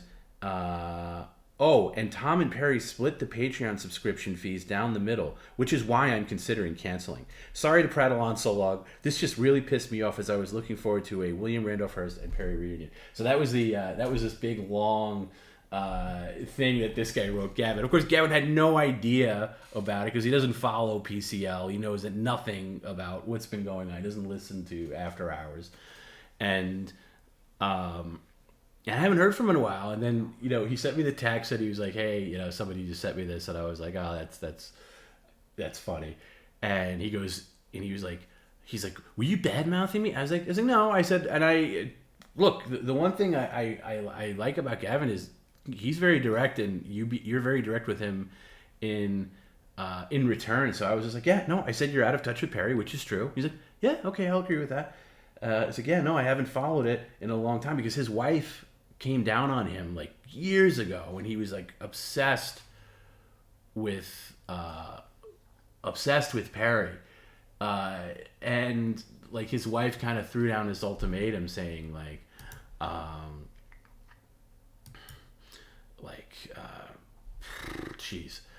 what was it? If you don't quit, I don't want. She doesn't like mean humor or anything like that, and gave an ultimatum like I'm going to leave you. By the way, this is far beyond any Proud Boys nonsense. And so he stopped following Perry, but he's still obsessed with it. So he occasionally gives his take on Perry when he's on with Anthony, and it's always outdated and wrong. And I told him that, and he's like, yeah, you're right. So he actually wanted to meet up for drinks, and I said, yeah, that's cool. Maybe we can do that. But scheduling wise, it just it didn't work out. But anyway, I found that really funny because the person who wrote that had no idea. Like, Gavin and I go back a long way. And we may have like kind of fallen out of touch for various reasons. But I always liked Gavin. I thought if any time I've criticized him about going a little too deep into the political sphere and a little too deep with the Proud Boys stuff, outside of that, he was always super, super funny and really. The thing that disappoints me the most about him is just how he kind of, went so hard in that direction, in the political direction, for lack of a better term, that he lost that social commentary aspect of himself, where he was just kind of like a lifestyle guy and giving guys advice on what to wear and how to act. Even if you didn't agree with him, he was very entertaining in how he did it. So yeah, Jimmy says, yeah, by the way, Gavin and I did a show together on Compound where we talked about Perry and Big Three and all that stuff. So, I mean, whoever wrote this didn't really do a deep dive into research. Yeah, by the way, Gavin's the reason why I know about Perry, because that's how far back we go, before Windy City Heat even came out. So that's how far back we go. But anyway, he called me and he was like, he wanted to know about. And by the way, he really didn't give a shit about talking to Perry either. Like, he didn't give a shit about like Perry being on with Cumia and not him. He's like, yeah, he's like, I don't care. He's like, Anthony was the one that was pushing for it because Anthony doesn't know anything about Perry and wanted somebody else to be a,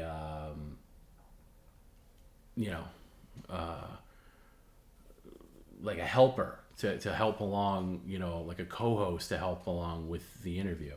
Somebody says, Gavin's been on Chrissy's show. Don't be surprised if he showed up. By the way, Gavin's not showing up anywhere unless he's getting paid. He's not just turning up because he loves Perry. He's not going to do that. Hold on a second. Speaking of the devil. Yes, Perry, I'm still on the air. One question. Go ahead. Why would you allow that evil, sick, demented fucking cunt and bitch whore to run language. from us? We don't do language like that on After Hours. Okay, excuse me.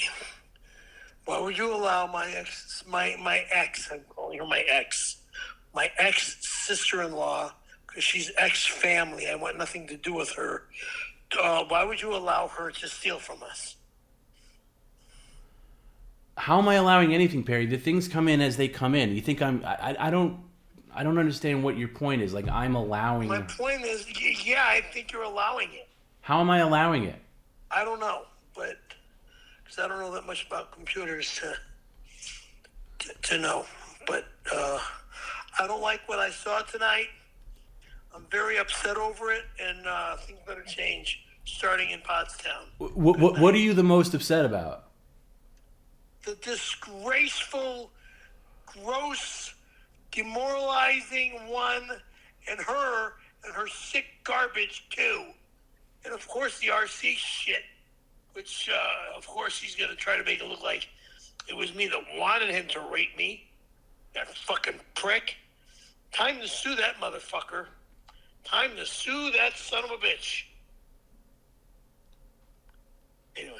Well, he's doing a new rap career now, so I think you should be a little supportive of that. I mean, at least he's trying to... Supportive? Yeah. No, supporting him is like murdering myself, okay? End of story, good night. Is that it? Okay. All right. Anyway.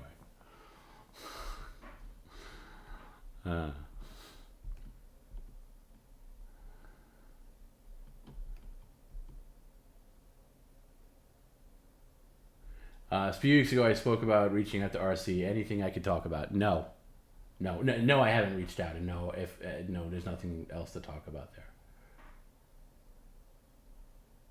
there. Tom, get a spa day or a massage before I babysit Perry. I can't do that now because I'm so badly sunburned from yesterday. I was doing this game, and it was just one of these. I kind of ran out of the house because it was early enough, but I didn't realize how sunny and hot it was going to be, and I didn't put any sunscreen on. And of course, I'm Irish, and it was a disaster. Like I look like it's just. I sent the picture to Jim and Garrett to see, just because I was so ridiculously red. So. Yeah. Anyway, so that's the plan for the week. We're gonna head into town on Thursday. We're going to drive to our place in Pottstown. You know, I can't possibly see how we'd be able to do Kumia on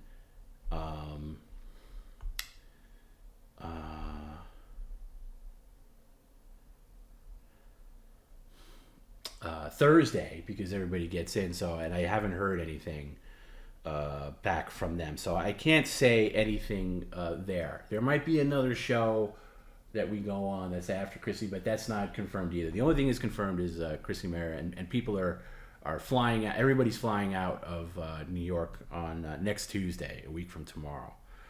But I think we got to get through one day at a time. You know, Pottstown will be fun.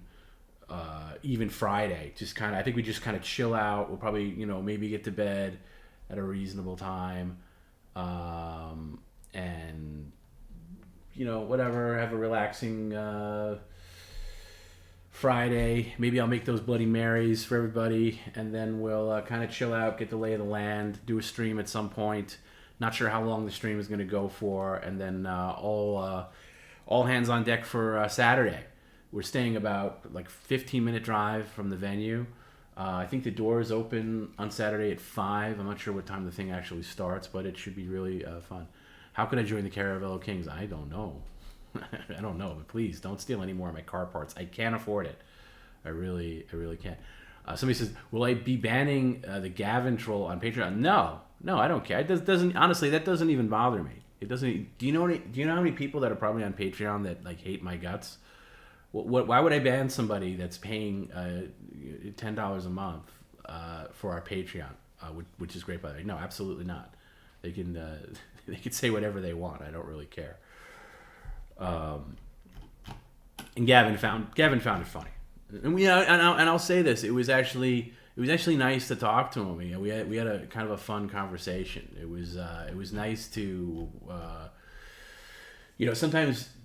Even with somebody that you've been friends with for a while, and you have not that we ever had a falling out because we didn't. We just kind of slipped away from each other due to various things.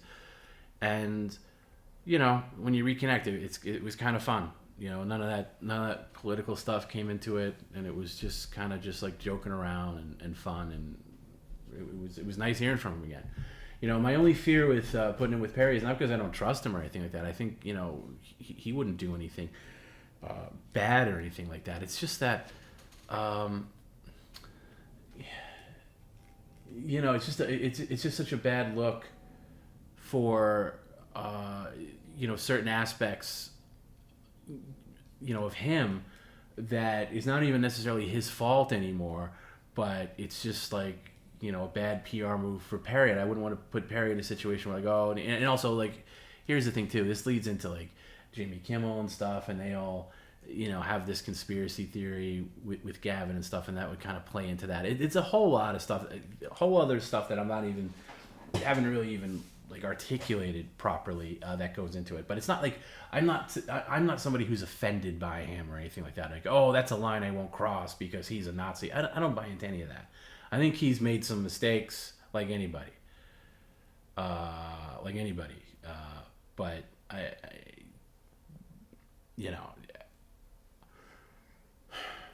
how do I say this? Like, if it's up to me, I wouldn't mind him doing a show with him and Anthony. But it's just like, I see how people act if Perry even goes on Chrissy's show or like that Steel Toe show, because they were like, God forbid, like conservative, and people like go crazy. Like, oh, PCL says they're not political, which we're not. And now he's doing these political shows. Yeah, but he's doing shows and they're not political at the time Perry's on. And by the way, if some far left show wants Perry on, that's fine too. And he's still not political. Jimmy Kimmel acts so holier than now when he is anything but. Yeah, trust me, that's very true. I'm not going to get into that. Tom, I recently discovered Red Bar. I haven't heard Red Bar in like close to a year. But yeah, I love Red Bar and really respect their whole operation, from a technical standpoint especially.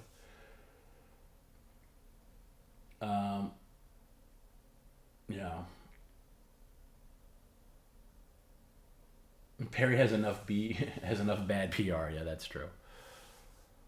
Jim says, we don't care about your politics, just come for the audience. Yeah, that's true. That's the thing with Cumia too. Like, and I think Cumia's very funny.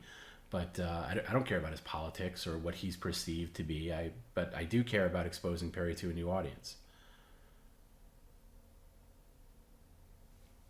So, it's just that. And if you're somebody that gets offended by Perry being on shows that may disagree with your ideology, what can we tell you? Sorry. Hope you can forgive us one day. Am I related to Kevin Brennan? No, I get that every time, and no, the answer is no. The answer is no.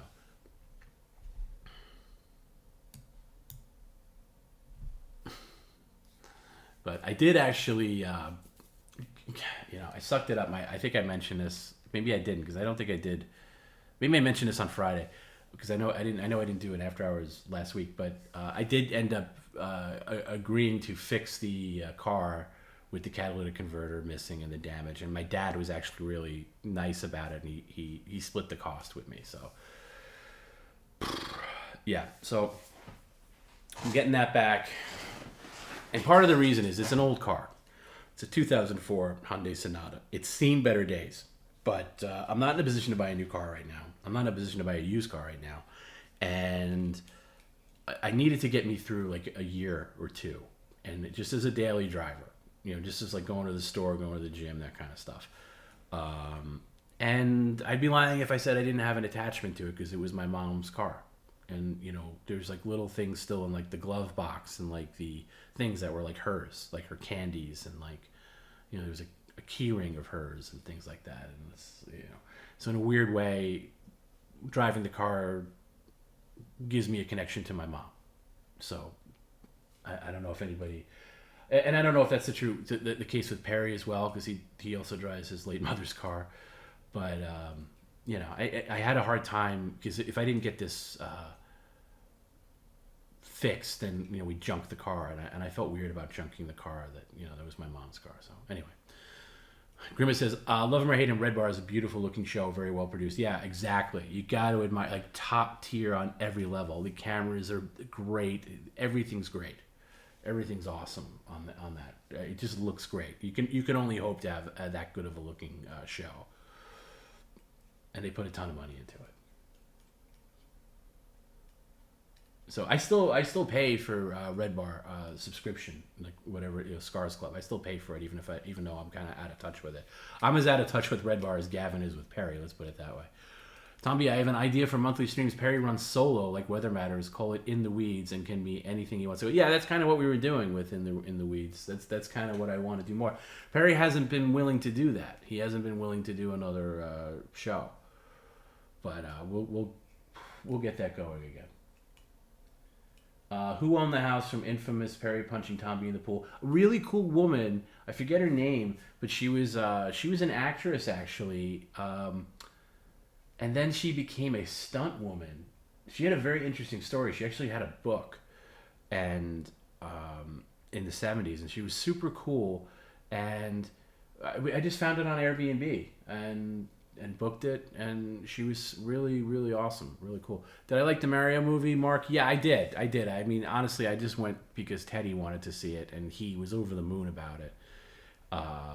Yeah, I liked it fine. You know, it for what it was exactly what it needed to be. I felt it could have been about 10 minutes longer, maybe flesh out some elements if I'm going to get really critical of it. There was not a lot of story there, but it's packed with little, little nuggets. If you're a longtime Nintendo fan or, Mario fan, there's a lot of stuff to like in it. So do I recommend it for grown adults to see it on their own? No.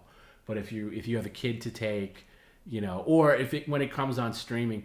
Actually, I think I read that it's coming on streaming like next week or something. Not streaming, like video on demand, where you can buy it digitally, like on iTunes or something, and Amazon. And I think that's ridiculous because the movie's slaying at the box office, and I feel like you're really going to cut into that. Like, why do you do that? Like, why are you going to like cut into your theatrical performance? Like, people are going to buy it on demand anyway. Let it burn out theatrically. But they stick to this ridiculous, like 90-day window, which is ridiculous. Back in the day, before the pandemic, it was always I think it was 3 months or maybe more? Now it's not even 90 days. It's like 60 days or something. So anyway. But it was good. Like, the voice acting was good. It was really good. Wavy G, you like Teddy's review of the movie? Yeah, he recommends it to everybody. In fact, we were playing T-ball in the game, and he, whenever he'd, if you have no experience with T-ball league is like, you hit off a tee and you hit the ball, and everybody gets on base, everybody touches home, and every time he got to a different base, he would ask people if they saw the Mario movie and that they should go see it. Yeah, Titanic was in the theater for 2 years. I think Titanic's like the last movie that did that, where it was. Because I remember that movie played for a year. There was a theater near me that had it. Like, it opened in December, and the next December, like December 99, that thing was still playing, first run. You don't see that anymore. Hey, Tom, is it cool if I bring a gift for Perry t-shirt to the show? Yeah. Or a little gift in cash for you and the boys. You don't have to bring us cash, but that's really cool of you. Yes, and the answer is yes, absolutely. Absolutely.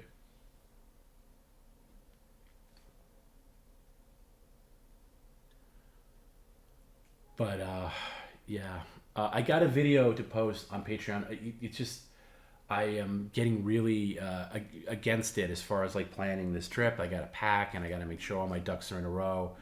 So I'll see about it. But yeah, there's the cleanup video from Friday that I recorded right after the stream.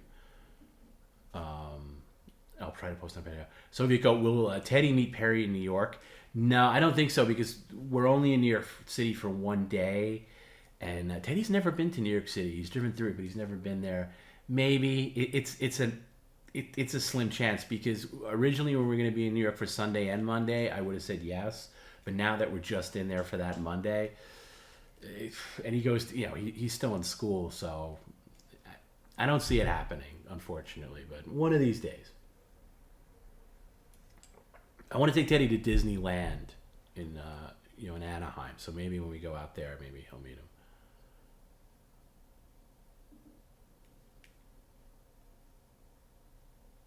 Please make a shirt that says, "I demand respect."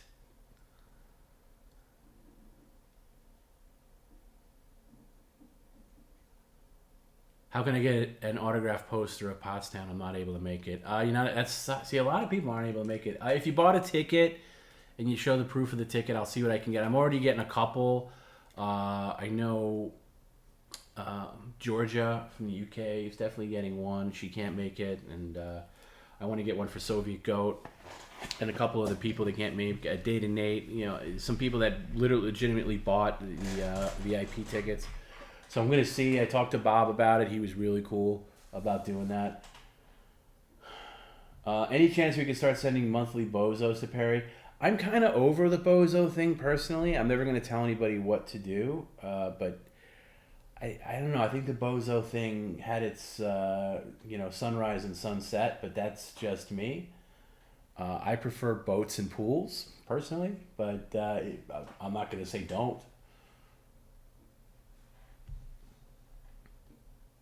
We need a PCO only event in California. Yeah, something like that. I could see a Palm Springs event. Possibility. That's kind of what we're doing with this. Pottstown show with Uncle Rico is we're just kind of testing the waters of how this works. I want to see what their operation is like. Take notes, and and see how things go. Where. Where we can feasibly translate PCL into a live event. Will the tiger painting shirt be made available for the merch store? Yes, absolutely. It's actually a big thing that we were talking about because both Rafe and I were scouring the internet looking for that tiger image and we just couldn't find it. I was looking at eBay auctions for old tiger pictures. Couldn't find one. And so what I'm going to do next is Perry agreed to take it to like a Staples or like a FedEx place, and basically he's gonna just have it professionally scanned. Like they're gonna open up the frame. I don't even know what it's printed on. Is it it could be velvet or something? Who knows? It's very 70s. It could be velvet, but we're gonna get it scanned. The actual tiger image, and then we're gonna do T-shirts, and we'll make like emojis and that kind of stuff out of that scan. So yes, there will be tiger T-shirts. After New York City, Chicago is the obvious next step. Yeah, I love Chicago. So I would definitely be up for a Chicago thing at some point. But it's got to make sense. You got to find the right venue for that kind of thing. You got to figure out. There's a lot of logistics, and just even. I'll be honest with you guys, we're losing money on this show. We're losing money. Perry's getting paid X amount. Perry and Garrett, flight and accommodation in Pottstown are covered. But outside of that, we're on our own. And, and it's fine. It's good. I'm not complaining. I'm just saying, going forward doing this again, I don't want to be in a situation where, I'm paying X amount for a rental car, X amount for an Airbnb or this and that. Now, I don't mind, after Saturday, all of that's on our own, we're choosing to go to the Jersey Shore. We're choosing to go to New York City. And it's just, it's expensive, even the rental car was way more than I thought it would be in my head. But it's fine. But just going forward, you don't want to. It's like they say when you're producing a movie or something, you don't want to put your own money into it. You want to just make sure that stuff's covered. So that's all. I don't want to be in that situation. But for this first time, it's totally fine. But yeah, I predict Perry will be on the no-fly list. Well, the last time he flew was around this time last year. He, it was a short flight. He went up to Washington to see his cousin, and he showed up late to the airport and missed his flight. But I don't think that's going to be the case this time. He's not really an experienced flyer. Perry in Boston. Is that where you're from, Soviet Goat? I like Boston a lot. Yeah, we'll see. It's got to make sense. Like Palm Springs would make sense. Vegas would make sense. Is Perry's extremely positive attitude due to Pottstown? Yeah, somewhat. Despite what he says on the stream, he's really looking forward to it. He's looking forward to meeting Bob. He's looking forward to seeing all you guys that are coming to the show. And I think I think that's kind of, perked him up. Of course, he's delusional enough to think that Scarlett is going to show up. Although that was a weird turn at the end where he's like, he wanted Perry to, he wanted Scarlett to stay with her husband, which is weird. I don't know if that was a cope or not. Perry turned up late to the airport. Yeah, and it was weird because he shows up so ridiculously early everywhere else, he doesn't do it for the airport. I think maybe he got the times confused or whatever. It didn't matter. He got the next flight out. He had to stay at the airport for like 3 hours or something like that. Yeah. When is Perry going to move? I don't know. Hopefully sooner than later. But it's a big process, and not to get into too much detail about this, but Perry's credit stinks. Make sure he packs the towel. Oh yeah, he's packing the towel. The towel is already in the bag. Don't worry about that. The thing about Perry buying a house is buying property is his credit is abysmal. Like I actually ran his credit recently, and it's terrible because. Well, first of all, he doesn't have a lot of credit history at this point. But back when he first lost his disability, I'd say within that first 6 months, he opened up a couple of credit cards that were real, like dodgy credit cards. Like, I think one was a secured card, and that means that when you get a secured card, like you pay for it, like you pay for the card, and then they give you credit. And one was like a bank I never heard of. Like, these just garbage cards that like whoever heard of these banks or whatever. And of course he just ran them up. Like he would put his phone bill on. And this is before I jumped in 100%. And it was like, he kept it from me for a while, and then I found out. So those things are on his credit currently. Now all things, and I'm a credit expert now because I've been trying to repair my own from when I was helping Perry.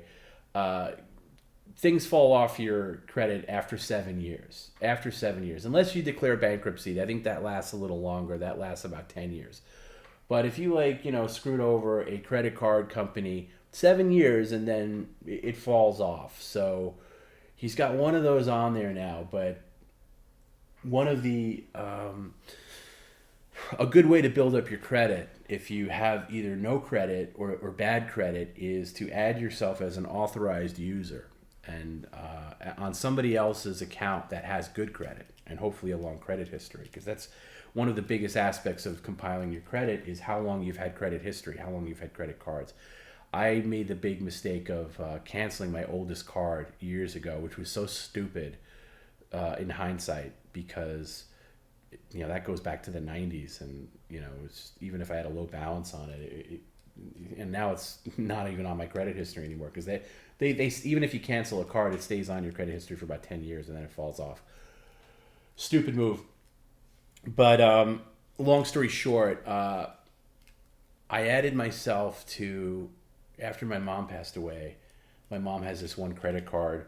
My dad is on the account, and eventually it's going to get closed out because they'll report that my mom's passed away. So it's going to be any minute now. But I did add myself as an authorized user, not to use it to spend, but just to get it on my credit report. Because again, my credit was screwed because I ran into some trouble when I was trying to cover Perry's stuff and mine at the same time. And I was always good with my credit, always paid my bills on time, always paid the full balance. And then I got a little overwhelmed. And the things will eventually fall off, except one of them was an American Express card. And let me tell you about American Express. And I'm sorry for getting to the credit card reads, but I'll get out of it in a second. But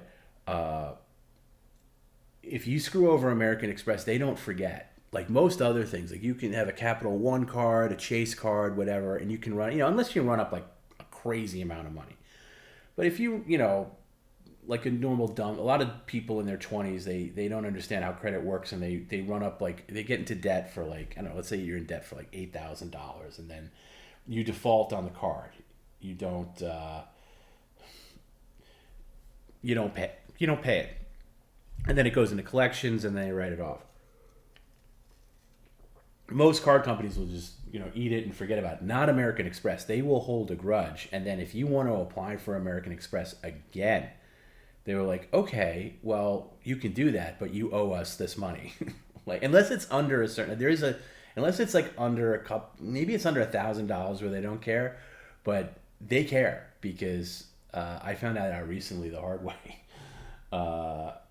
But I was able to get around it because I also added myself as an authorized user to my dad's Amex cards.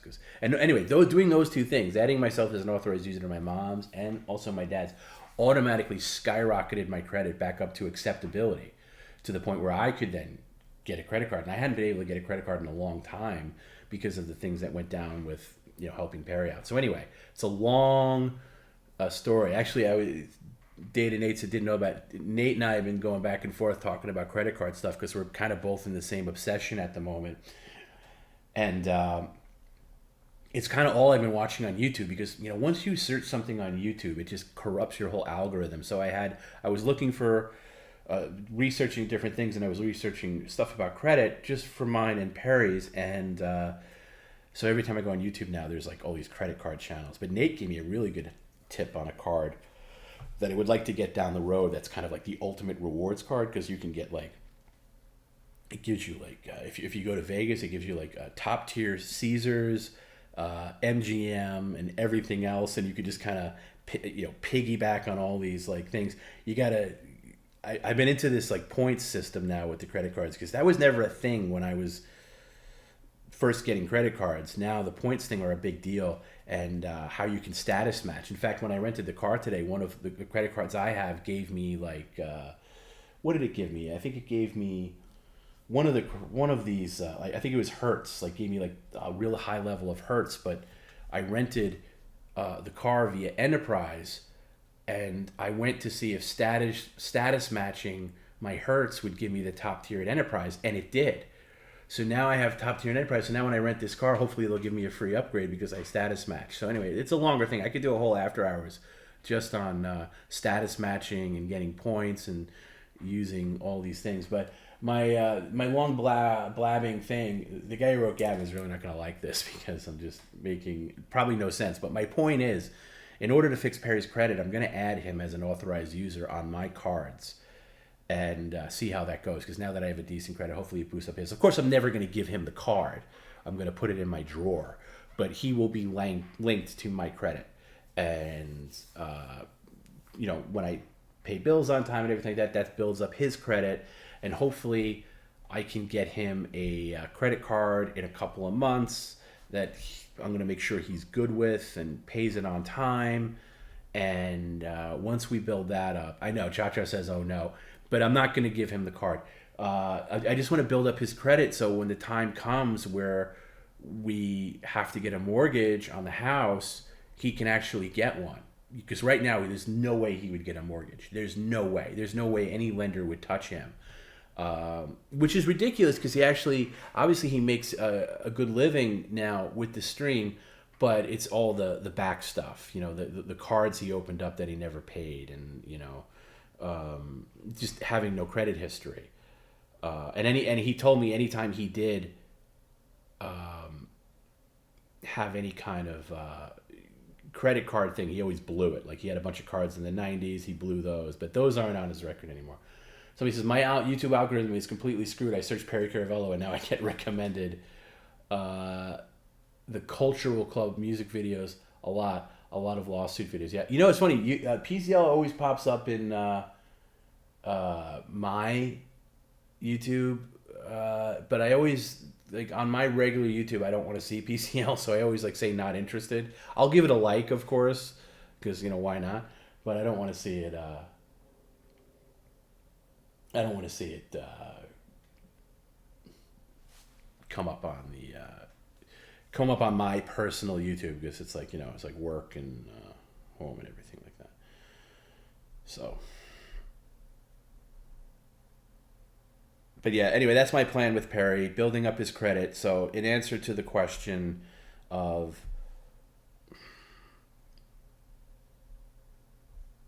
when is Perry going to move, it's really going to be up to when I can get his credit to a place. Mark says he's a realtor. Yeah, I know. I mean, but Arizona's on his list of places he would move to, so who knows. But, yeah. Oh, somebody says, Tom, I'm here at your house. Well, you're not, because I could, like Perry, I have a camera, and I don't see anybody outside. I would let you in if you were, but you're not. So yeah, building up Perry's credit, that's my next goal, you know, as far as goals go, you know. You know, I don't know. I don't know what else I can do. Anybody else has other tips on building up somebody's credit, I'll take them. But I don't want to pay for one of these. I've done this in the past where you pay a fee for like one of these companies, like, hey, we'll help rebuild your credit. They don't really do anything that you can't do yourself.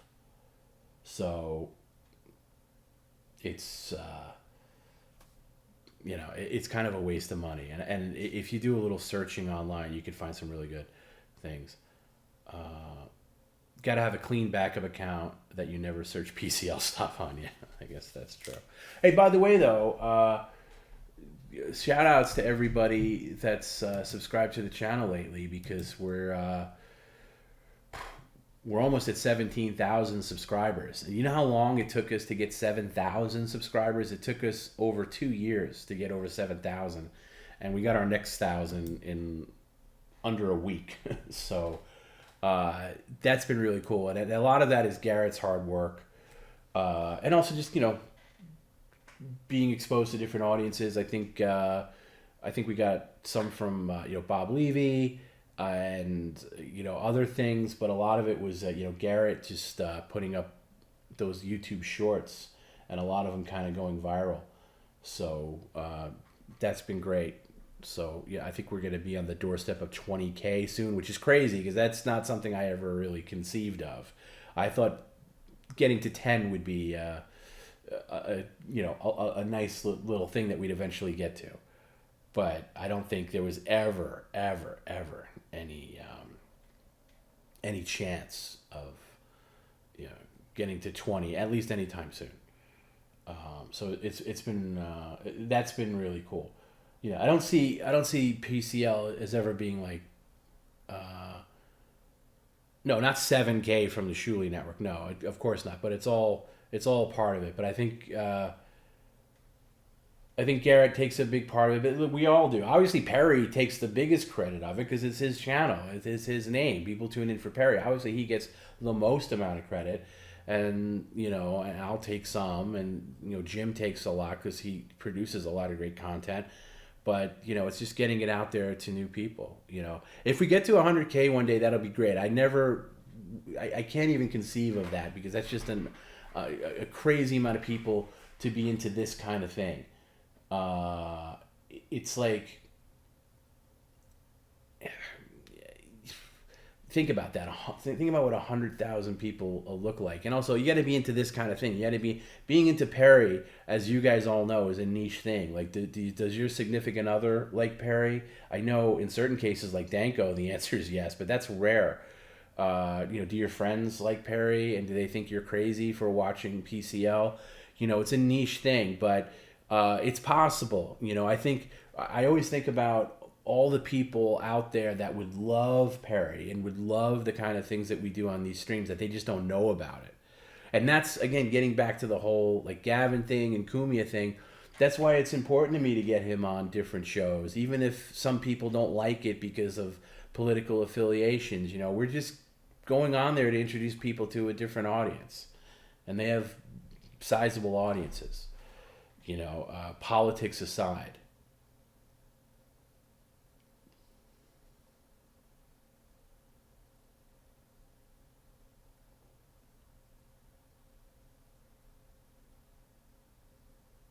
If Perry makes a couple more years, you guys can get to 50K. Yeah, that'd be nice. That'd be great. That'd be great. I'm not going to, you know, the mistake that I think I've made in the past is that I think like, oh, this is going to be the thing that's skyrocket. You know, Perry was a guest on this XYZ, or Perry's on Smiling Friends, or Perry's on this. and this is going to be the answer to our problems. This is going to be this is going to take us to the next stratosphere. And to be honest with you, I'm very happy with the way things are right now, as far as like the amount of engagement, the amount of views we get. If you double, triple that audience, it's going to get a little hairy doing these streams. And also the number of subscriptions that we have is not translating to live views. A lot of people watch on YouTube. I'm going to talk just about YouTube, not Twitch. Like, let's say we have close to 17,000, but they're not all tuning in live, or maybe they're watching later. There seems to be a hard cap of live viewers that's around like 800 or so when we're live, which is very good. It's way more than we used to get. But, yeah.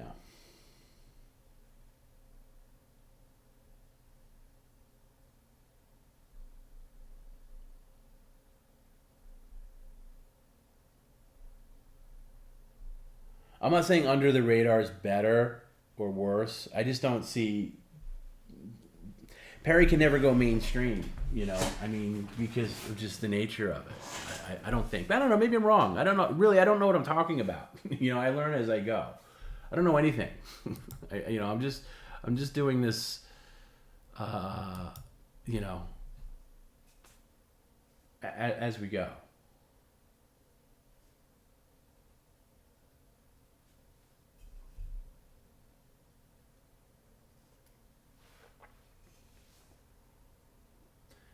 Some don't really get it. My wife said we were being mean to Perry, and she learned a lot about his history. I get that. I get that people say it's mean or whatever, but Perry rolls with a lot more things, than he leads on, and also, he makes. If this was just a thing where it was like okay, take that Cobra guy for example, right? I don't know how many people watch him, but that's a guy with real problems, and he's got alcohol problems, and he just gives away everything for free. He does stuff that Perry does, but he does it for free.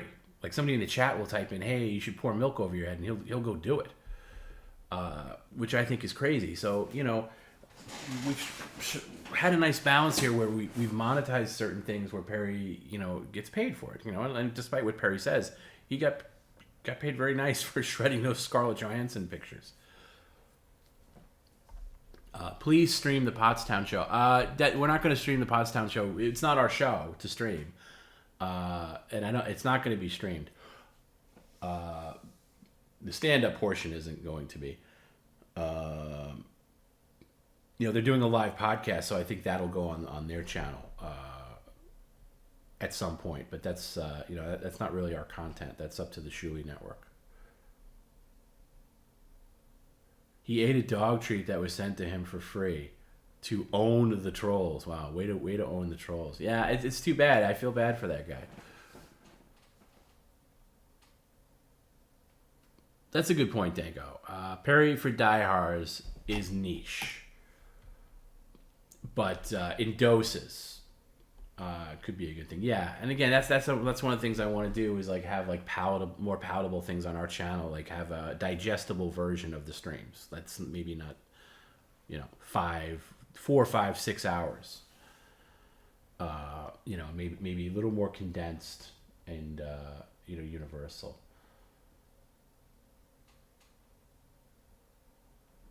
In all seriousness, what or who is really funnier than Perry? I've been blessed to know him for 20 years. He's comedy, whether it intentionally means to be or not. Yeah, I agree with that. He still makes me laugh. That Cobra guy needs a Tom Brennan. That's the problem. I tried with him because actually there's a connection to him. Long story short, somebody that we work with kind of knew him pretty well and said hey, we could work with you and maybe give you some tips on how to do things. He had a lot of problems because he had problems with his YouTube channel where he couldn't get monetized like permanently. And we were going to do something, and then I actually talked to him on the phone, and I don't have the patience to do PCL and then do that too. And also I don't, me personally, I don't get the whole Cobra thing. I've tried watching him, and it doesn't hit me the way Perry does at all. And he has a major drinking problem. I mean, imagine Perry with an alcohol problem.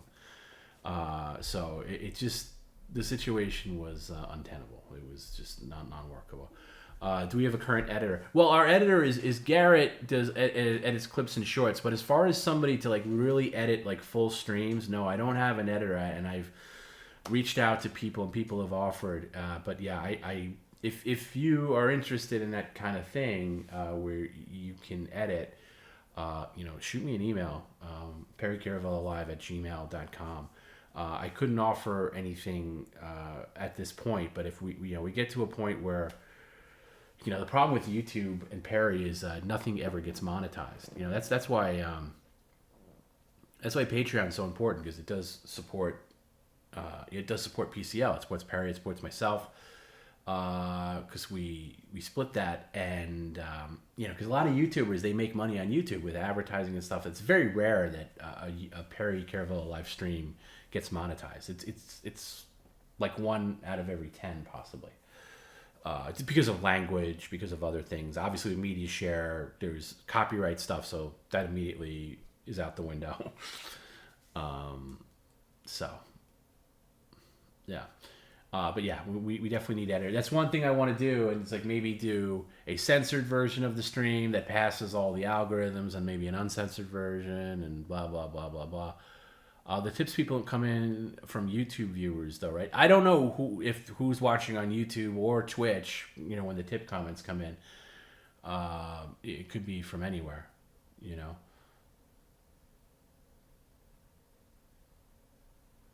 That's a separate entity. I'm talking about like that's during the live stream, But and that goes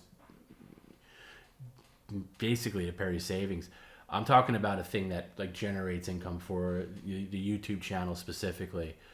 But yeah, like weird things, like for whatever reason, like sometimes something will get monetized, and I'm like, okay. Or sometimes we'll dispute something, but then Perry will drop the C word, a million. They have all these rules, and YouTube has relaxed their rules a lot recently actually. But even with their relaxed rules, Perry's potty man. I would never censor him. I would never be like, hey, don't say that, or hey, let's clean up your language so we can get monetized on YouTube. I'm not going to do that.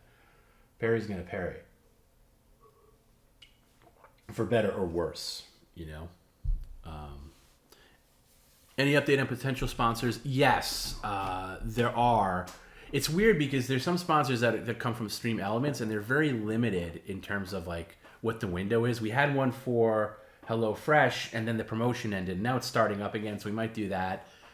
And there's a couple other ones I'm working on but haven't necessarily nailed down yet. We get a lot of offers for games, Perry Gaming, but Perry hasn't, but they're all like new games, like PC games and stuff like that. And you'd have to show him playing the game, and that's just not going to happen right now. So yeah, Perry still owes Miss Alchemist $2,000 from all his swearing. That's true. Yeah, Mangrate would be a great sponsor. Yeah, there's obvious sponsors for Perry, and I think that's all going to be a part of like PCL 3.0 when that launches, is to get more of that going. Did I still want to get Perry's arrest record? Yeah, absolutely. If somebody has the ability to look into that, yeah. I did pass it along to my detective neighbor, who's really good at pulling people's information. Like, there's stuff that he told me about how, like, even if you think, like he was telling me about, like, when they seize people's computers and you think, like, you have software that you think decrypts everything. He's like, no, we have keys to unlock all of that. There's nothing. There was one thing, I can't remember it right now, but there was one software he said that law enforcement has not been able to unlock yet. It was a like professional like encryption thing, and the name's not coming to me right now. But anyway, like there's things that he has access to where it's like you can give him an internet nickname and he'll come back like, yep, here's their entire history. Here's where they went to school. Here's where they here's their driver's license. Here's their phone. Here's their aliases. Here's their here's their credit report. It's like, wow. So it's like, don't. By the way, don't ever think you're anonymous, because don't think you're anonymous and can get away with bad stuff, because you can't. Which is kind of an eye-opening thing. But yeah, I've been meaning to give Perry to him to see if he can look it up, to see whatever shoots back. But yeah, if somebody ever has some way to look up an arrest record for Perry, I don't think it'll be that bad, honestly. I really don't.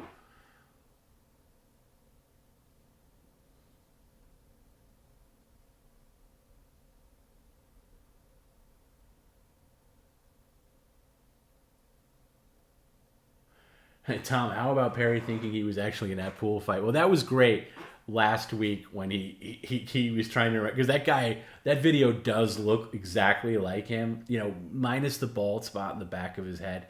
But when he first watched that, he thought it was him, and I thought that was great. And he watched it again tonight, and then he wasn't.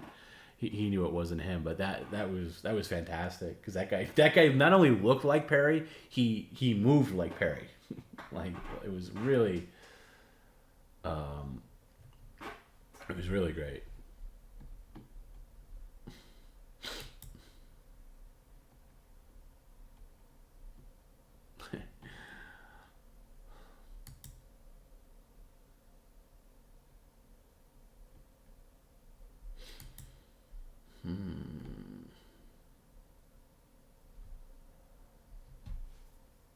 I love that. The only thing that broke, I went by too fast for me to read it. Jim said the only thing that broke the illusion was Perry's own vanity. Yeah, I don't have a bald spot like that. Yeah, it'd be great to find that guy. So I don't know who is going to Pottstown and who's not, but we're gonna try to have a great time. I know Bob and Shuli are trying their best to plan it out. We have some really cool things planned. If you're coming to see Perry, you're not going to be disappointed. I think it's going to be really good. I think it's going to be a lot of fun, especially the meet and greet. I'm bummed out that a lot of people can't come that have bought tickets, but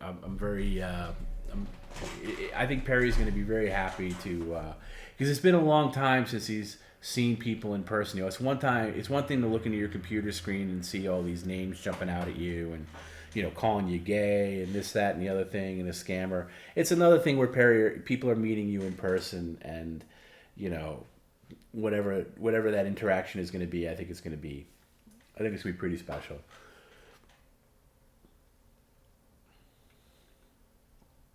And so we're not going to have any merch at the actual show, and I explained that on the thing. Bob was actually really generous and said, "Hey, if you guys want to do merch, you can bring it with you." And when we were looking into it, it was just like the options were just, as far as like getting quality merch like shipped in a reasonable amount of time, and I just don't want to be stuck with bags and bags of shirts, and I don't want to be responsible for like, hey, you're here for the meet and greet. Oh, you want to buy a shirt? Oh, what size? I don't want to do that. So if you want that Steal-a-thon shirt, though, it's on our website, PerryCaravelloLive.com/store. Will I be filming Perry as he walks into the show? We can capture him. Yeah, we're going to get a lot of behind-the-scenes stuff. That'll be for Patreon, and we'll show clips on the air, and it'll be good. There's going to be a lot of footage, trust me, a lot of footage. Mark, am I still considering showing the pilot during After Hours when they soon? No, I'm not considering that at all. No, the answer is no. No, I said I could show it. I didn't say I would show it. No, I'm not gonna do that. But if you're ever in New York,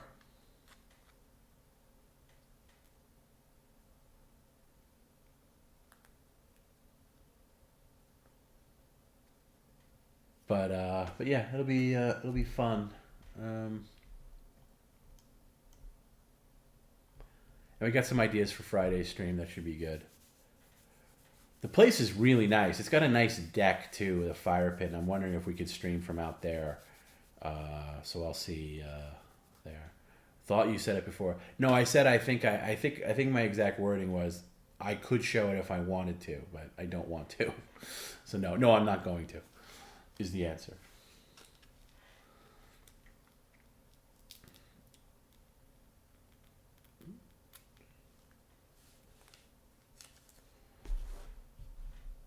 Oh, how about that catalytic converter too? By the way, that was a phenomenal job. That delivery.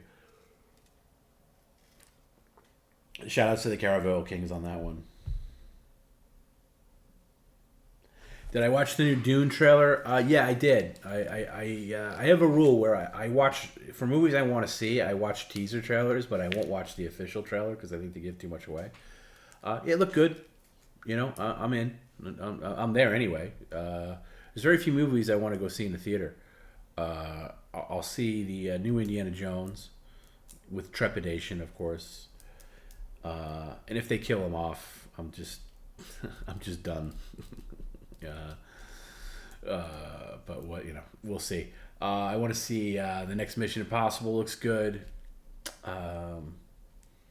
And yeah, Dune, and you know what? The Flash actually looks good because of Michael Keaton. I'll see that.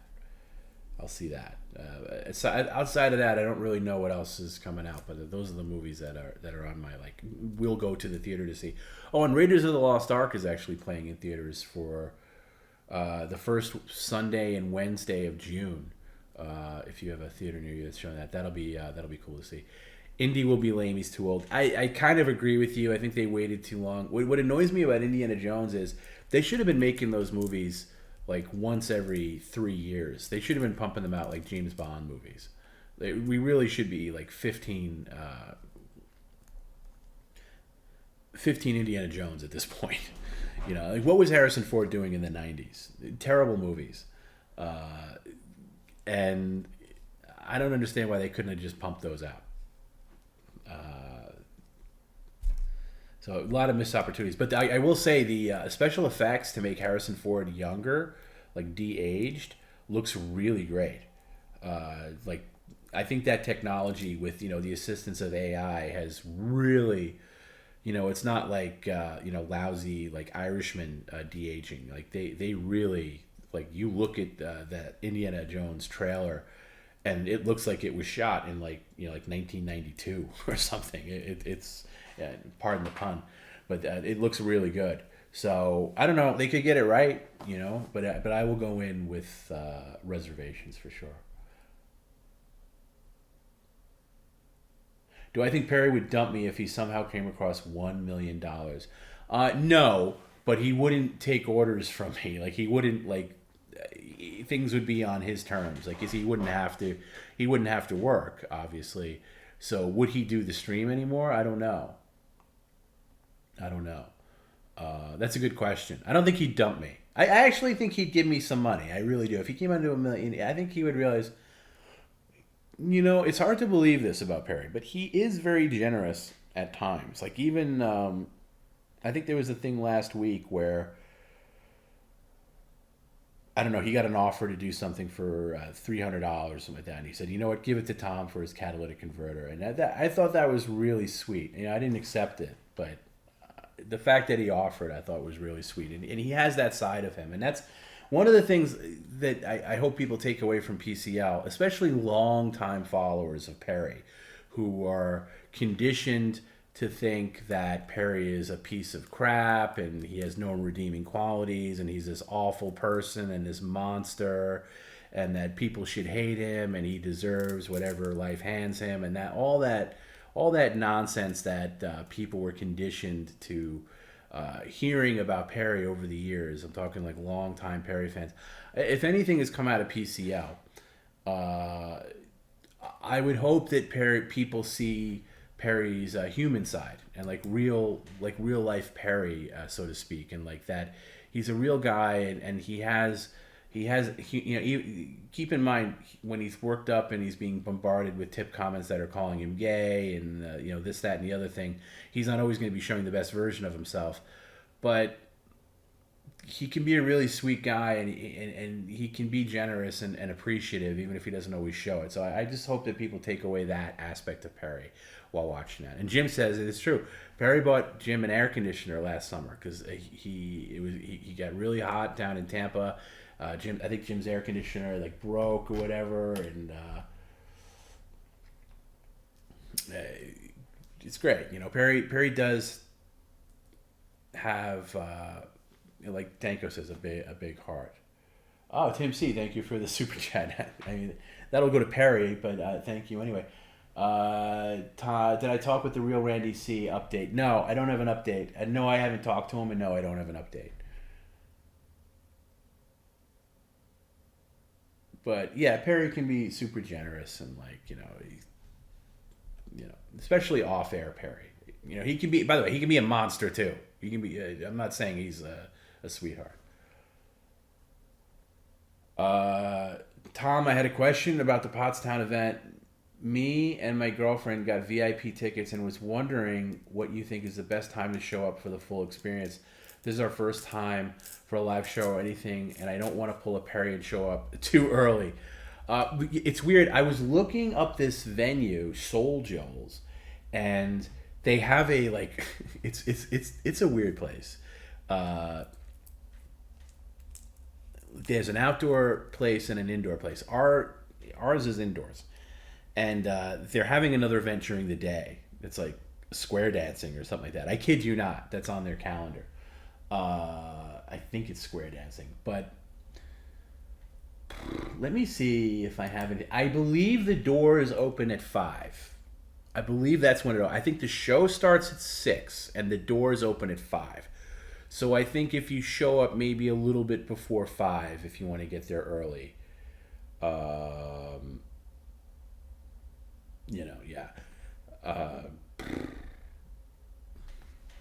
me see if I can find anything. But I think what I'm telling you is true. I think the show itself starts at 6 p.m., but the doors open at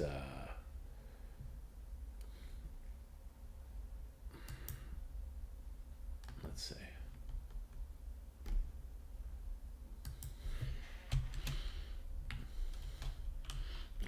Trying to find out. I think what I said though is true, unless I say. Tom, do I still do the stream? Still do this stream? If I came across $1 million tomorrow, yeah, I would still do it.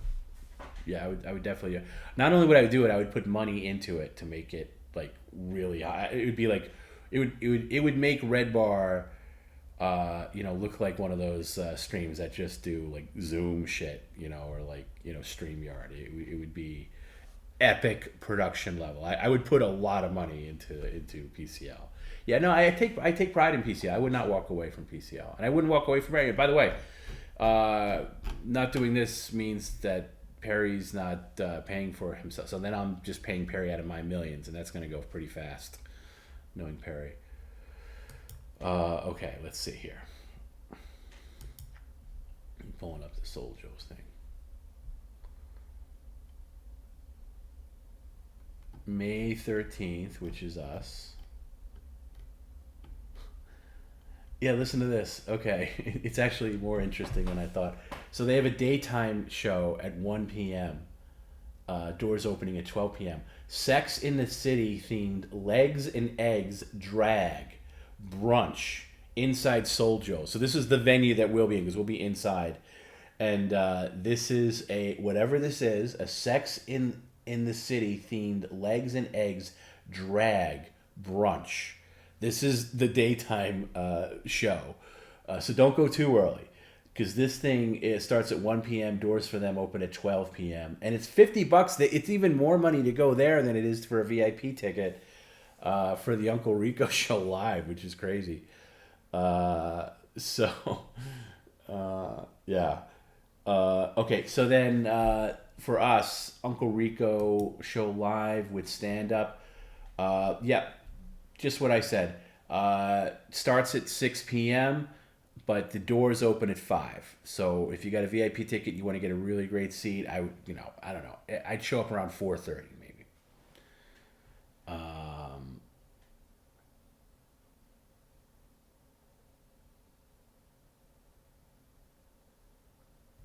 this should be. It doesn't give him much information other than that.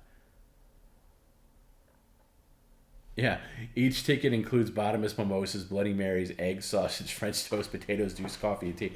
I mean, I don't know. They definitely got their pricing right. I wonder. That's exactly the same venue that we'll be in though, because it's inside. So and you get fed there. I don't know if there's a meal included with Perry Show. Yeah, you might want to eat. Definitely eat before going there, because I don't know what kind of food setups there. Apparently, there's a bar. But I don't know anything about anything. I don't know if it's like, if you can get away with BYOB. You might have to check the venue for that. You know, I'm kind of as in the dark as you guys are with that.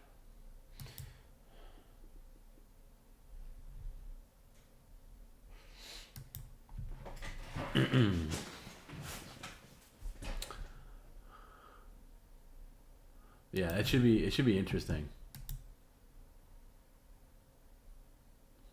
Yeah, maybe we go early with Perry so we can be a part of that and just hang out. I don't know. We'll see. We'll see how that Saturday goes. We'll see how we're recovering from Friday.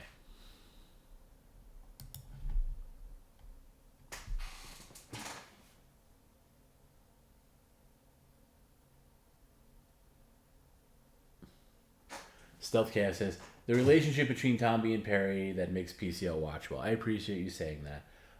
It's a double act, even if Tomby does not want to admit it. No, I will not admit that. But it's out. It's Perry Caravello alive. You know, there's times where I have to interact, but a lot of the time, especially lately, I just like letting Perry roll as long as possible on his own.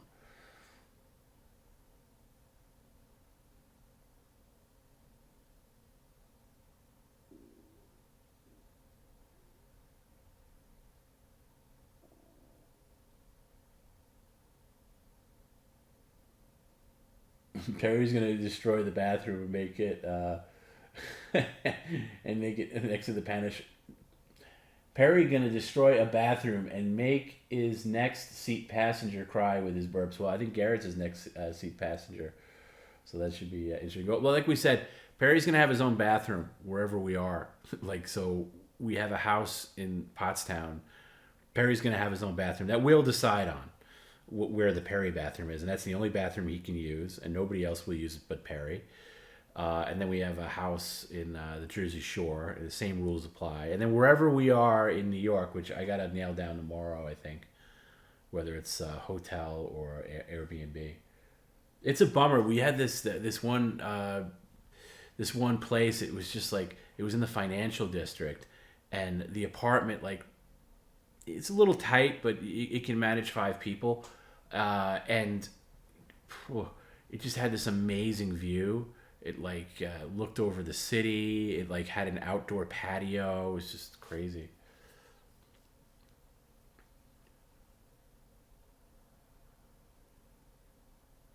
So yeah, we'll figure out. Bathroom mics moving forward. No, I don't think anybody wants that really.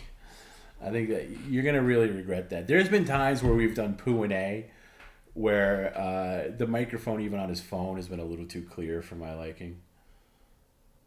So yeah, the answer to that is no, no.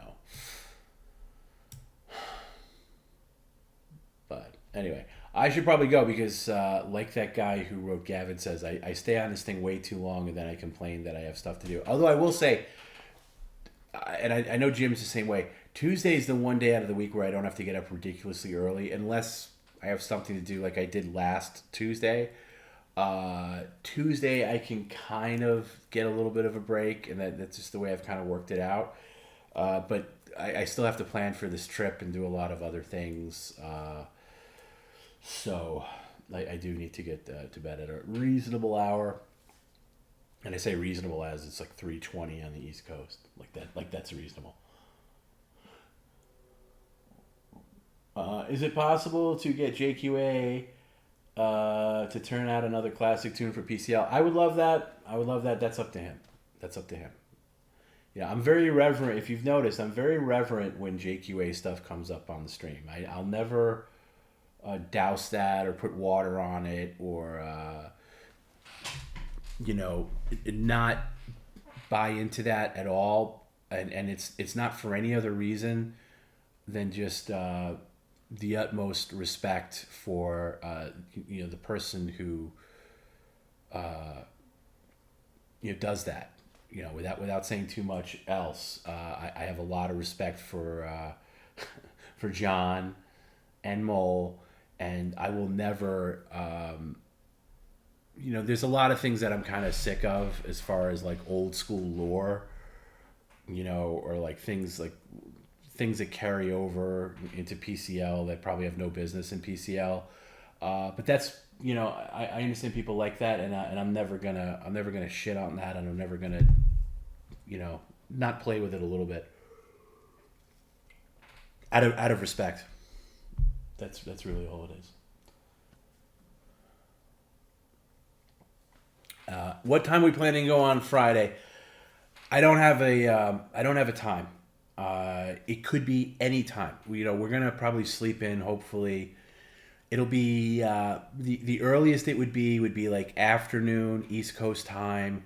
But I said 5 p.m. as like a possibility, but don't hold me to that. It could just be on the lookout for it on Friday. Follow us on Twitter. At PCL official and at Perry _ Caravello and all that. Follow Perry on Instagram, even though he doesn't check it. I sometimes still post on there for like PCL stuff. That's a good time. Maybe we'll have a closer idea, and I think the day of we'll have a better idea. So, but yeah, and then I'd like to get one more stream in after that while we're on the road, possibly Sunday.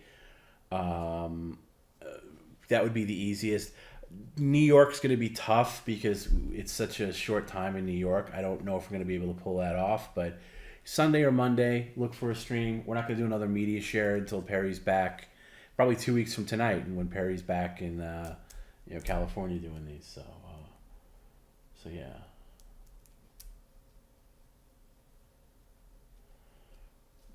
Tom, you are the best. Thank you. And you should do a separate commentary pod about the mainstreams with Garrett, Jim. We wanted to do that for a while, and maybe that's part of the PCL 3.0. It requires a lot of other people to, be on camera, because I figure you got to do that stuff live. Because we originally talked about doing like a PCL podcast where it'd be on Patreon and just be like pre-recorded audio. And I think, this day and age, you just got to do live video. I am, sometime this summer, I am going to have my new like office set up where, I can do my other job there and I can do PCL stuff, and then I'll be able to like have a camera on, and I would love that. But that means Jim also has to have one. Garrett also has to have one. And if we have Tony on, he'd have to have one. And I would love that. I would love to do just a PCL podcast like once a week maybe, or once every other week, whatever, and it's just us talking about PCL or whatever else. I think that would be really cool. But it requires scheduling on everybody's end, because keep in mind, we all have other jobs other than Perry. We all have other jobs. Jim has another job. Garrett has a job. I don't mean another job, like our main jobs. Like I have a job that's not PCL. Like that has to take somewhat priority, because it's what literally pays my bills, and so does Jim, and so does Garrett, and we would love for PCL to become our main gig, but we're just not at the point where that's realistic. So it would be a scheduling thing. We'd have to figure out what's good for everybody, but I would love to do that. That would be awesome. How do I think Perry's going to respond to East Coast time? Do I think he's going to use it as an excuse as to why he's tired? Yes, I expect lots of naps. Who'd win in a fight, Bob Levy or Howard Stern? Bob Levy all day long. It's not even a contest. Not even a contest. Do not get on. Bob Levy threatened to kill Stern. I think and it's his story to tell. I don't know if I'm getting it right, but I think he got a visit from the police or something like that. Being were you really gonna? And he's like, yeah, if I want to kill him, I'll kill him. That's what. They had a big falling out, but. Anyway, yeah. No Danko. No, Danko would be invited on the PCL podcast. I don't want to turn it into one of those things where you got a million Zoom windows. Like I'd want to keep it, but yeah, I'd like to have like guys like Grimace on. Like maybe if people are, if some people are willing to talk about their work. Like I don't think Grimace minds me saying that he's behind Rappin' Randy. Like maybe talk about, I'd love to have. And by the way, Perry's never gonna watch these, so it doesn't matter if you pull the curtain back a little bit. But I'd love to talk about what goes into making some of these media shares that are amazing, and maybe have people on. Have like Tony Hawk on one week, and our Tony Hawk on one week, and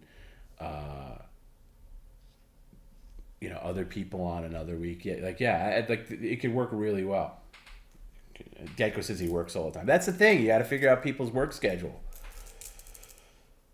I'm lucky I'm able to do this. Like not to put myself on any kind of pedestal, but I worked today, starting about 8 a.m, and then I had about an hour to change into coaching T-ball, Teddy's T-ball team, and then the game went a little late, which is why we were late starting the stream, and I darted home. And got Perry on the line, and then went right into it. I didn't even eat dinner, so it's a long day. And then tomorrow I'll have a little bit of an easier schedule, but we practice tomorrow. T-ball practice tomorrow. It's at 5. So I'm gonna actually miss a game on Saturday, but I got another person coaching the team on Saturday. Should be funny. I didn't mean funny. It should be good.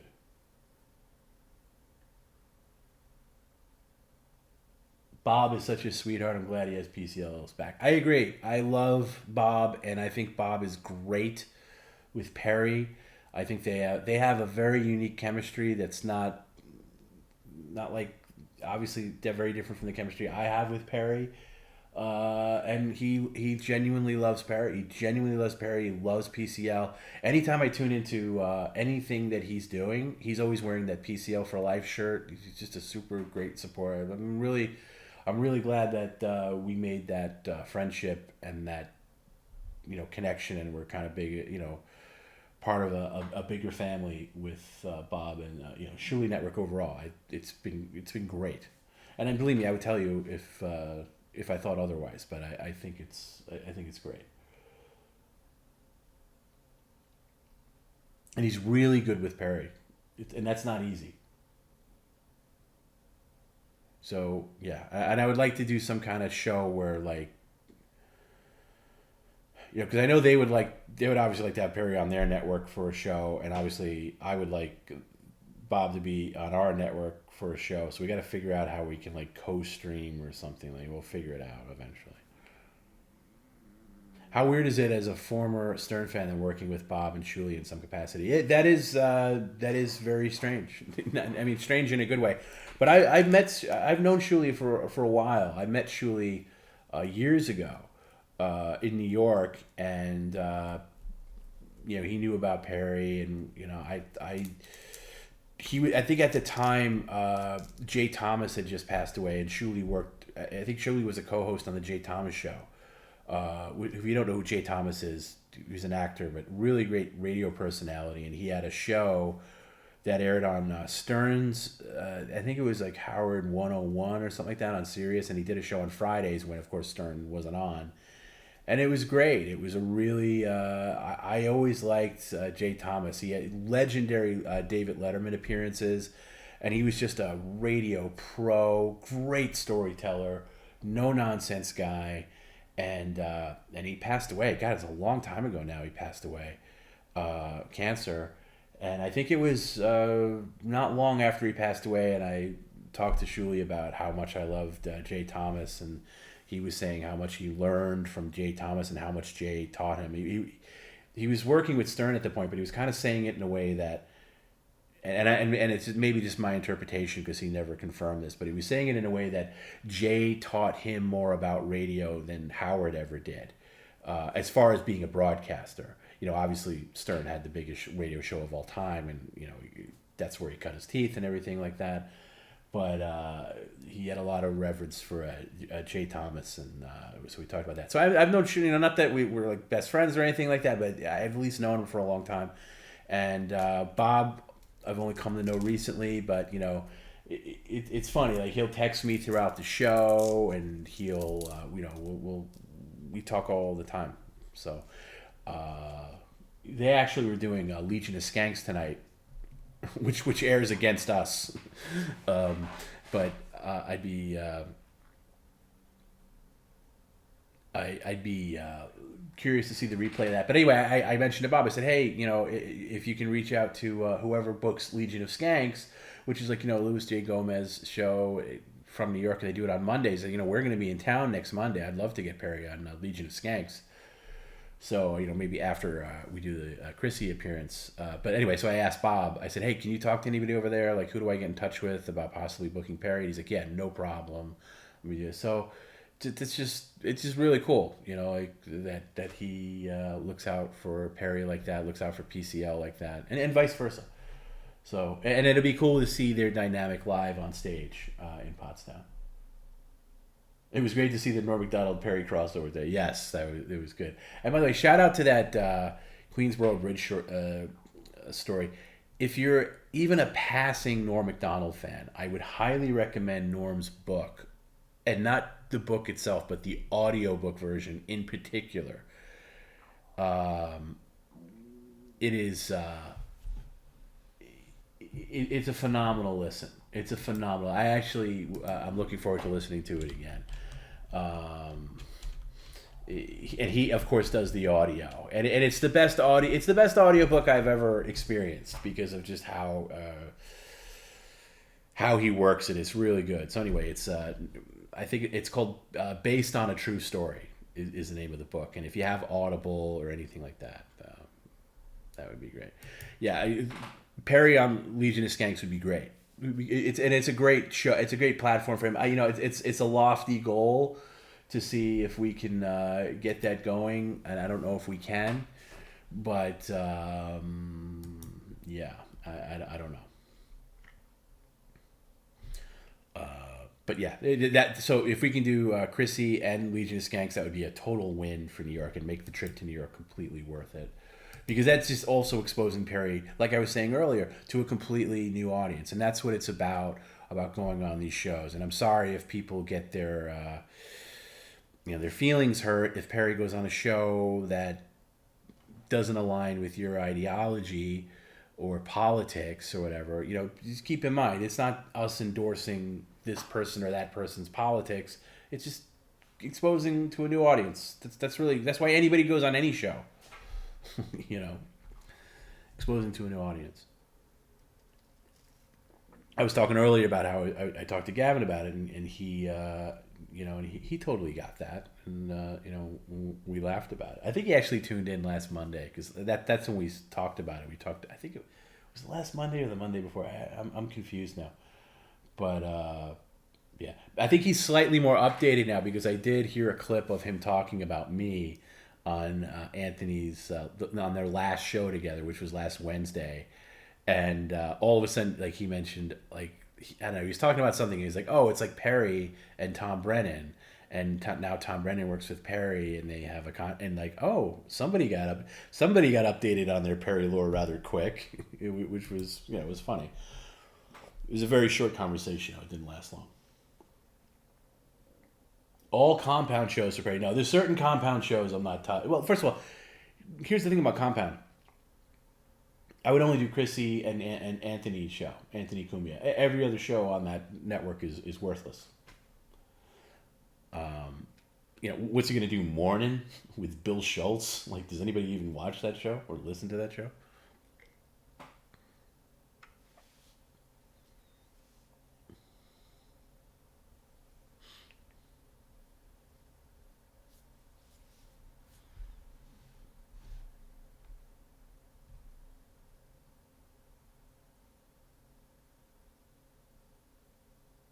Would love to see Perry at Skankfest. I did think about that because Skankfest is this like annual festival that Legion of Skanks runs in it.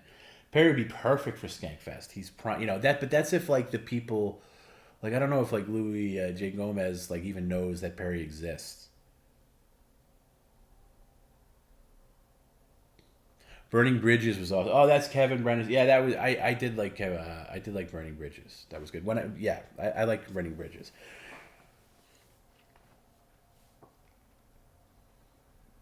And Gavin show was great on Compound. You know, pre Proud Boys, Gavin show was amazing. That's when I was on, and he would talk about Perry and stuff, and it would just kind of be all over the place, and he would have all these kind of guests on, and when he was in his wheelhouse as being a lifestyle guy, it was fantastic. I'm sure his show is still great. I don't know. I don't listen to it, but I'm sure he's still great. Please don't send Gavin any more long emails that I'm bad mouthing him, because I'm not. Ooh, Skankfest is in Vegas this year. Yeah, the thing about Legion of Skanks is I'm usually pretty good at figuring out a contact person, and I couldn't find anybody that like books their show, and like there's a contact on their website, but it's just a generic form, and I did write to it, but I didn't hear anything back, so I don't know. So I'll see what Bob says tomorrow if he talked to anybody. Do I dabble in chat? I don't know what that means. Tony Hinchcliffe is close to the Skanks. Yeah, see, Tony's hard to get in touch with, though. Even though he did shout out Perry on Rogan recently.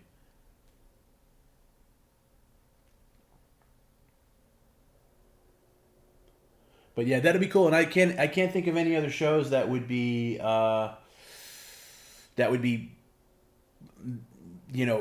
really great for Perry. I mean, obviously, getting him on Rogan, that's not going to happen, but getting him on Rogan would be amazing. Or, even like that H2 podcast, which I don't listen to, with anything with a big audience. I'm going to put aside my feelings for certain shows. Look, Stern asked for Perry to go on. I of course I would do that in a heartbeat. That would never happen either. Oh, Tim C, thank you again for the super. By the way, first time getting super chats on After Hours. Was hesitant on the Norm book since All Lies and Fishtails, but on your recommendation, I'll try the audiobook. Getting it out. Tim, you're not going to be disappointed in Norm's audiobook. It is so worth it. It's one of those things. I remember driving to Pennsylvania, actually. I was going to my sister's house, and it was one of the times where I listened to the book, didn't get through the whole book on the drive, but it was one of those times where I was actually annoyed that I arrived at my destination because I had to turn off the book. It's that good, and Norm's delivery is perfect, and he's very playful with it. And it does some very interesting things. H2 would try to get you canceled. I don't know if that's true. I only know of half of these things I only know about from Red Bar. I don't know H2. I don't listen to H2. There's some podcasts that I have that I'm subscribed to, and I'll only listen to them if they have like an interesting guest on. Like I'm going through my podcast list right now, and not that I really listen to them that much. I don't. A lot of Mets podcasts. I haven't even listened to any of those this year. I like the Fly on the Wall podcast with Dana Carvey and David Spade, but only if it has a good guest. Gilbert Gottfried's podcast, but of course, no longer having new episodes. I like the Inside of You podcast, and that's with Michael Rosenbaum, who played Lex Luthor on Smallville. And it's one of those shows I only listen to if there's a guest I'm interested in, but that has good things. Jim Cornette Experience every now and again when I'm in the mood for that. Red Bar, but hasn't been lately. I just haven't been keeping up with it. Anthony Cumia's show. The Rich Eisen show I like a lot, but again, that's guest dependent. Stuttering John, I have in there. By the way, I know Stuttering John's a big topic of conversation with people. They goof on him. I listened to Stuttering John when he first started podcasting, and I listened because of just how bad his show was before people were even talking about it. And then, like, What Are These Podcasts? I think talked about it once, and they kind of blew the doors open. But I will say I was on the ground level. Thank you, Fancy Mortimer, for $5. Love you. Any thoughts on the show Peep Show? I've never heard of it until just now. I haven't seen any new show in a long time. The last new show I watched was Obi-Wan on Disney Plus last summer, whenever that came out. Yeah, Jimmy Dore. Does Jimmy Dore have a podcast? Jimmy Dore is a huge fan and a really good guy. If he has a podcast, I would check that out.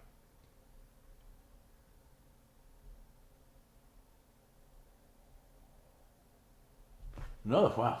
This is a furry. I'm just gonna read them because I can't put them up right now. But ScriptX, Retro Willie here. Love your boring after hour sessions. Tom all the past. You're very welcome. Yeah, that one guy didn't like them. Hey, by the way, hanging on to 321 viewers strong on YouTube, and then another 120 on Twitch. So there's to the guy who said I had 10 people that watch or listen. Oh, Peep Show is a classic UK show. Then I've probably seen it. Just forgot about it. And I'm very picky with British comedy, though. A lot of it doesn't hit me right. And I think I've probably said this before, but I hate British production for TV. I hate the way it looks. And their comedies where they're on location, like there'll be people in a park and then you'll have a stock laugh track. It just drives me crazy. Like, where are these people watching this? Oh, he's Jimmy Dore on YouTube. He's got a fedora just like Perry's. Okay, cool. I didn't know that. I've talked to Jimmy now and again, and I know he watches PCL. He was a huge Big Three fan, so yeah, he's great. He's been on Gavin's show too in the past. Really good guy. Yeah, support Jimmy Dore if you're a PCL fan. Unless he's political, then don't blame me for steering you there. I don't know if he is or not.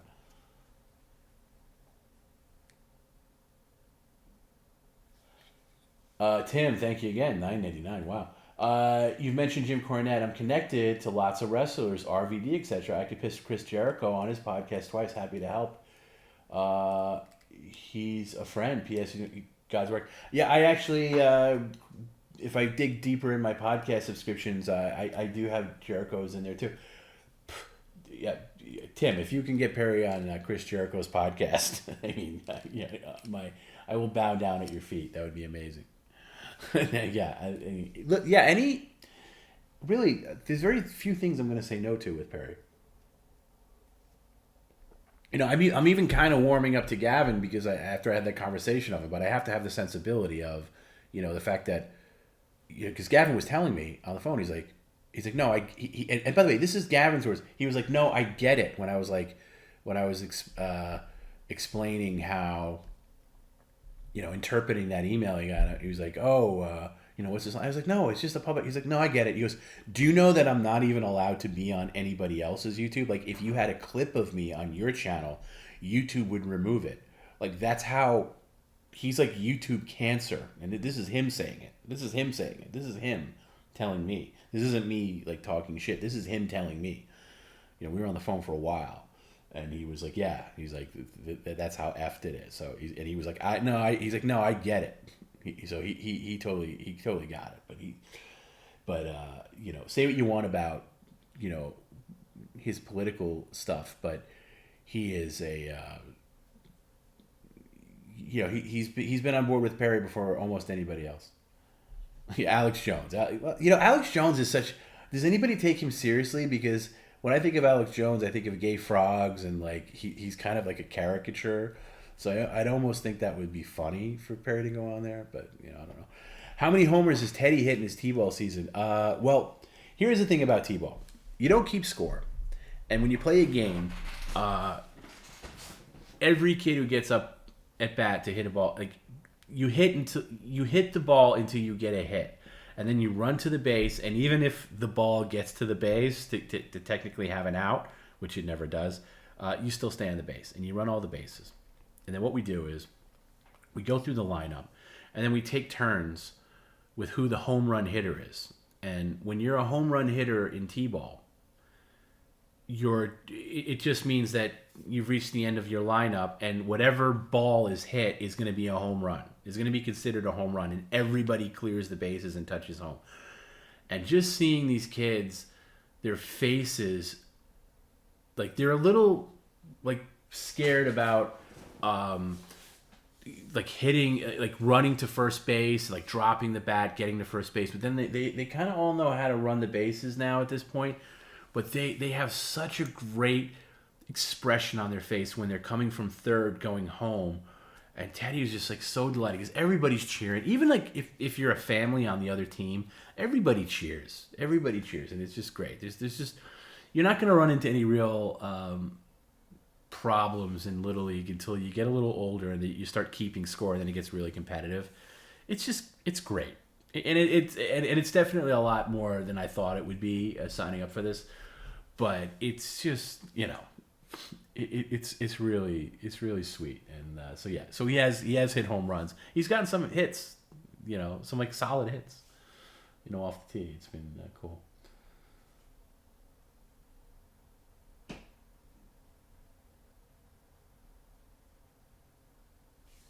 You know, speaking of British TV, I heard they were bringing back Fawlty Towers, which seems crazy to me. Like they're doing a new run of Fawlty Towers with John Cleese. I don't know how that's going to work.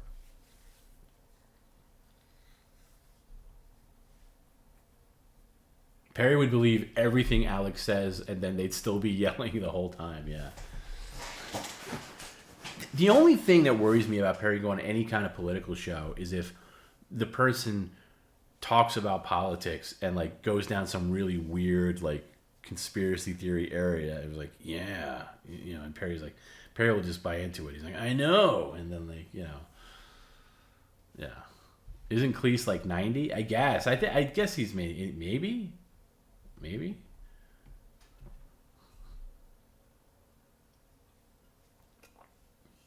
Alex and Perry would be so be a good stream show.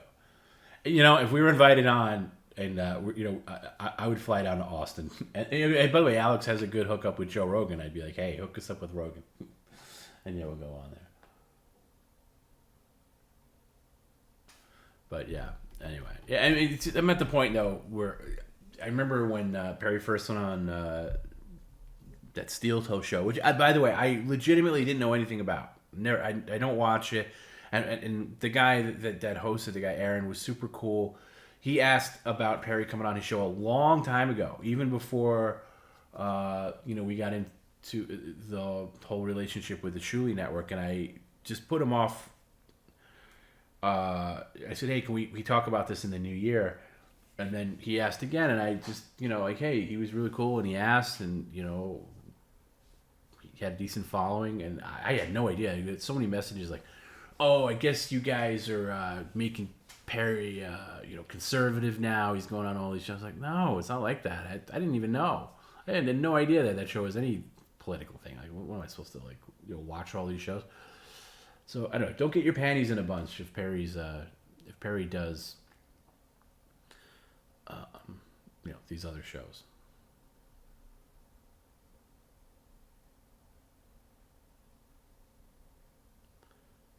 Ricky Berwick went on Alex Jones and wasn't very political. That's mainly because whenever Alex would bring up politics, Ricky would change the subject. I've heard like clips of Alex Jones talking about like Star Wars, and I find, because he's actually a big Star Wars fan, and I find that fascinating. Like a guy like him, like when like it was a clip when like the new Star Wars game, I think it was like Force Awakens, like the first movie of the new, you know, not so new anymore, but like the Disney trilogy. And he was reviewing it, and he was like and he was being like very like conspiracy theory about, yeah, of course they have the female in there, and she's got all the powers. Of course, you could tell, you know, it's like she, and I just found it entertaining.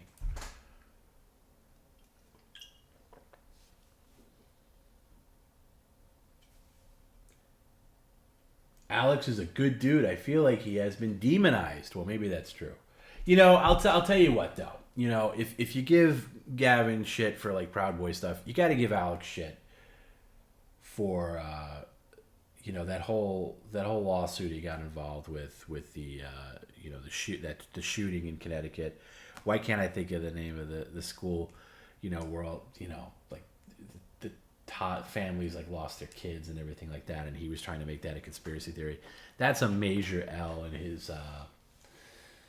his column that he's you know, I think he's begrudgingly admitted he was wrong now, but at the time, it was just a bad look.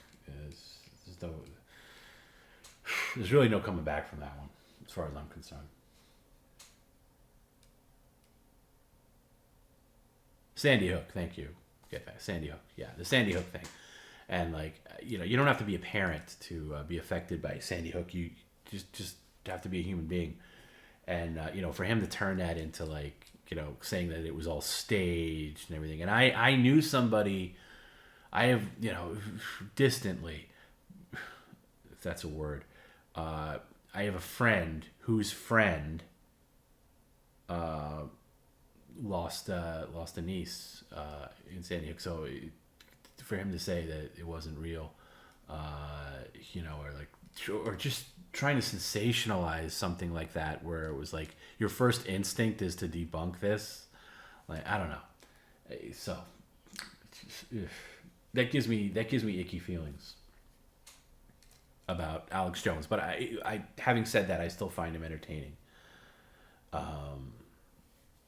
Yeah, you should be allowed to question some things, Mumbles, but I don't know. There's a line there that I just. Yeah, Perry turns Antifa for PCL 3.0. Can you imagine Perry as Antifa? That'd be. I don't think he's cut out for it. He's too lazy. By the way, they're really like the most like you got to be like, he'd have to take the major energy pills to, like, you know, Perry blocking traffic or, you know, whatever else they do, like protest. See, somebody else says Alex is a good dude. Are you nuts? So yeah, it's just. Like here in PCL, this community, we're not political. We you know, or we can be political. It's just that we leave our politics at the table, you know, and we get in the weeds in these kind of conversations, and someone's always going to get offended. I knew Perry would bring up knowing someone in 9/11 as soon as I did. Yeah, of course, that's typical Perry. That's typical Perry.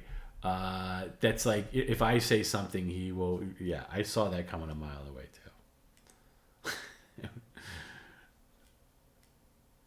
Perry couldn't understand politics if he tries, says Danko. He just doesn't get it, so shouldn't be a big deal if Perry is on the left or right. Is on a left or right leaning show. He should be immune to the political sides. Yeah, 100%. I agree with that.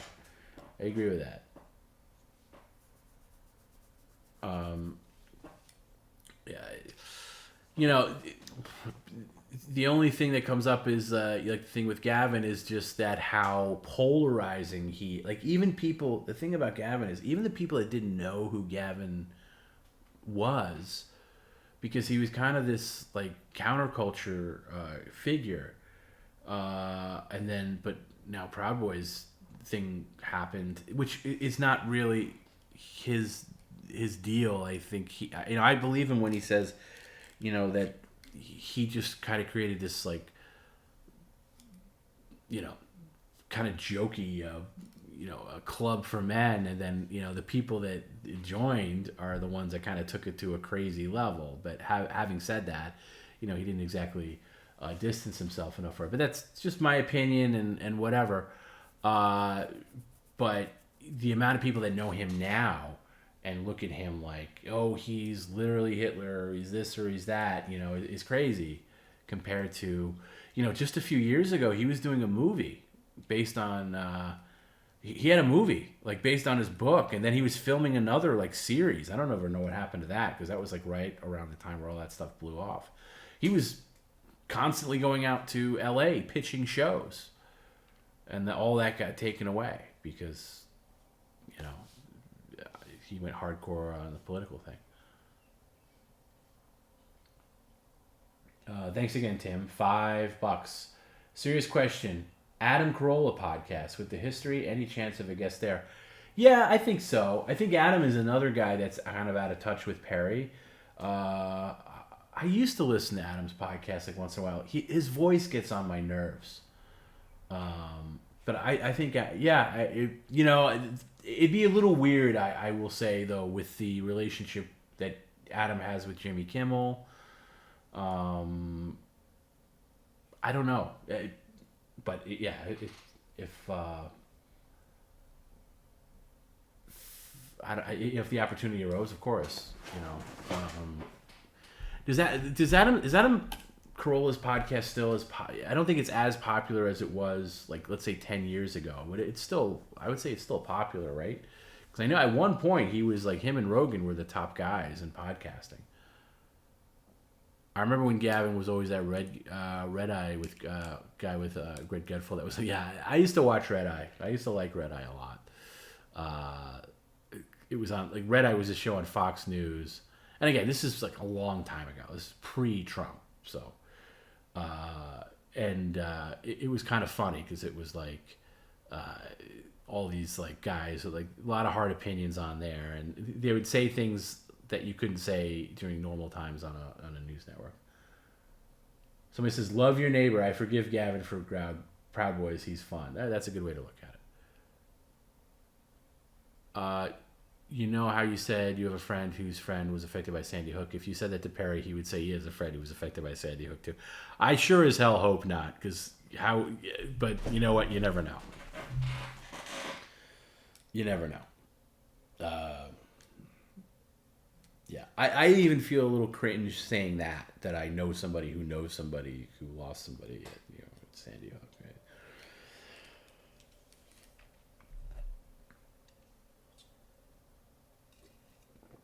But I always like the. I don't know if they still do it on.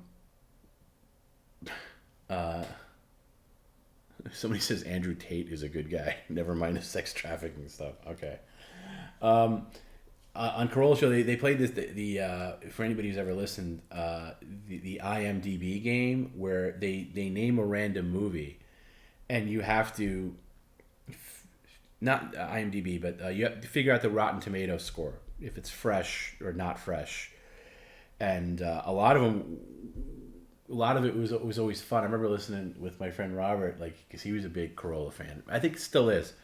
And we'd just be hanging out drinking in his pool, and he'd have the podcast on in the background. And whenever they played the Rotten Tomatoes game, we would always be at attention, and we'd be like, take it really seriously, and people go both sides, and then they finally give the answer, and you're like, oh, I had it, or no, I was way off. So.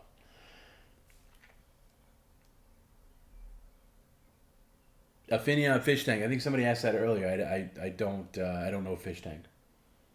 Oh wait, no, Fish Tank is that thing. Yeah, it's I think it's cool. I've not really checked in on it, but I know that it's a great. That's kind of, Fish Tank is kind of what the ultimate version of PCL would be, where it's like 24 hours. You have to have an enormous infrastructure with that. But yeah, I think Fish Tank's a good idea. I couldn't hang with it that long, but it's very interesting. Very interesting. Very, very similar to PCL in a lot of ways. And I would kind of like to do that if we ever had, did like a real content house where we just like ran a stream 24 hours. With Perry, Perry sleeping and, that kind of stuff. Yeah. Very, very cool. Fish Tank. And really credit for putting it all together. It's not 100%. It's not a completely well-oiled machine. But yeah.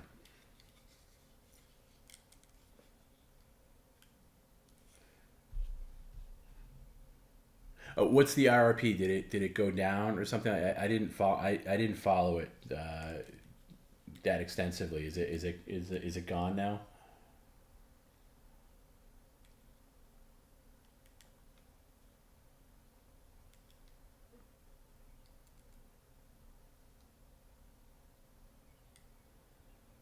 Oh shit! It's 4:00. I gotta get the hell out of here. What am I doing? I really came on to be like, hey, thanks guys for hanging out. We got a big week planned for everybody coming to Pottstown. It's going to be a great time. Let us know who you are and make sure to tune in. We're going to do live streams on Friday and possibly blah, blah, blah, blah, blah. And then, here we are. Yeah, kind of that guy who wrote that long-winded complaint to Gavin, is kind of right. It's stupid. Stupid. What did he call it? I forget the. I can't find it now. After show. I know. I always say it. I know. I get it. Whatever. I'm an asshole. I'm not saying otherwise. I always say things that just either like they don't come true or like There was one like recently I was going through some old PCL thing because I'm trying to get I'm going to try to get more premieres up on YouTube like on Saturdays, so I had to like go through some old one because you got to do all these like rechecks YouTube changes its thing all the time, so like things that weren't flagged as copyright back when I first uploaded it, they're flagged now, and I had to go back in anyway. I was listening to myself prattling on during the regular PCL stream, and I was like, yeah, we're going to be doing this thing where we're going to have like multiple cameras in the apartment, and so every day I'm like, well, that never happened. Why did you say that? Like, maybe so things like maybe I want to have happen and things that actually happen are two different things, but don't hold that against me. It's like when you tell Perry you aren't doing hot and he acts like a fool, and when you say won't go long, you go long. PCL psychology. I know. Well, is this long though? I don't even know how long we've been on. I don't think it's that. Is it that crazy long? I don't think it's crazy long. I think it's done longer. Oh, there's been times where I've been sitting here like just like whatever, unwinding, as Grimace says. And yeah, I have. This is a good thing to unwind from the stream, even though this wasn't a crazy stream. I do like to unwind. I can't shut the stream off and go right to bed. Although I did that last week. It's just there's times I've been sitting here and it's just all of a sudden daylight, and I'm like, oh my god, I am so screwed today. So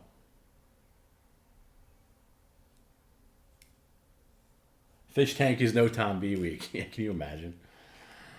Yeah, I know.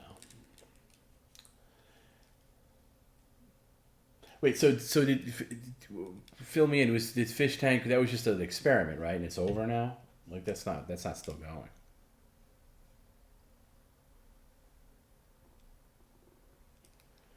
Coors Light Kid, I lost this account and just got it back, but watched some other names. Oh, sorry to hear that. A lot of people do that. A lot of people like all of a sudden like it's weird. I hear from like somebody will write or like message the PCL account and be like there'll be a name that I've seen for a few months, like, oh, this is so and so, and I'm like, oh my god, I had no idea, because that was like a name that I saw a lot, like like let's say over a year ago, and then it disappeared. It's like, no, I just changed my name. So I know either people change their name or they get different things. Oh, it's still going. 6 week long. Okay, I checked in on it a couple of times and I didn't check in on it again. But I'm interested in the technology of how they're doing it. Like what the setup is.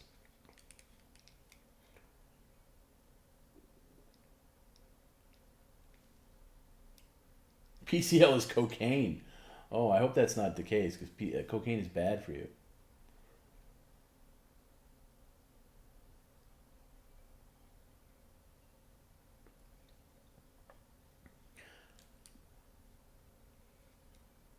I'm still here after all these years, but I'm on the troll list. Is there a troll list?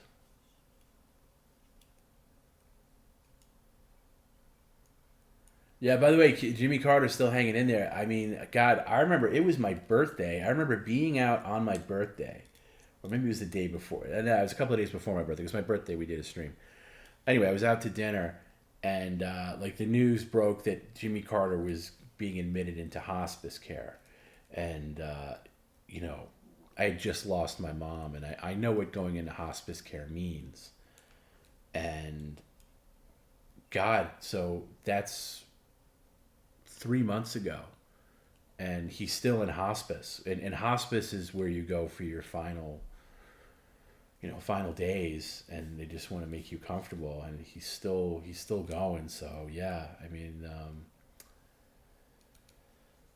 the stamina of somebody that can do that, because they're not looking to extend your life in hospice. They're just literally making, trying to make you as comfortable as possible. So the fact that he's still hanging on there is really just amazing. I found Perry in Just Chatting when you could still sort from low to high. Oh, okay. That's cool. Oh, thank you. Sorry, somebody said sorry for your loss. Yeah, my mom passed away in late January.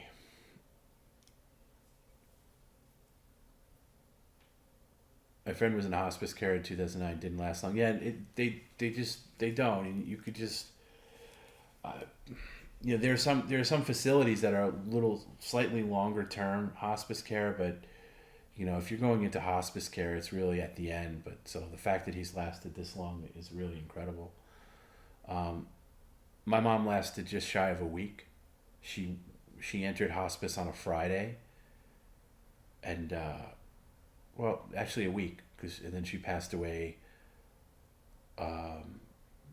early morning the following Friday. So she lasted a week, and that was with no food. She wasn't, she wasn't awake at any point during her stay. But that's I was really proud of the fact that she lasted as long as she did.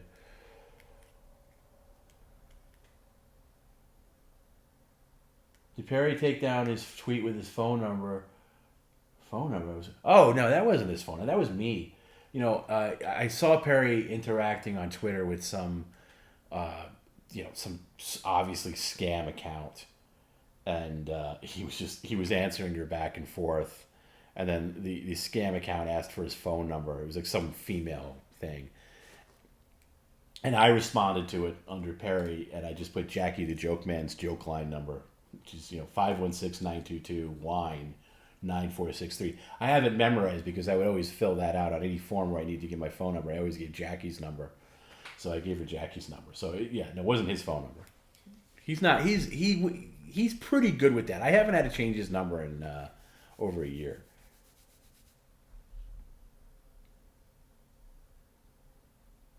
Yeah, hospice facilities are, as Danko says, the hardest places to work in. I got to know a lot of the nurses, the brief time that I was there, a week, visiting my mom. It's just how dedicated they are, and they all said to me that everybody that comes in, they treat like it's their mother or their father, with the utmost care and respect. Obviously sometimes you see videos of people being abused or whatever, but that's the vast minority.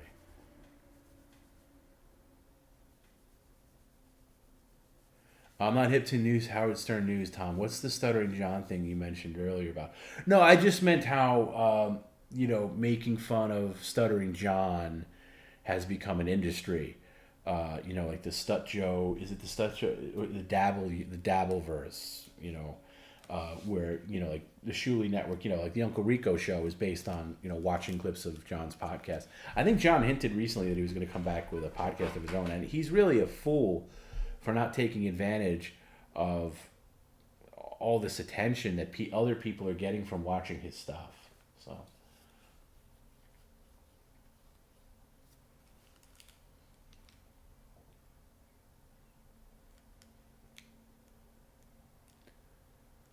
So yeah, that's the only news. Other than that, I have no idea. Stuttering John did a fake heart attack years before Perry. I didn't know that. Did he really? Like, it was on his podcast. There was a period where I listened to his podcast when he did it for, and then I couldn't even, and I was just listening because I was a former Stern fan and I thought he'd be giving like good Stern stories, and then I listened because it was just so bad. Like, it literally sounded like he was doing like a tape recorder at his kitchen table. I'm not saying this sounds great. Yeah, but it was just so bad. But, I don't know. I think he. I there's some things that say that he's a substitute teacher, and I know he's not the greatest at stand-up comedy, but he's arrogant, and he's become arrogant. But he just seems like a different guy than the guy that used to be on Stern, because I used to like him on Stern. I don't know. He just seems really. I don't know if it's a drinking or whatever. He just seems really out of it. But anyway, yeah, he could be making a ton of money if he just leaned into this a little bit more. Oh, he's on the Stern Show. Why don't I remember that? Because I have a like almost encyclopedic knowledge of Stern Show up until when I stopped listening, which is like 2015. Why don't I remember that? Jackie was on Casey's YouTube. So, you know, it was a good interview. If you're an old school Stern fan, I just caught it live because it just popped up on my YouTube. So Casey has a YouTube channel. Casey's going to be in Pottstown too. He interviewed Tom Chiasano, who was the general manager at K-Rock, which was Howard's like home base station based out of New York. And, you know, he was kind of like looked upon as the enemy a lot of the times because of like he would do censorship or he would be cheap, and Stuttering John famously beat him in a golf game.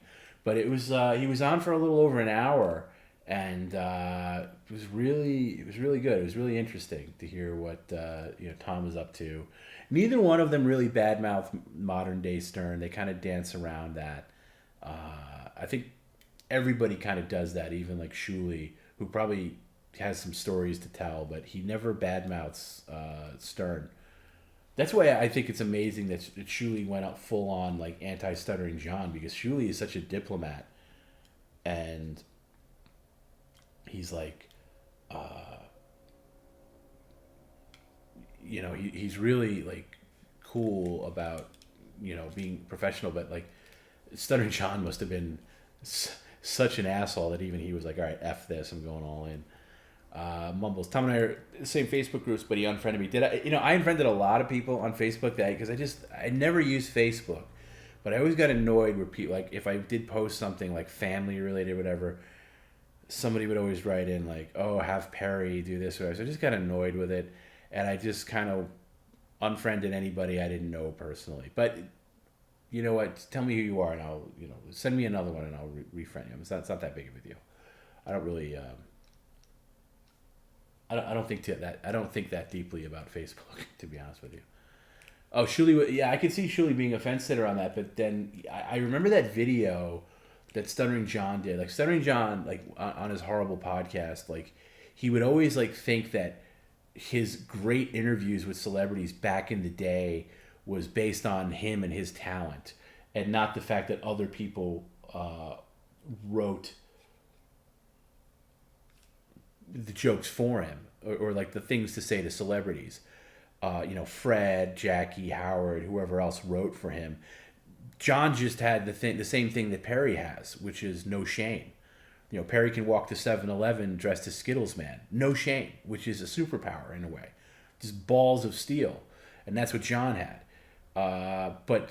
So he was trying to like, oh yeah, I'm going to bring that back. I'm going to start interviewing celebrities again. But it was terrible. First of all, he couldn't get into anything. And he tried to confront Shuley when Shuley was still working for Howard Stern. And this is a number of years ago now. And he was in LA. You could see it on YouTube. And Shuley's just in there, like in his hotel, like either checking out or checking in or waiting to be picked up to go to the show. And John is like stalking him. He's got his camera on and he's confronting Shuley. And and Shuley came to work on the Stern Show long after Stuttering John had left, so I don't even know what their history is. And Shuley handled it really well. He just completely blanked him. He didn't say anything to him. He just completely ignored him. But it was just like straight up harassment. And it wasn't funny. It was just annoying. And I don't know if that played into anything about Shuley finally snapping and telling John to go F himself. Do I remember when John walked into the house of the Virgin Mother? Yeah, I think we talked about that fairly recently. Like, yeah, there was this. That was one that I listened to it live. there was a thing in New Jersey where this woman claimed to have the image of the Virgin Mother on the wall. That was another thing John was great at. He was a great man on the street guy, feeding back stuff to Howard and taking direction. He was great at that. And then I remember him pretending to cry for the woman when he got to the Virgin Mary image or whatever. And it was really cool. And then, he would also be great for shit talking people, or like giving all the gossip of the back office, or like, throwing people under the bus if he knew it was good radio. That was all great stuff, And I know he wasn't I know he claims to have been a writer on the show. I know he wasn't a writer, and I know he was basically just a guy who answered the phone calls. But he did have other roles on the show that were really good, and he was really good at that stuff. He was good at the homeless game. John was the guy that always went out there to talk to the homeless people, and when he was live on the air with Howard, and they'd play a homeless game where they'd all bet on whether the guy would answer the right question. John was great at that. He was great at it. So, the guy that he is now is just weird. Is ETM my favorite whackpacker? Yes. With Eric is in his own league. He is so far the number one guy. The number two for me would be Beetlejuice, but it's a long separation between the two.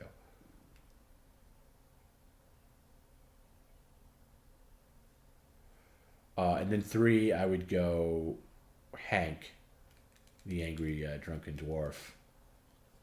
And I don't know who I'd put after that. I mean, really, those are the only 3 that matter to me. Mattered on the show. Like, I like High Pitch, but it's not that. I like. There was like a period. There was like a golden era of High Pitch, and then he just got annoying after that. I didn't care. Yeah, Mark the Bagger was great, but he had a very short tenure. Yeah, I like Riley Martin too.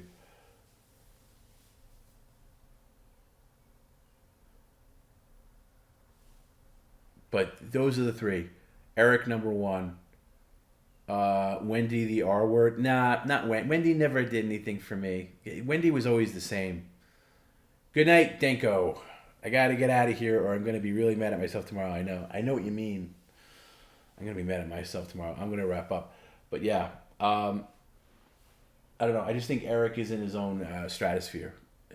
And I really, I've said this so often that, Elliot Offen would be number 4.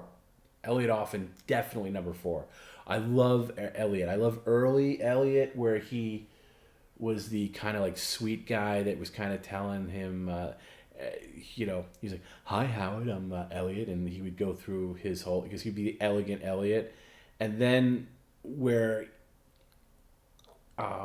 it kind of came out that he had this whole career as like a con artist and like a guy that was in prison, and a guy, he had this whole story. That's when he came back with the attitude where he was like, "I'm the gangster," where he's like, gangster talk, and that whole gangster era. I love any whackpacker that has different phases, and Elliot had a different phase, and I was really bummed out when he was banned from the show, because I think he's phenomenal. I've seen him in New York running around. I've never met him, but I've seen him. But yeah, Elliot would be a solid 4 for me. I don't know who 5 would be. Elliot was definitely in the whack pack. Even if he didn't know it. Definitely in the whack pack. He meets all the qualifications. He's crazy. He checks all the boxes. There are people that call themselves like that. I always can't stand that. Marianne from Brooklyn always said that she was in the whack pack. She wasn't in the whack pack. She wasn't a whack packer.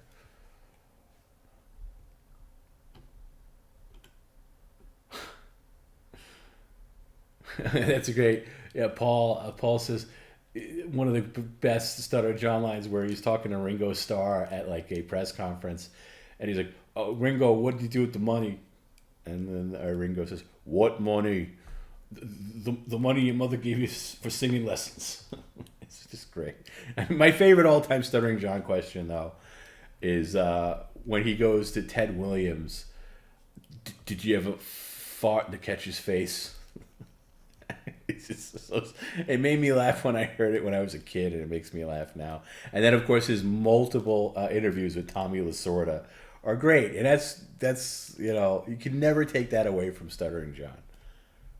As crazy as he is now, and I know he's super cringe and all these things, you can never take away certain things he did that just brought him to like God level tier in Stern Show history. Just 0 Fs, just went up to anybody. Stuttering John interviewed the Dalai Lama, got right in front of the Dalai Lama with Richard Gere right next to the Dalai Lama, because Richard Gere is like this crazy Dalai Lama, like obsessive. This is like in the early 90s. And Stuttering John goes up to him and he goes, do people come up to you and say, hello, Dolly? And it just still makes me laugh. It's so stupid. Have you ever seen Killer of Comedy? Yeah, I've seen a couple of Killers of Comedy videos. Is that that I'm talking about the right thing? Is that like Florentine and those and Jameson and those guys? Is that what we're talking about? I may be confusing it with something else.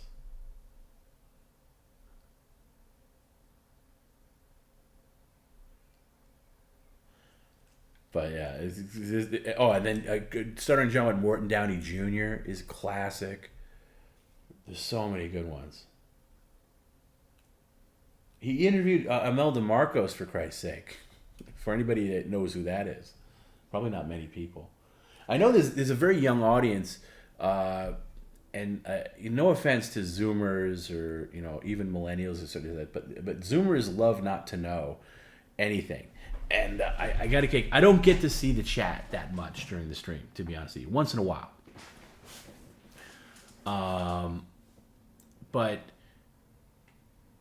we were I was kind of talking in code to Tony Hawk the other day when he was getting in the pool, and he was going to dance around. And I referenced the I Love Lucy episode where I Love Lucy is dancing, smashing grapes. And I know Tony would immediately know what I was talking about, because Lucy gets in a fight with the Italian woman in the grapes, eventually starts picking up stuff, which Tony 100% did, really went for it. And they both fell down.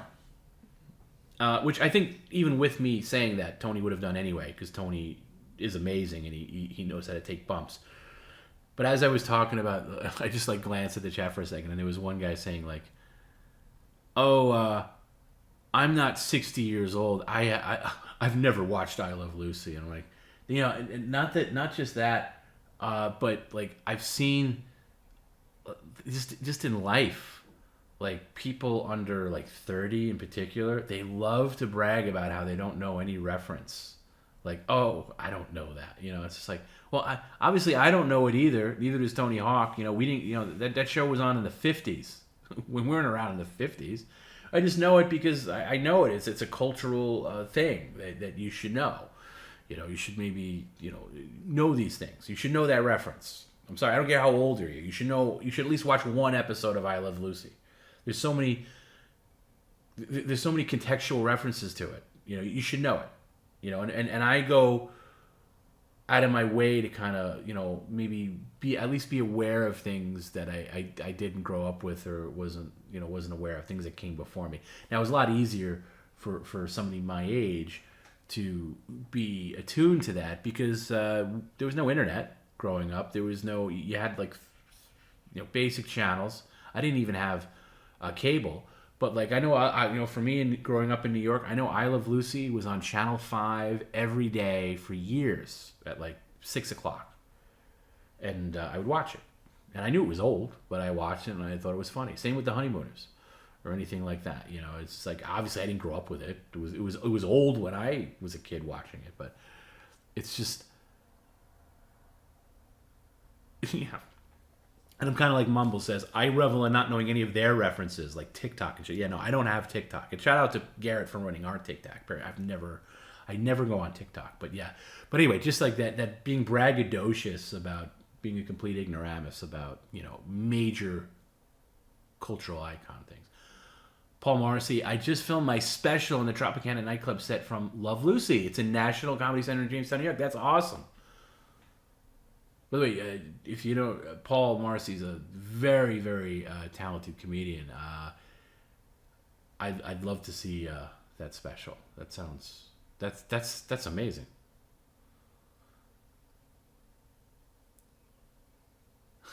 I said something about Abraham Lincoln, says Illegal Deagle, and he was like, "How old do you think I am?"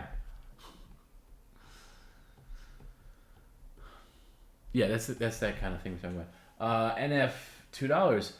Does Perry know Mike Buschetti? No, he doesn't. I know Mike Buschetti was listed to be at Pottstown, but now he's not coming to Pottstown. I don't think he knows how to get there.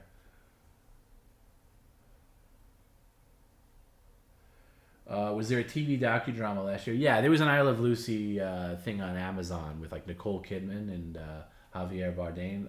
I didn't see it. Being the Ricardos, I never saw it. And by the way, I Love Lucy isn't even my favorite like thing from that era, but it's just you got to recognize you got to recognize certain cultural things.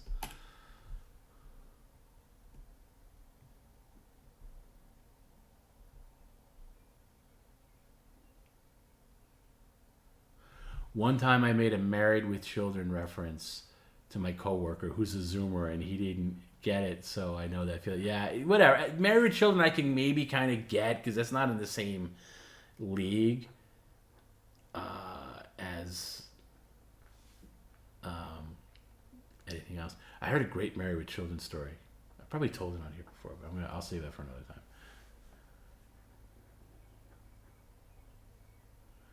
Always love the Munsters. Yeah, I like the Munsters over Addams Family, and I do like Addams Family, but Munsters I think is the better show.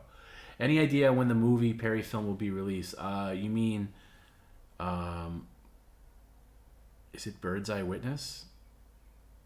I think I'm not getting that right, but I was originally told in the summer, but I don't know. I'm sure we'll get an update.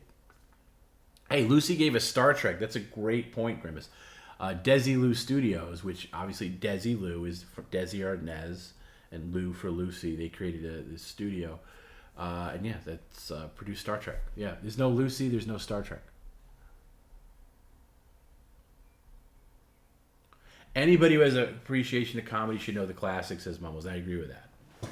You know, there's plenty of shows that I've never seen, like comedies like I've never seen, but at least I know the reference.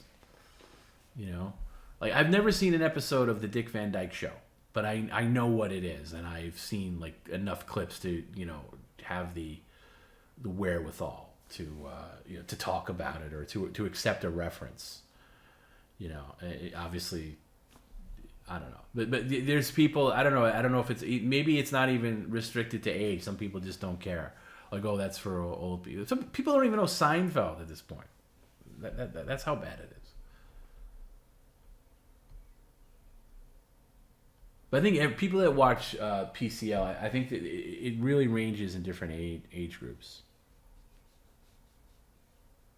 Andy Griffith was my number one, says Jay. Only the black and white ones, though. I'll agree with that. I'll go a step further and say the first 5 seasons where Don Knotts is, full-time player. After Don Knotts leaves the show, it's just not the same. Just not the same. Peep Show, watch it. If you don't like it, I'll blow Percy, says Fancy Man. Well, for $5, I'll watch it. I'm going to write myself a note in my little notebook of PCL notes where I have timestamps for Perry's pee breaks and all that stuff. I'm going to write down. Peep Show.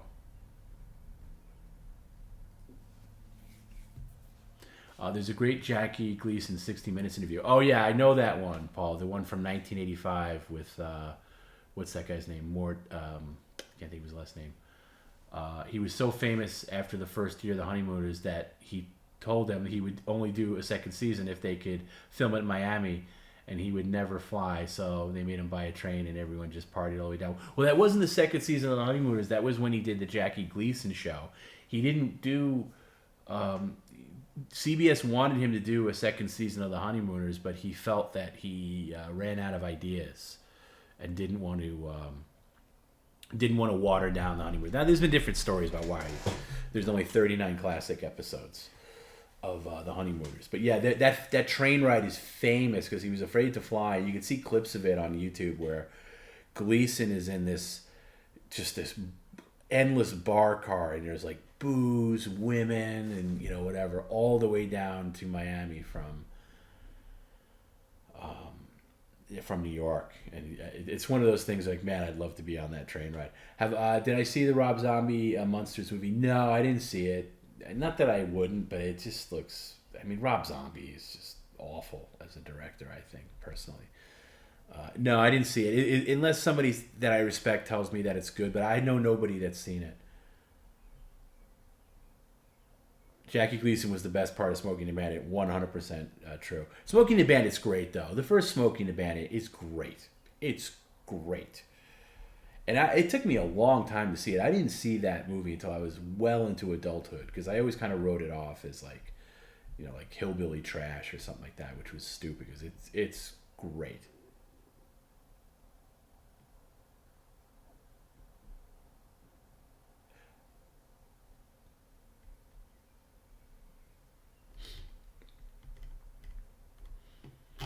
And the second one is not without its merits, but it's one of those. It's not as good as the first one, but it's worth watching. 3 is an abomination because it's just.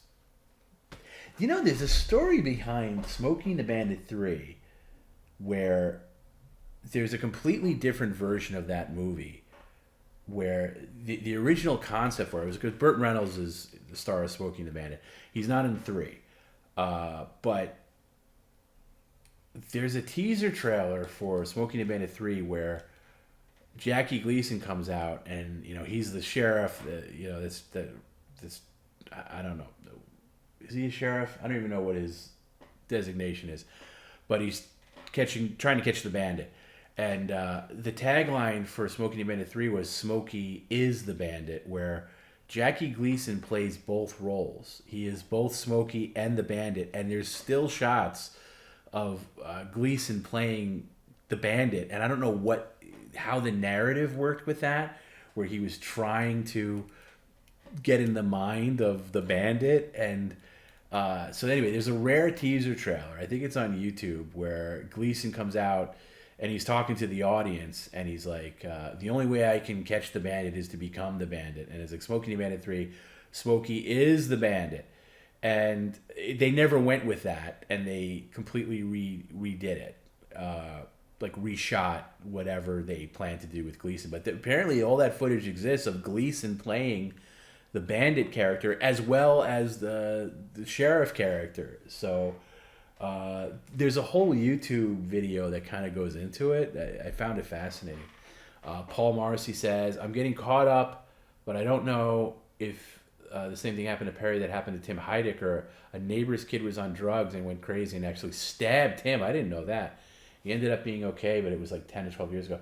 No, yeah, Perry got attacked recently, and it was just a guy who was the son of one of his neighbors that was just like high on, I guess, meth or whatever, and was on Perry's patio and thinking it was his mother's, and one thing led to another, and he attacked Perry. Yeah. I really can't get into it anymore because it's, as Perry would say, it's a legal matter. But yeah, it's one of those things that does sound like a fever dream, the Smokey and the Bandit 3. But if you look at if you're at all interested, look it up on YouTube. It's kind of an interesting story. Having said that, I've never seen the third movie in full. I've seen parts of it on TV, and it's just awful. I've never seen the other series of movies that Burt Reynolds did with like Dom DeLuise, Cannonball Run. I've never seen any of those, but I think it's similar where the third one is. Did they even do a third one? Maybe I'm making that up. I don't know. I've never seen. I think there was a third Cannonball Run, and it's supposed to be terrible. I never saw any of those. But Smokey and the Bandit came out in the summer of '77. It competed with Star Wars. I believe it was the second highest grossing movie of '77, if I'm not mistaken. You can fact check me on that, but I believe that was the case. Obviously, Star Wars being number one. Speaking of Star Wars, I saw, and I wasn't going to see it, and then I saw it. I saw Return of the Jedi in theaters. It was in theaters for 1 week. on a big, like on the it was a Regal theater, so they had like RPX, which is their version of IMAX, and I went with a friend of mine last weekend, and we weren't gonna go. We were like, do you want to go? Because I never held the Return of the Jedi in very high regard. I always kind of like, it's kind of lame. It's not as good as the first two. And we went, and even though it's the new edition with all those annoying changes, but I gotta say, I loved it. I hadn't seen Return of the Jedi beginning to end in a long time, and I saw it on the big screen, and it was just, it was great. It was really great. I loved it. Even the Ewoks didn't bother me. I really, really was into it. It was like one of my, and honestly, it was my favorite experience watching Return of the Jedi since probably it originally came out.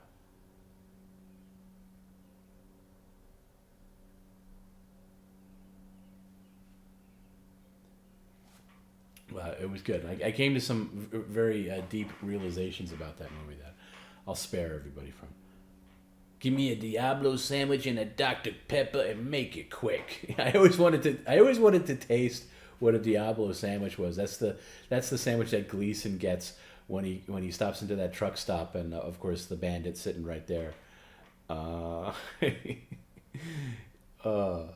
He's so goddamn good in that movie. If you've never seen Smokey and the Bandit, please watch it.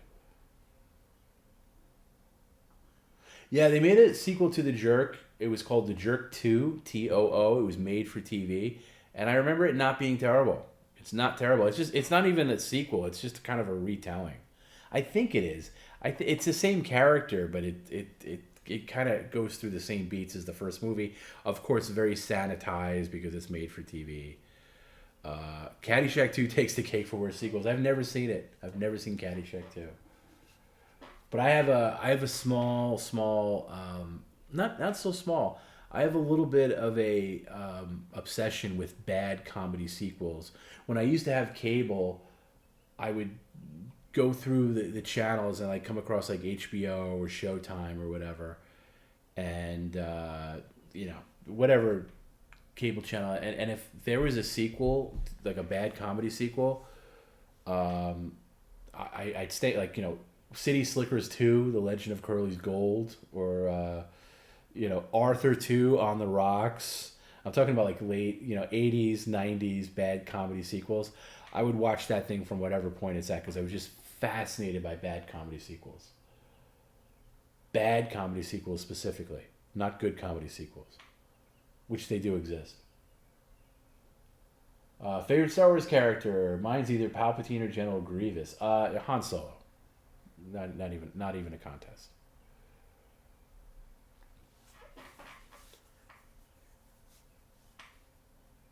But there's some comedy sequels that are so bad it just tarnishes the whole legacy of like what made the first movie great. What about comedy reboots?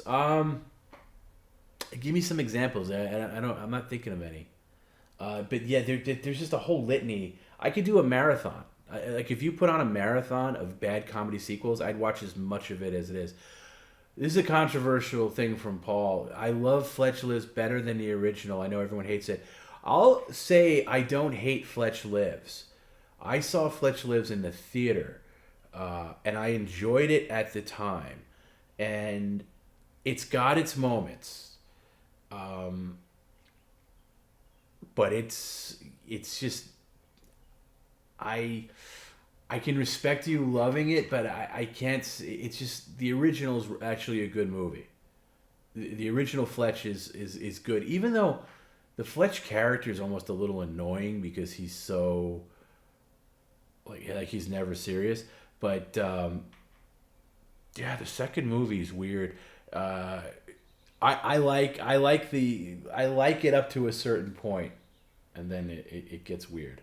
But yeah, and I'll agree. I think Gremlins 2 is better than the original Gremlins, but it's Gremlins 2 is such a different category of sequel because it's basically lampooning the first movie in many ways, and it just takes on a different thing. It's basically a comedy. But Gremlins 2 is really good, tremendously underrated, and I will agree it is a much better film than the first movie. I wish they would have done a Gremlins 3.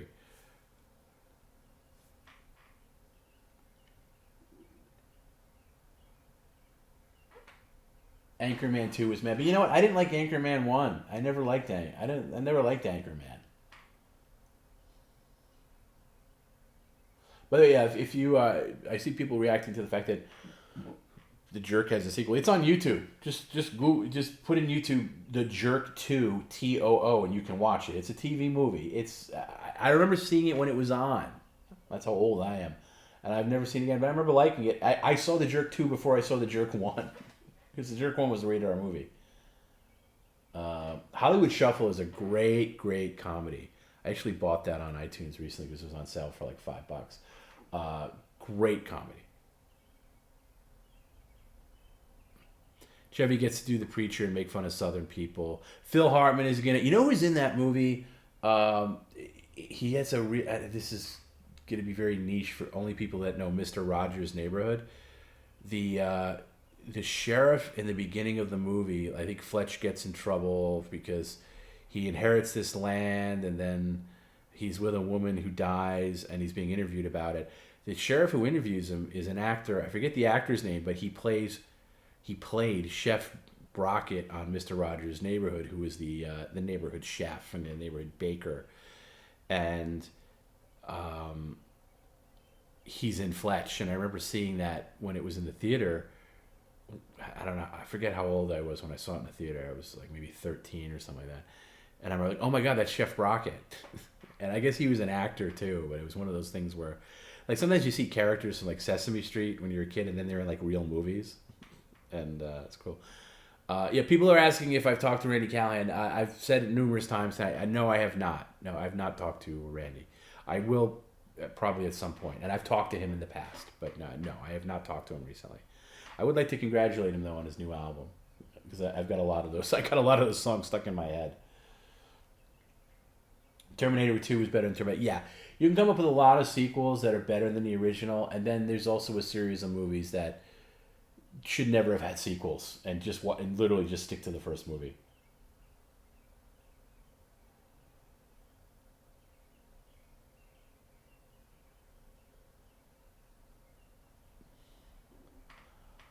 I'm not a Blues Brothers movie fan, I'm sorry to say. I've tried to watch it numerous points throughout my life, and I never got it. I don't like... not that I don't like Blues Brothers, I just don't get it. It's the same thing as Caddyshack. I hate to say. I didn't see Caddyshack growing up. I only saw Caddyshack for the first time, God, I want to say maybe like 7 years ago or so. And it didn't click with me. And maybe because I went into it knowing what a phenomenal... Same thing with Animal House. I've never seen Animal House beginning to end, and it's just hard for me to get into that movie. Grimace like Son of the Mask. That's bold. Wow. I've never seen Son of the Mask. Favorite Easter egg from Fletch Dave is during the dream sequence, Zippity Doodah and Fletch Dave, they have Mr. Underhill from the first movie dancing in the background. Yeah, you know what? I think that's the thing that I read about in IMDb, but I didn't know it. But that's great. That's a great little tidbit. I wish they would have made more Fletch movies. Like there's certain series that I wish they would have made more of. I wish they would have made more Fletch movies with Chevy Chase, while Chevy Chase was still young enough to play the character. You know, Chevy made some really I think that was Fletch Lives. It might be the last decent Chevy Chase movie. Or I think Christmas Vacation came out after that, which I'm on record as saying I'm not a big fan of either, but I'm in the minority on that one. But yeah, I would have liked to seen more Fletch movies with Chevy Chase.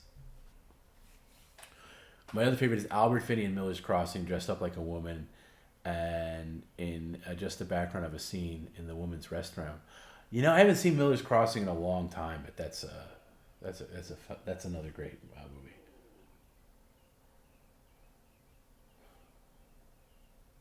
Oh, you meant Son of the Mask is bad. Okay, sorry. I was like, wow, I've never heard somebody stand up for Son of the Mask. It's like that Dumb and Dumber.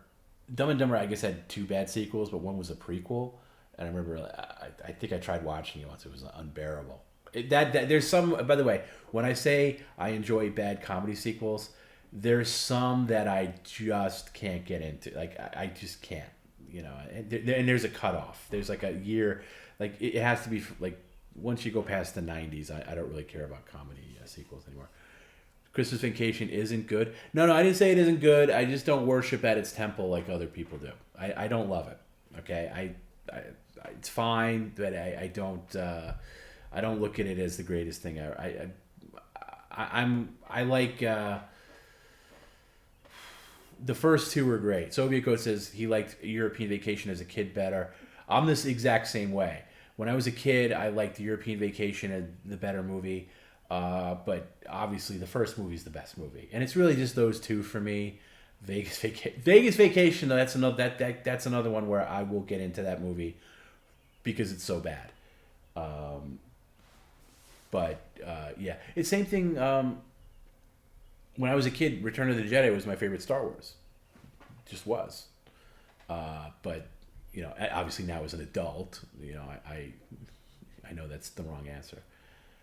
European is so funny. How could that be the weakest? You mean the weakest out of all of them, including Vegas Vacation? That's crazy.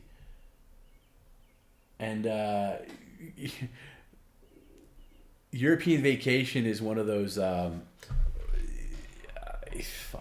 It's one of those mid '80s movies, and there's very few like this. But it was a PG-13 movie that you could see boobs in. And there was a number of, when PG-13 first came out, they were very loosey-goosey with nudity, and you could see boobs in a PG-13 movie, and European Vacation was one of them.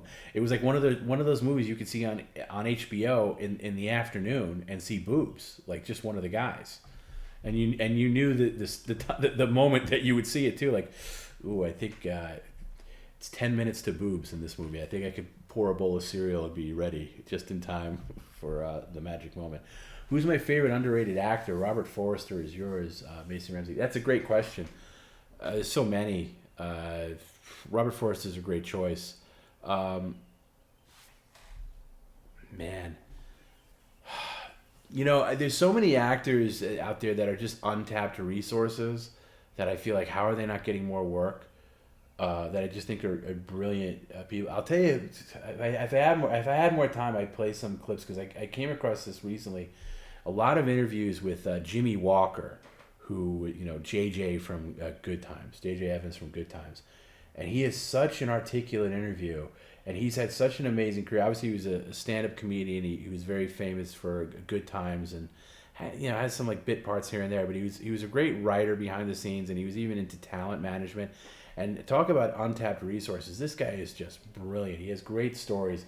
And if this was earlier, I'd play some clips. But do yourself a favor and look up Jimmy Walker interviews on YouTube. The guy is just brilliant. That doesn't really answer the question. Underrated actor can be subjective, because you can be like character actor or leading actor that just doesn't. I always like Michael Biehn. From Terminator, and he was in Aliens, and I never understood why he didn't go further. I always loved seeing him. There's certain actors that just had their moment in time for briefly, and then they just kind of fade away. I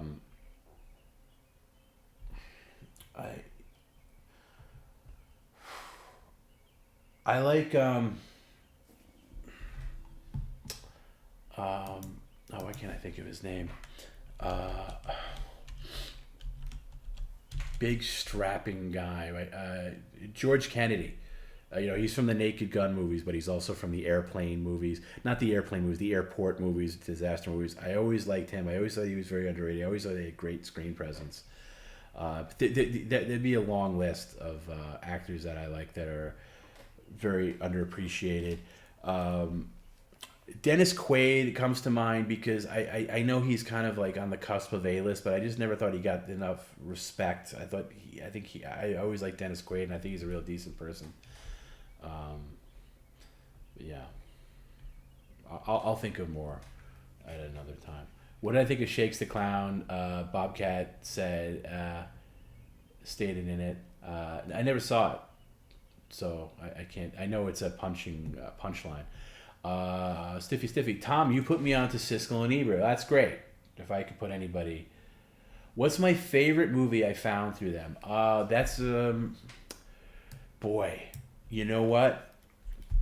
I'll tell you. There's a couple. There's a Dustin Hoffman movie I can't think of right now, where I watch like Siskel and Ebert stuff from like the late 70s and early 80s, because a lot of those movies I just wasn't around for. I was not watching Siskel and Ebert at the time. But there's a movie starring Art Carney that they reviewed, and it's called The Late Show. It has nothing to do with late night talk shows, but it's a great LA like late 70s movie, and boy, I think it came out in 77, and he plays Art Carney plays basically a semi-retired private investigator, and he partners up with Lily Tomlin, who is this quirky, like younger, I forget what her job is. She's not a private investigator, but he's investigating a murder. Bill Macy's also in it, if you know who Bill Macy is. And anyway, they reviewed it on the show saying that it was great, and it didn't do very well in the theaters.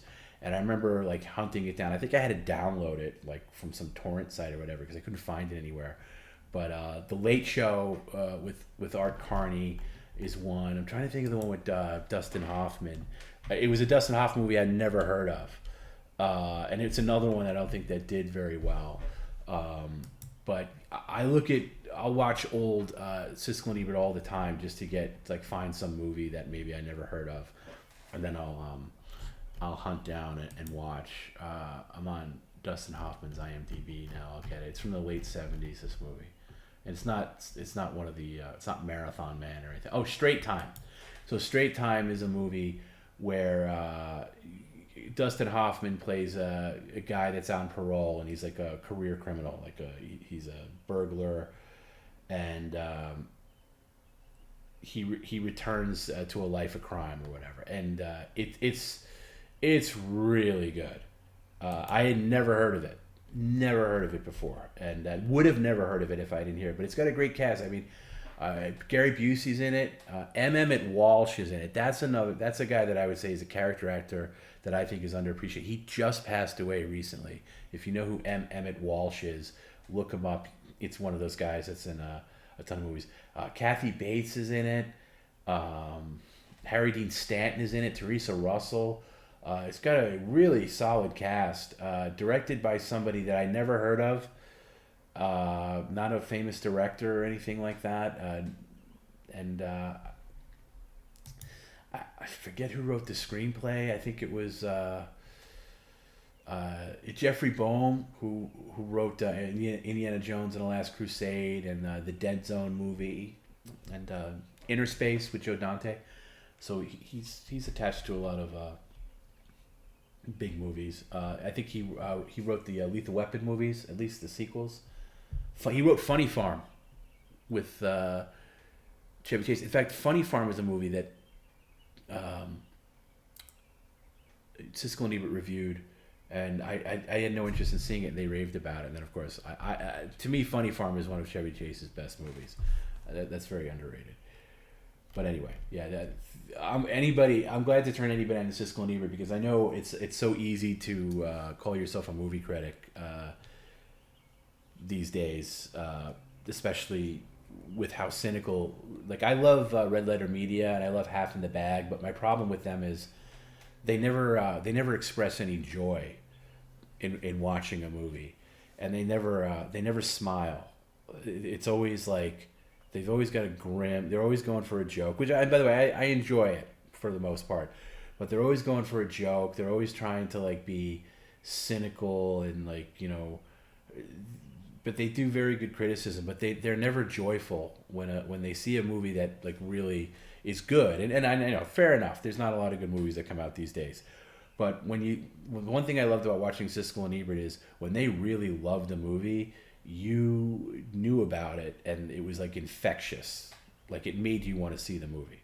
Especially, another movie that they championed was Kingpin with, Bill Murray and Woody Harrelson and Randy Quaid. they raved about that movie. It's a great review. If you just YouTube Siskel and Ebert, you just find yourself. That's the algorithm I want to get back into. But yeah. Jay, you're right, Sovico. Jay gets into it if he talks about weird horror movies because he's a horror fan and like he can get passionate. But even then, he gets this, they're never like happy. And I think that's the thing about. And I used to do film criticism professionally. I used to, write film reviews, and I think it's one thing to be critical, but you also have to show the accolades when they're merited. And that's the one thing. Yeah, Siskel and Ebert could be really passionate when they hated something, but when they really loved something that you knew, like when they their review of Fargo, for example, like they were just like in love with it, or when Goodfellas first came out. And that's one of the cool things about watching Siskel and Ebert is you can kind of time travel because you can kind of experience what it was like to see a movie when it was brand new, like watch their review of Back to the Future or the first Superman movie. So yeah, Mike is completely cynical. Like, yeah, I know, and he never used to be that bad, but he's such a grump at this point. And I get it. I can be cynical too, but you got to express joy where it is. Did Emmett Walsh still alive? No, didn't he? I'll tell you what. Then I'm thinking of somebody else that's exactly like Emmett Walsh. Let me confirm that because I know somebody passed away. I'll tell you. Maybe you're right. Maybe he's still. I hope he's still with us. It says he's still alive. Okay, there's somebody exactly like him. Oh wait, I know who I'm thinking of. It's not that guy. Hold on. I'm thinking of another guy. I'm thinking of another guy that's exactly like Emmett Walsh, and I can't think of him right now. I'm glad he's still alive.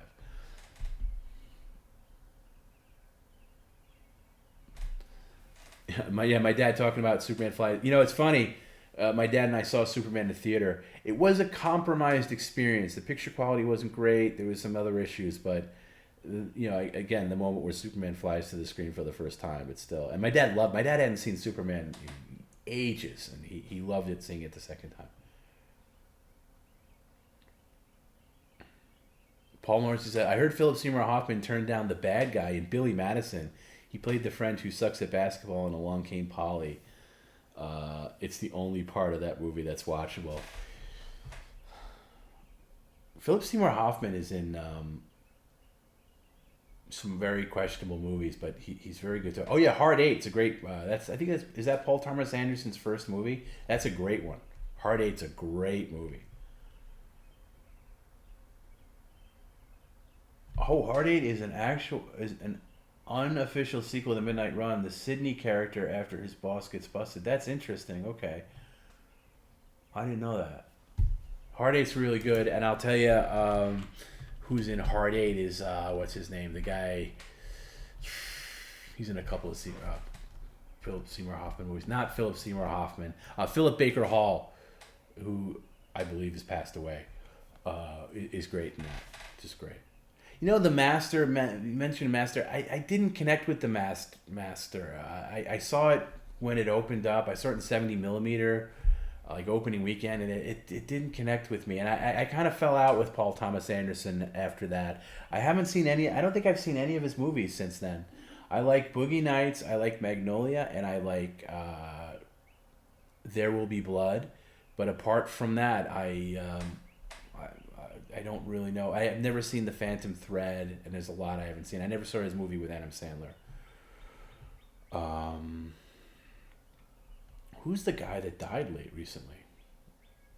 That looks like Emmett Walsh. Let me see if I can somehow find this guy. Sorry. Then I gotta go. I really gotta go.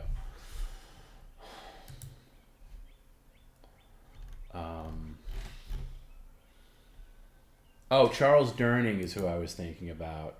They're kind of similar. No, not Charles Durning, because he died in 2012. Not Charles Durning. Somebody else. Anyway, somebody that looks like that kind of type. Fat Chatty Daddy, hey Tom, I got it half an hour till my alarm goes off and I gotta get ready for work. Gonna steal these last 30 minutes of sleep. Thanks for all your effort to put it to taking care of our boy and entertaining. Good day. Good day to you, Fat Chatty. Thank you. Thanks for hanging out. Didn't mean to stay on this long. Do I realize that I said it's time to go and now it's 5 a.m.? I do realize that. I've been father timing. I do realize that. Rain Man. Rain Man's one of my favorite movies. Rain Man's playing in theaters in September. I don't know if it's worth going to the theater to see, but I love Rain Man. Tommy, the boobs in Just One of the Guys aren't just any old 80s flash boobs. They were pretty phenomenal. Yeah, I will say the Just One of the Guys is probably the best set of boobs ever captured on film. Yeah, I got the window open because I have no air conditioning here, so the birds are chirping. Actually, I'm going to close the window. Sorry. A lot of trees around here, so there's a lot of birds.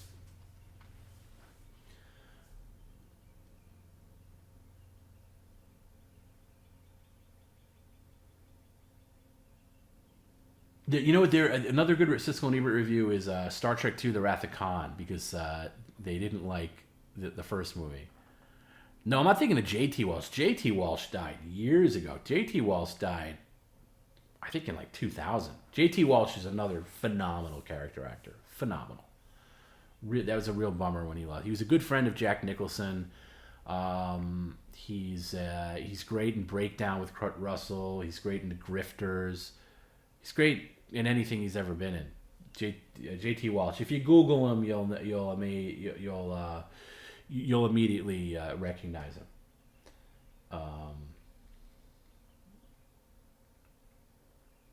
But yeah, great.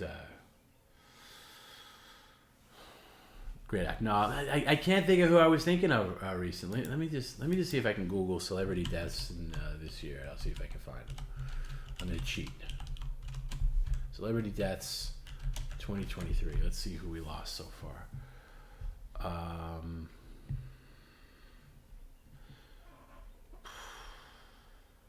Let's see. Don't know who that is. Jerry Springer, but okay, we're looking for actors. Oh, I'm sorry. Michael Lerner. Michael Lerner is who I was thinking of. And you can kind of see where I would get him confused with Emmett Walsh. Look up Michael Lerner, and he's in so many movies. Great character actor.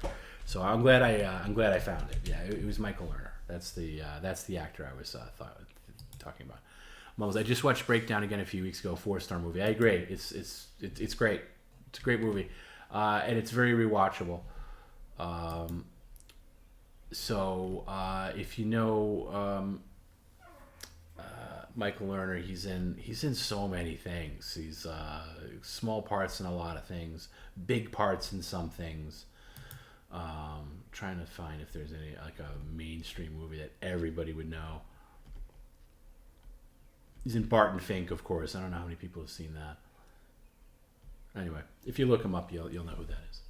That's who I was thinking of, and I'm glad I found it before I signed up. Holy moly, is this still live? Tommy has far more dedication than Perry, and no one can say otherwise. I don't know if it's dedication. I appreciate you saying that. I think it's just, it's a good wind down after the stream. Tom's R.I.P. Sizemore. Yeah. Nah.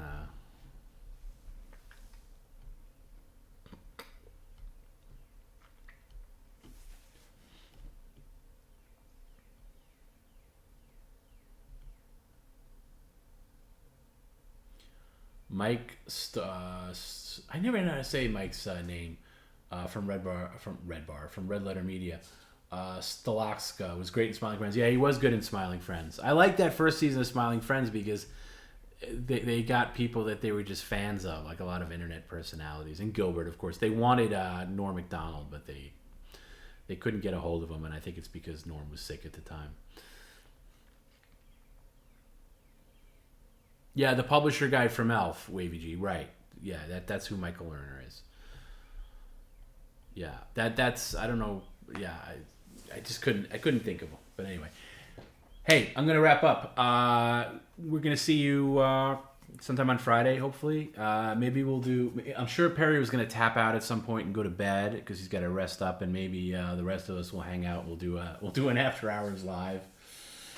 Well, it's always live, but we'll do an after hours with everybody on camera and everything. We'll see how that goes. I'm gonna bring some beer. I'll bring some drinks for people. Loosen up a little bit on Friday. Yeah, and I think it'll be fun. Hopefully the stream goes off without a hitch. We'll see if the Wi-Fi at the house works. If not, I did get a mobile hotspot.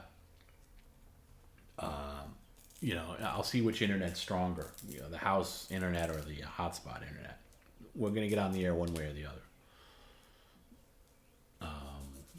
But it should be fun.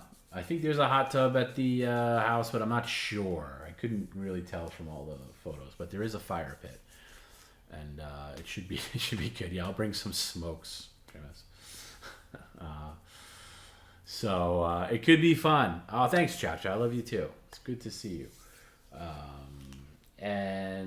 Yeah, it should be a good weekend. I hope people that are coming to Pottstown have a great time. If you're missing this show, don't worry. There'll be other times to see Perry live. I promise you. There'll be other times. So wish us good luck on our journey. I'm looking for a fun weekend. I'm going to be frantic tomorrow and Wednesday, just making sure everything's worked out. Sam from Twitch was going to meet us up in New York, but his schedule changed, and now he's not going to be in New York. He's going to be in LA, so that's kind of unfortunate. But I think we're going to have a lot of fun. Thanks, everybody, for hanging out after hours. I love you guys. We'll see you Friday at some time. Sometime on Friday we'll be on the air. Okay? And we'll see what happens. Okay. Peace out for life. Talk to you guys on Friday.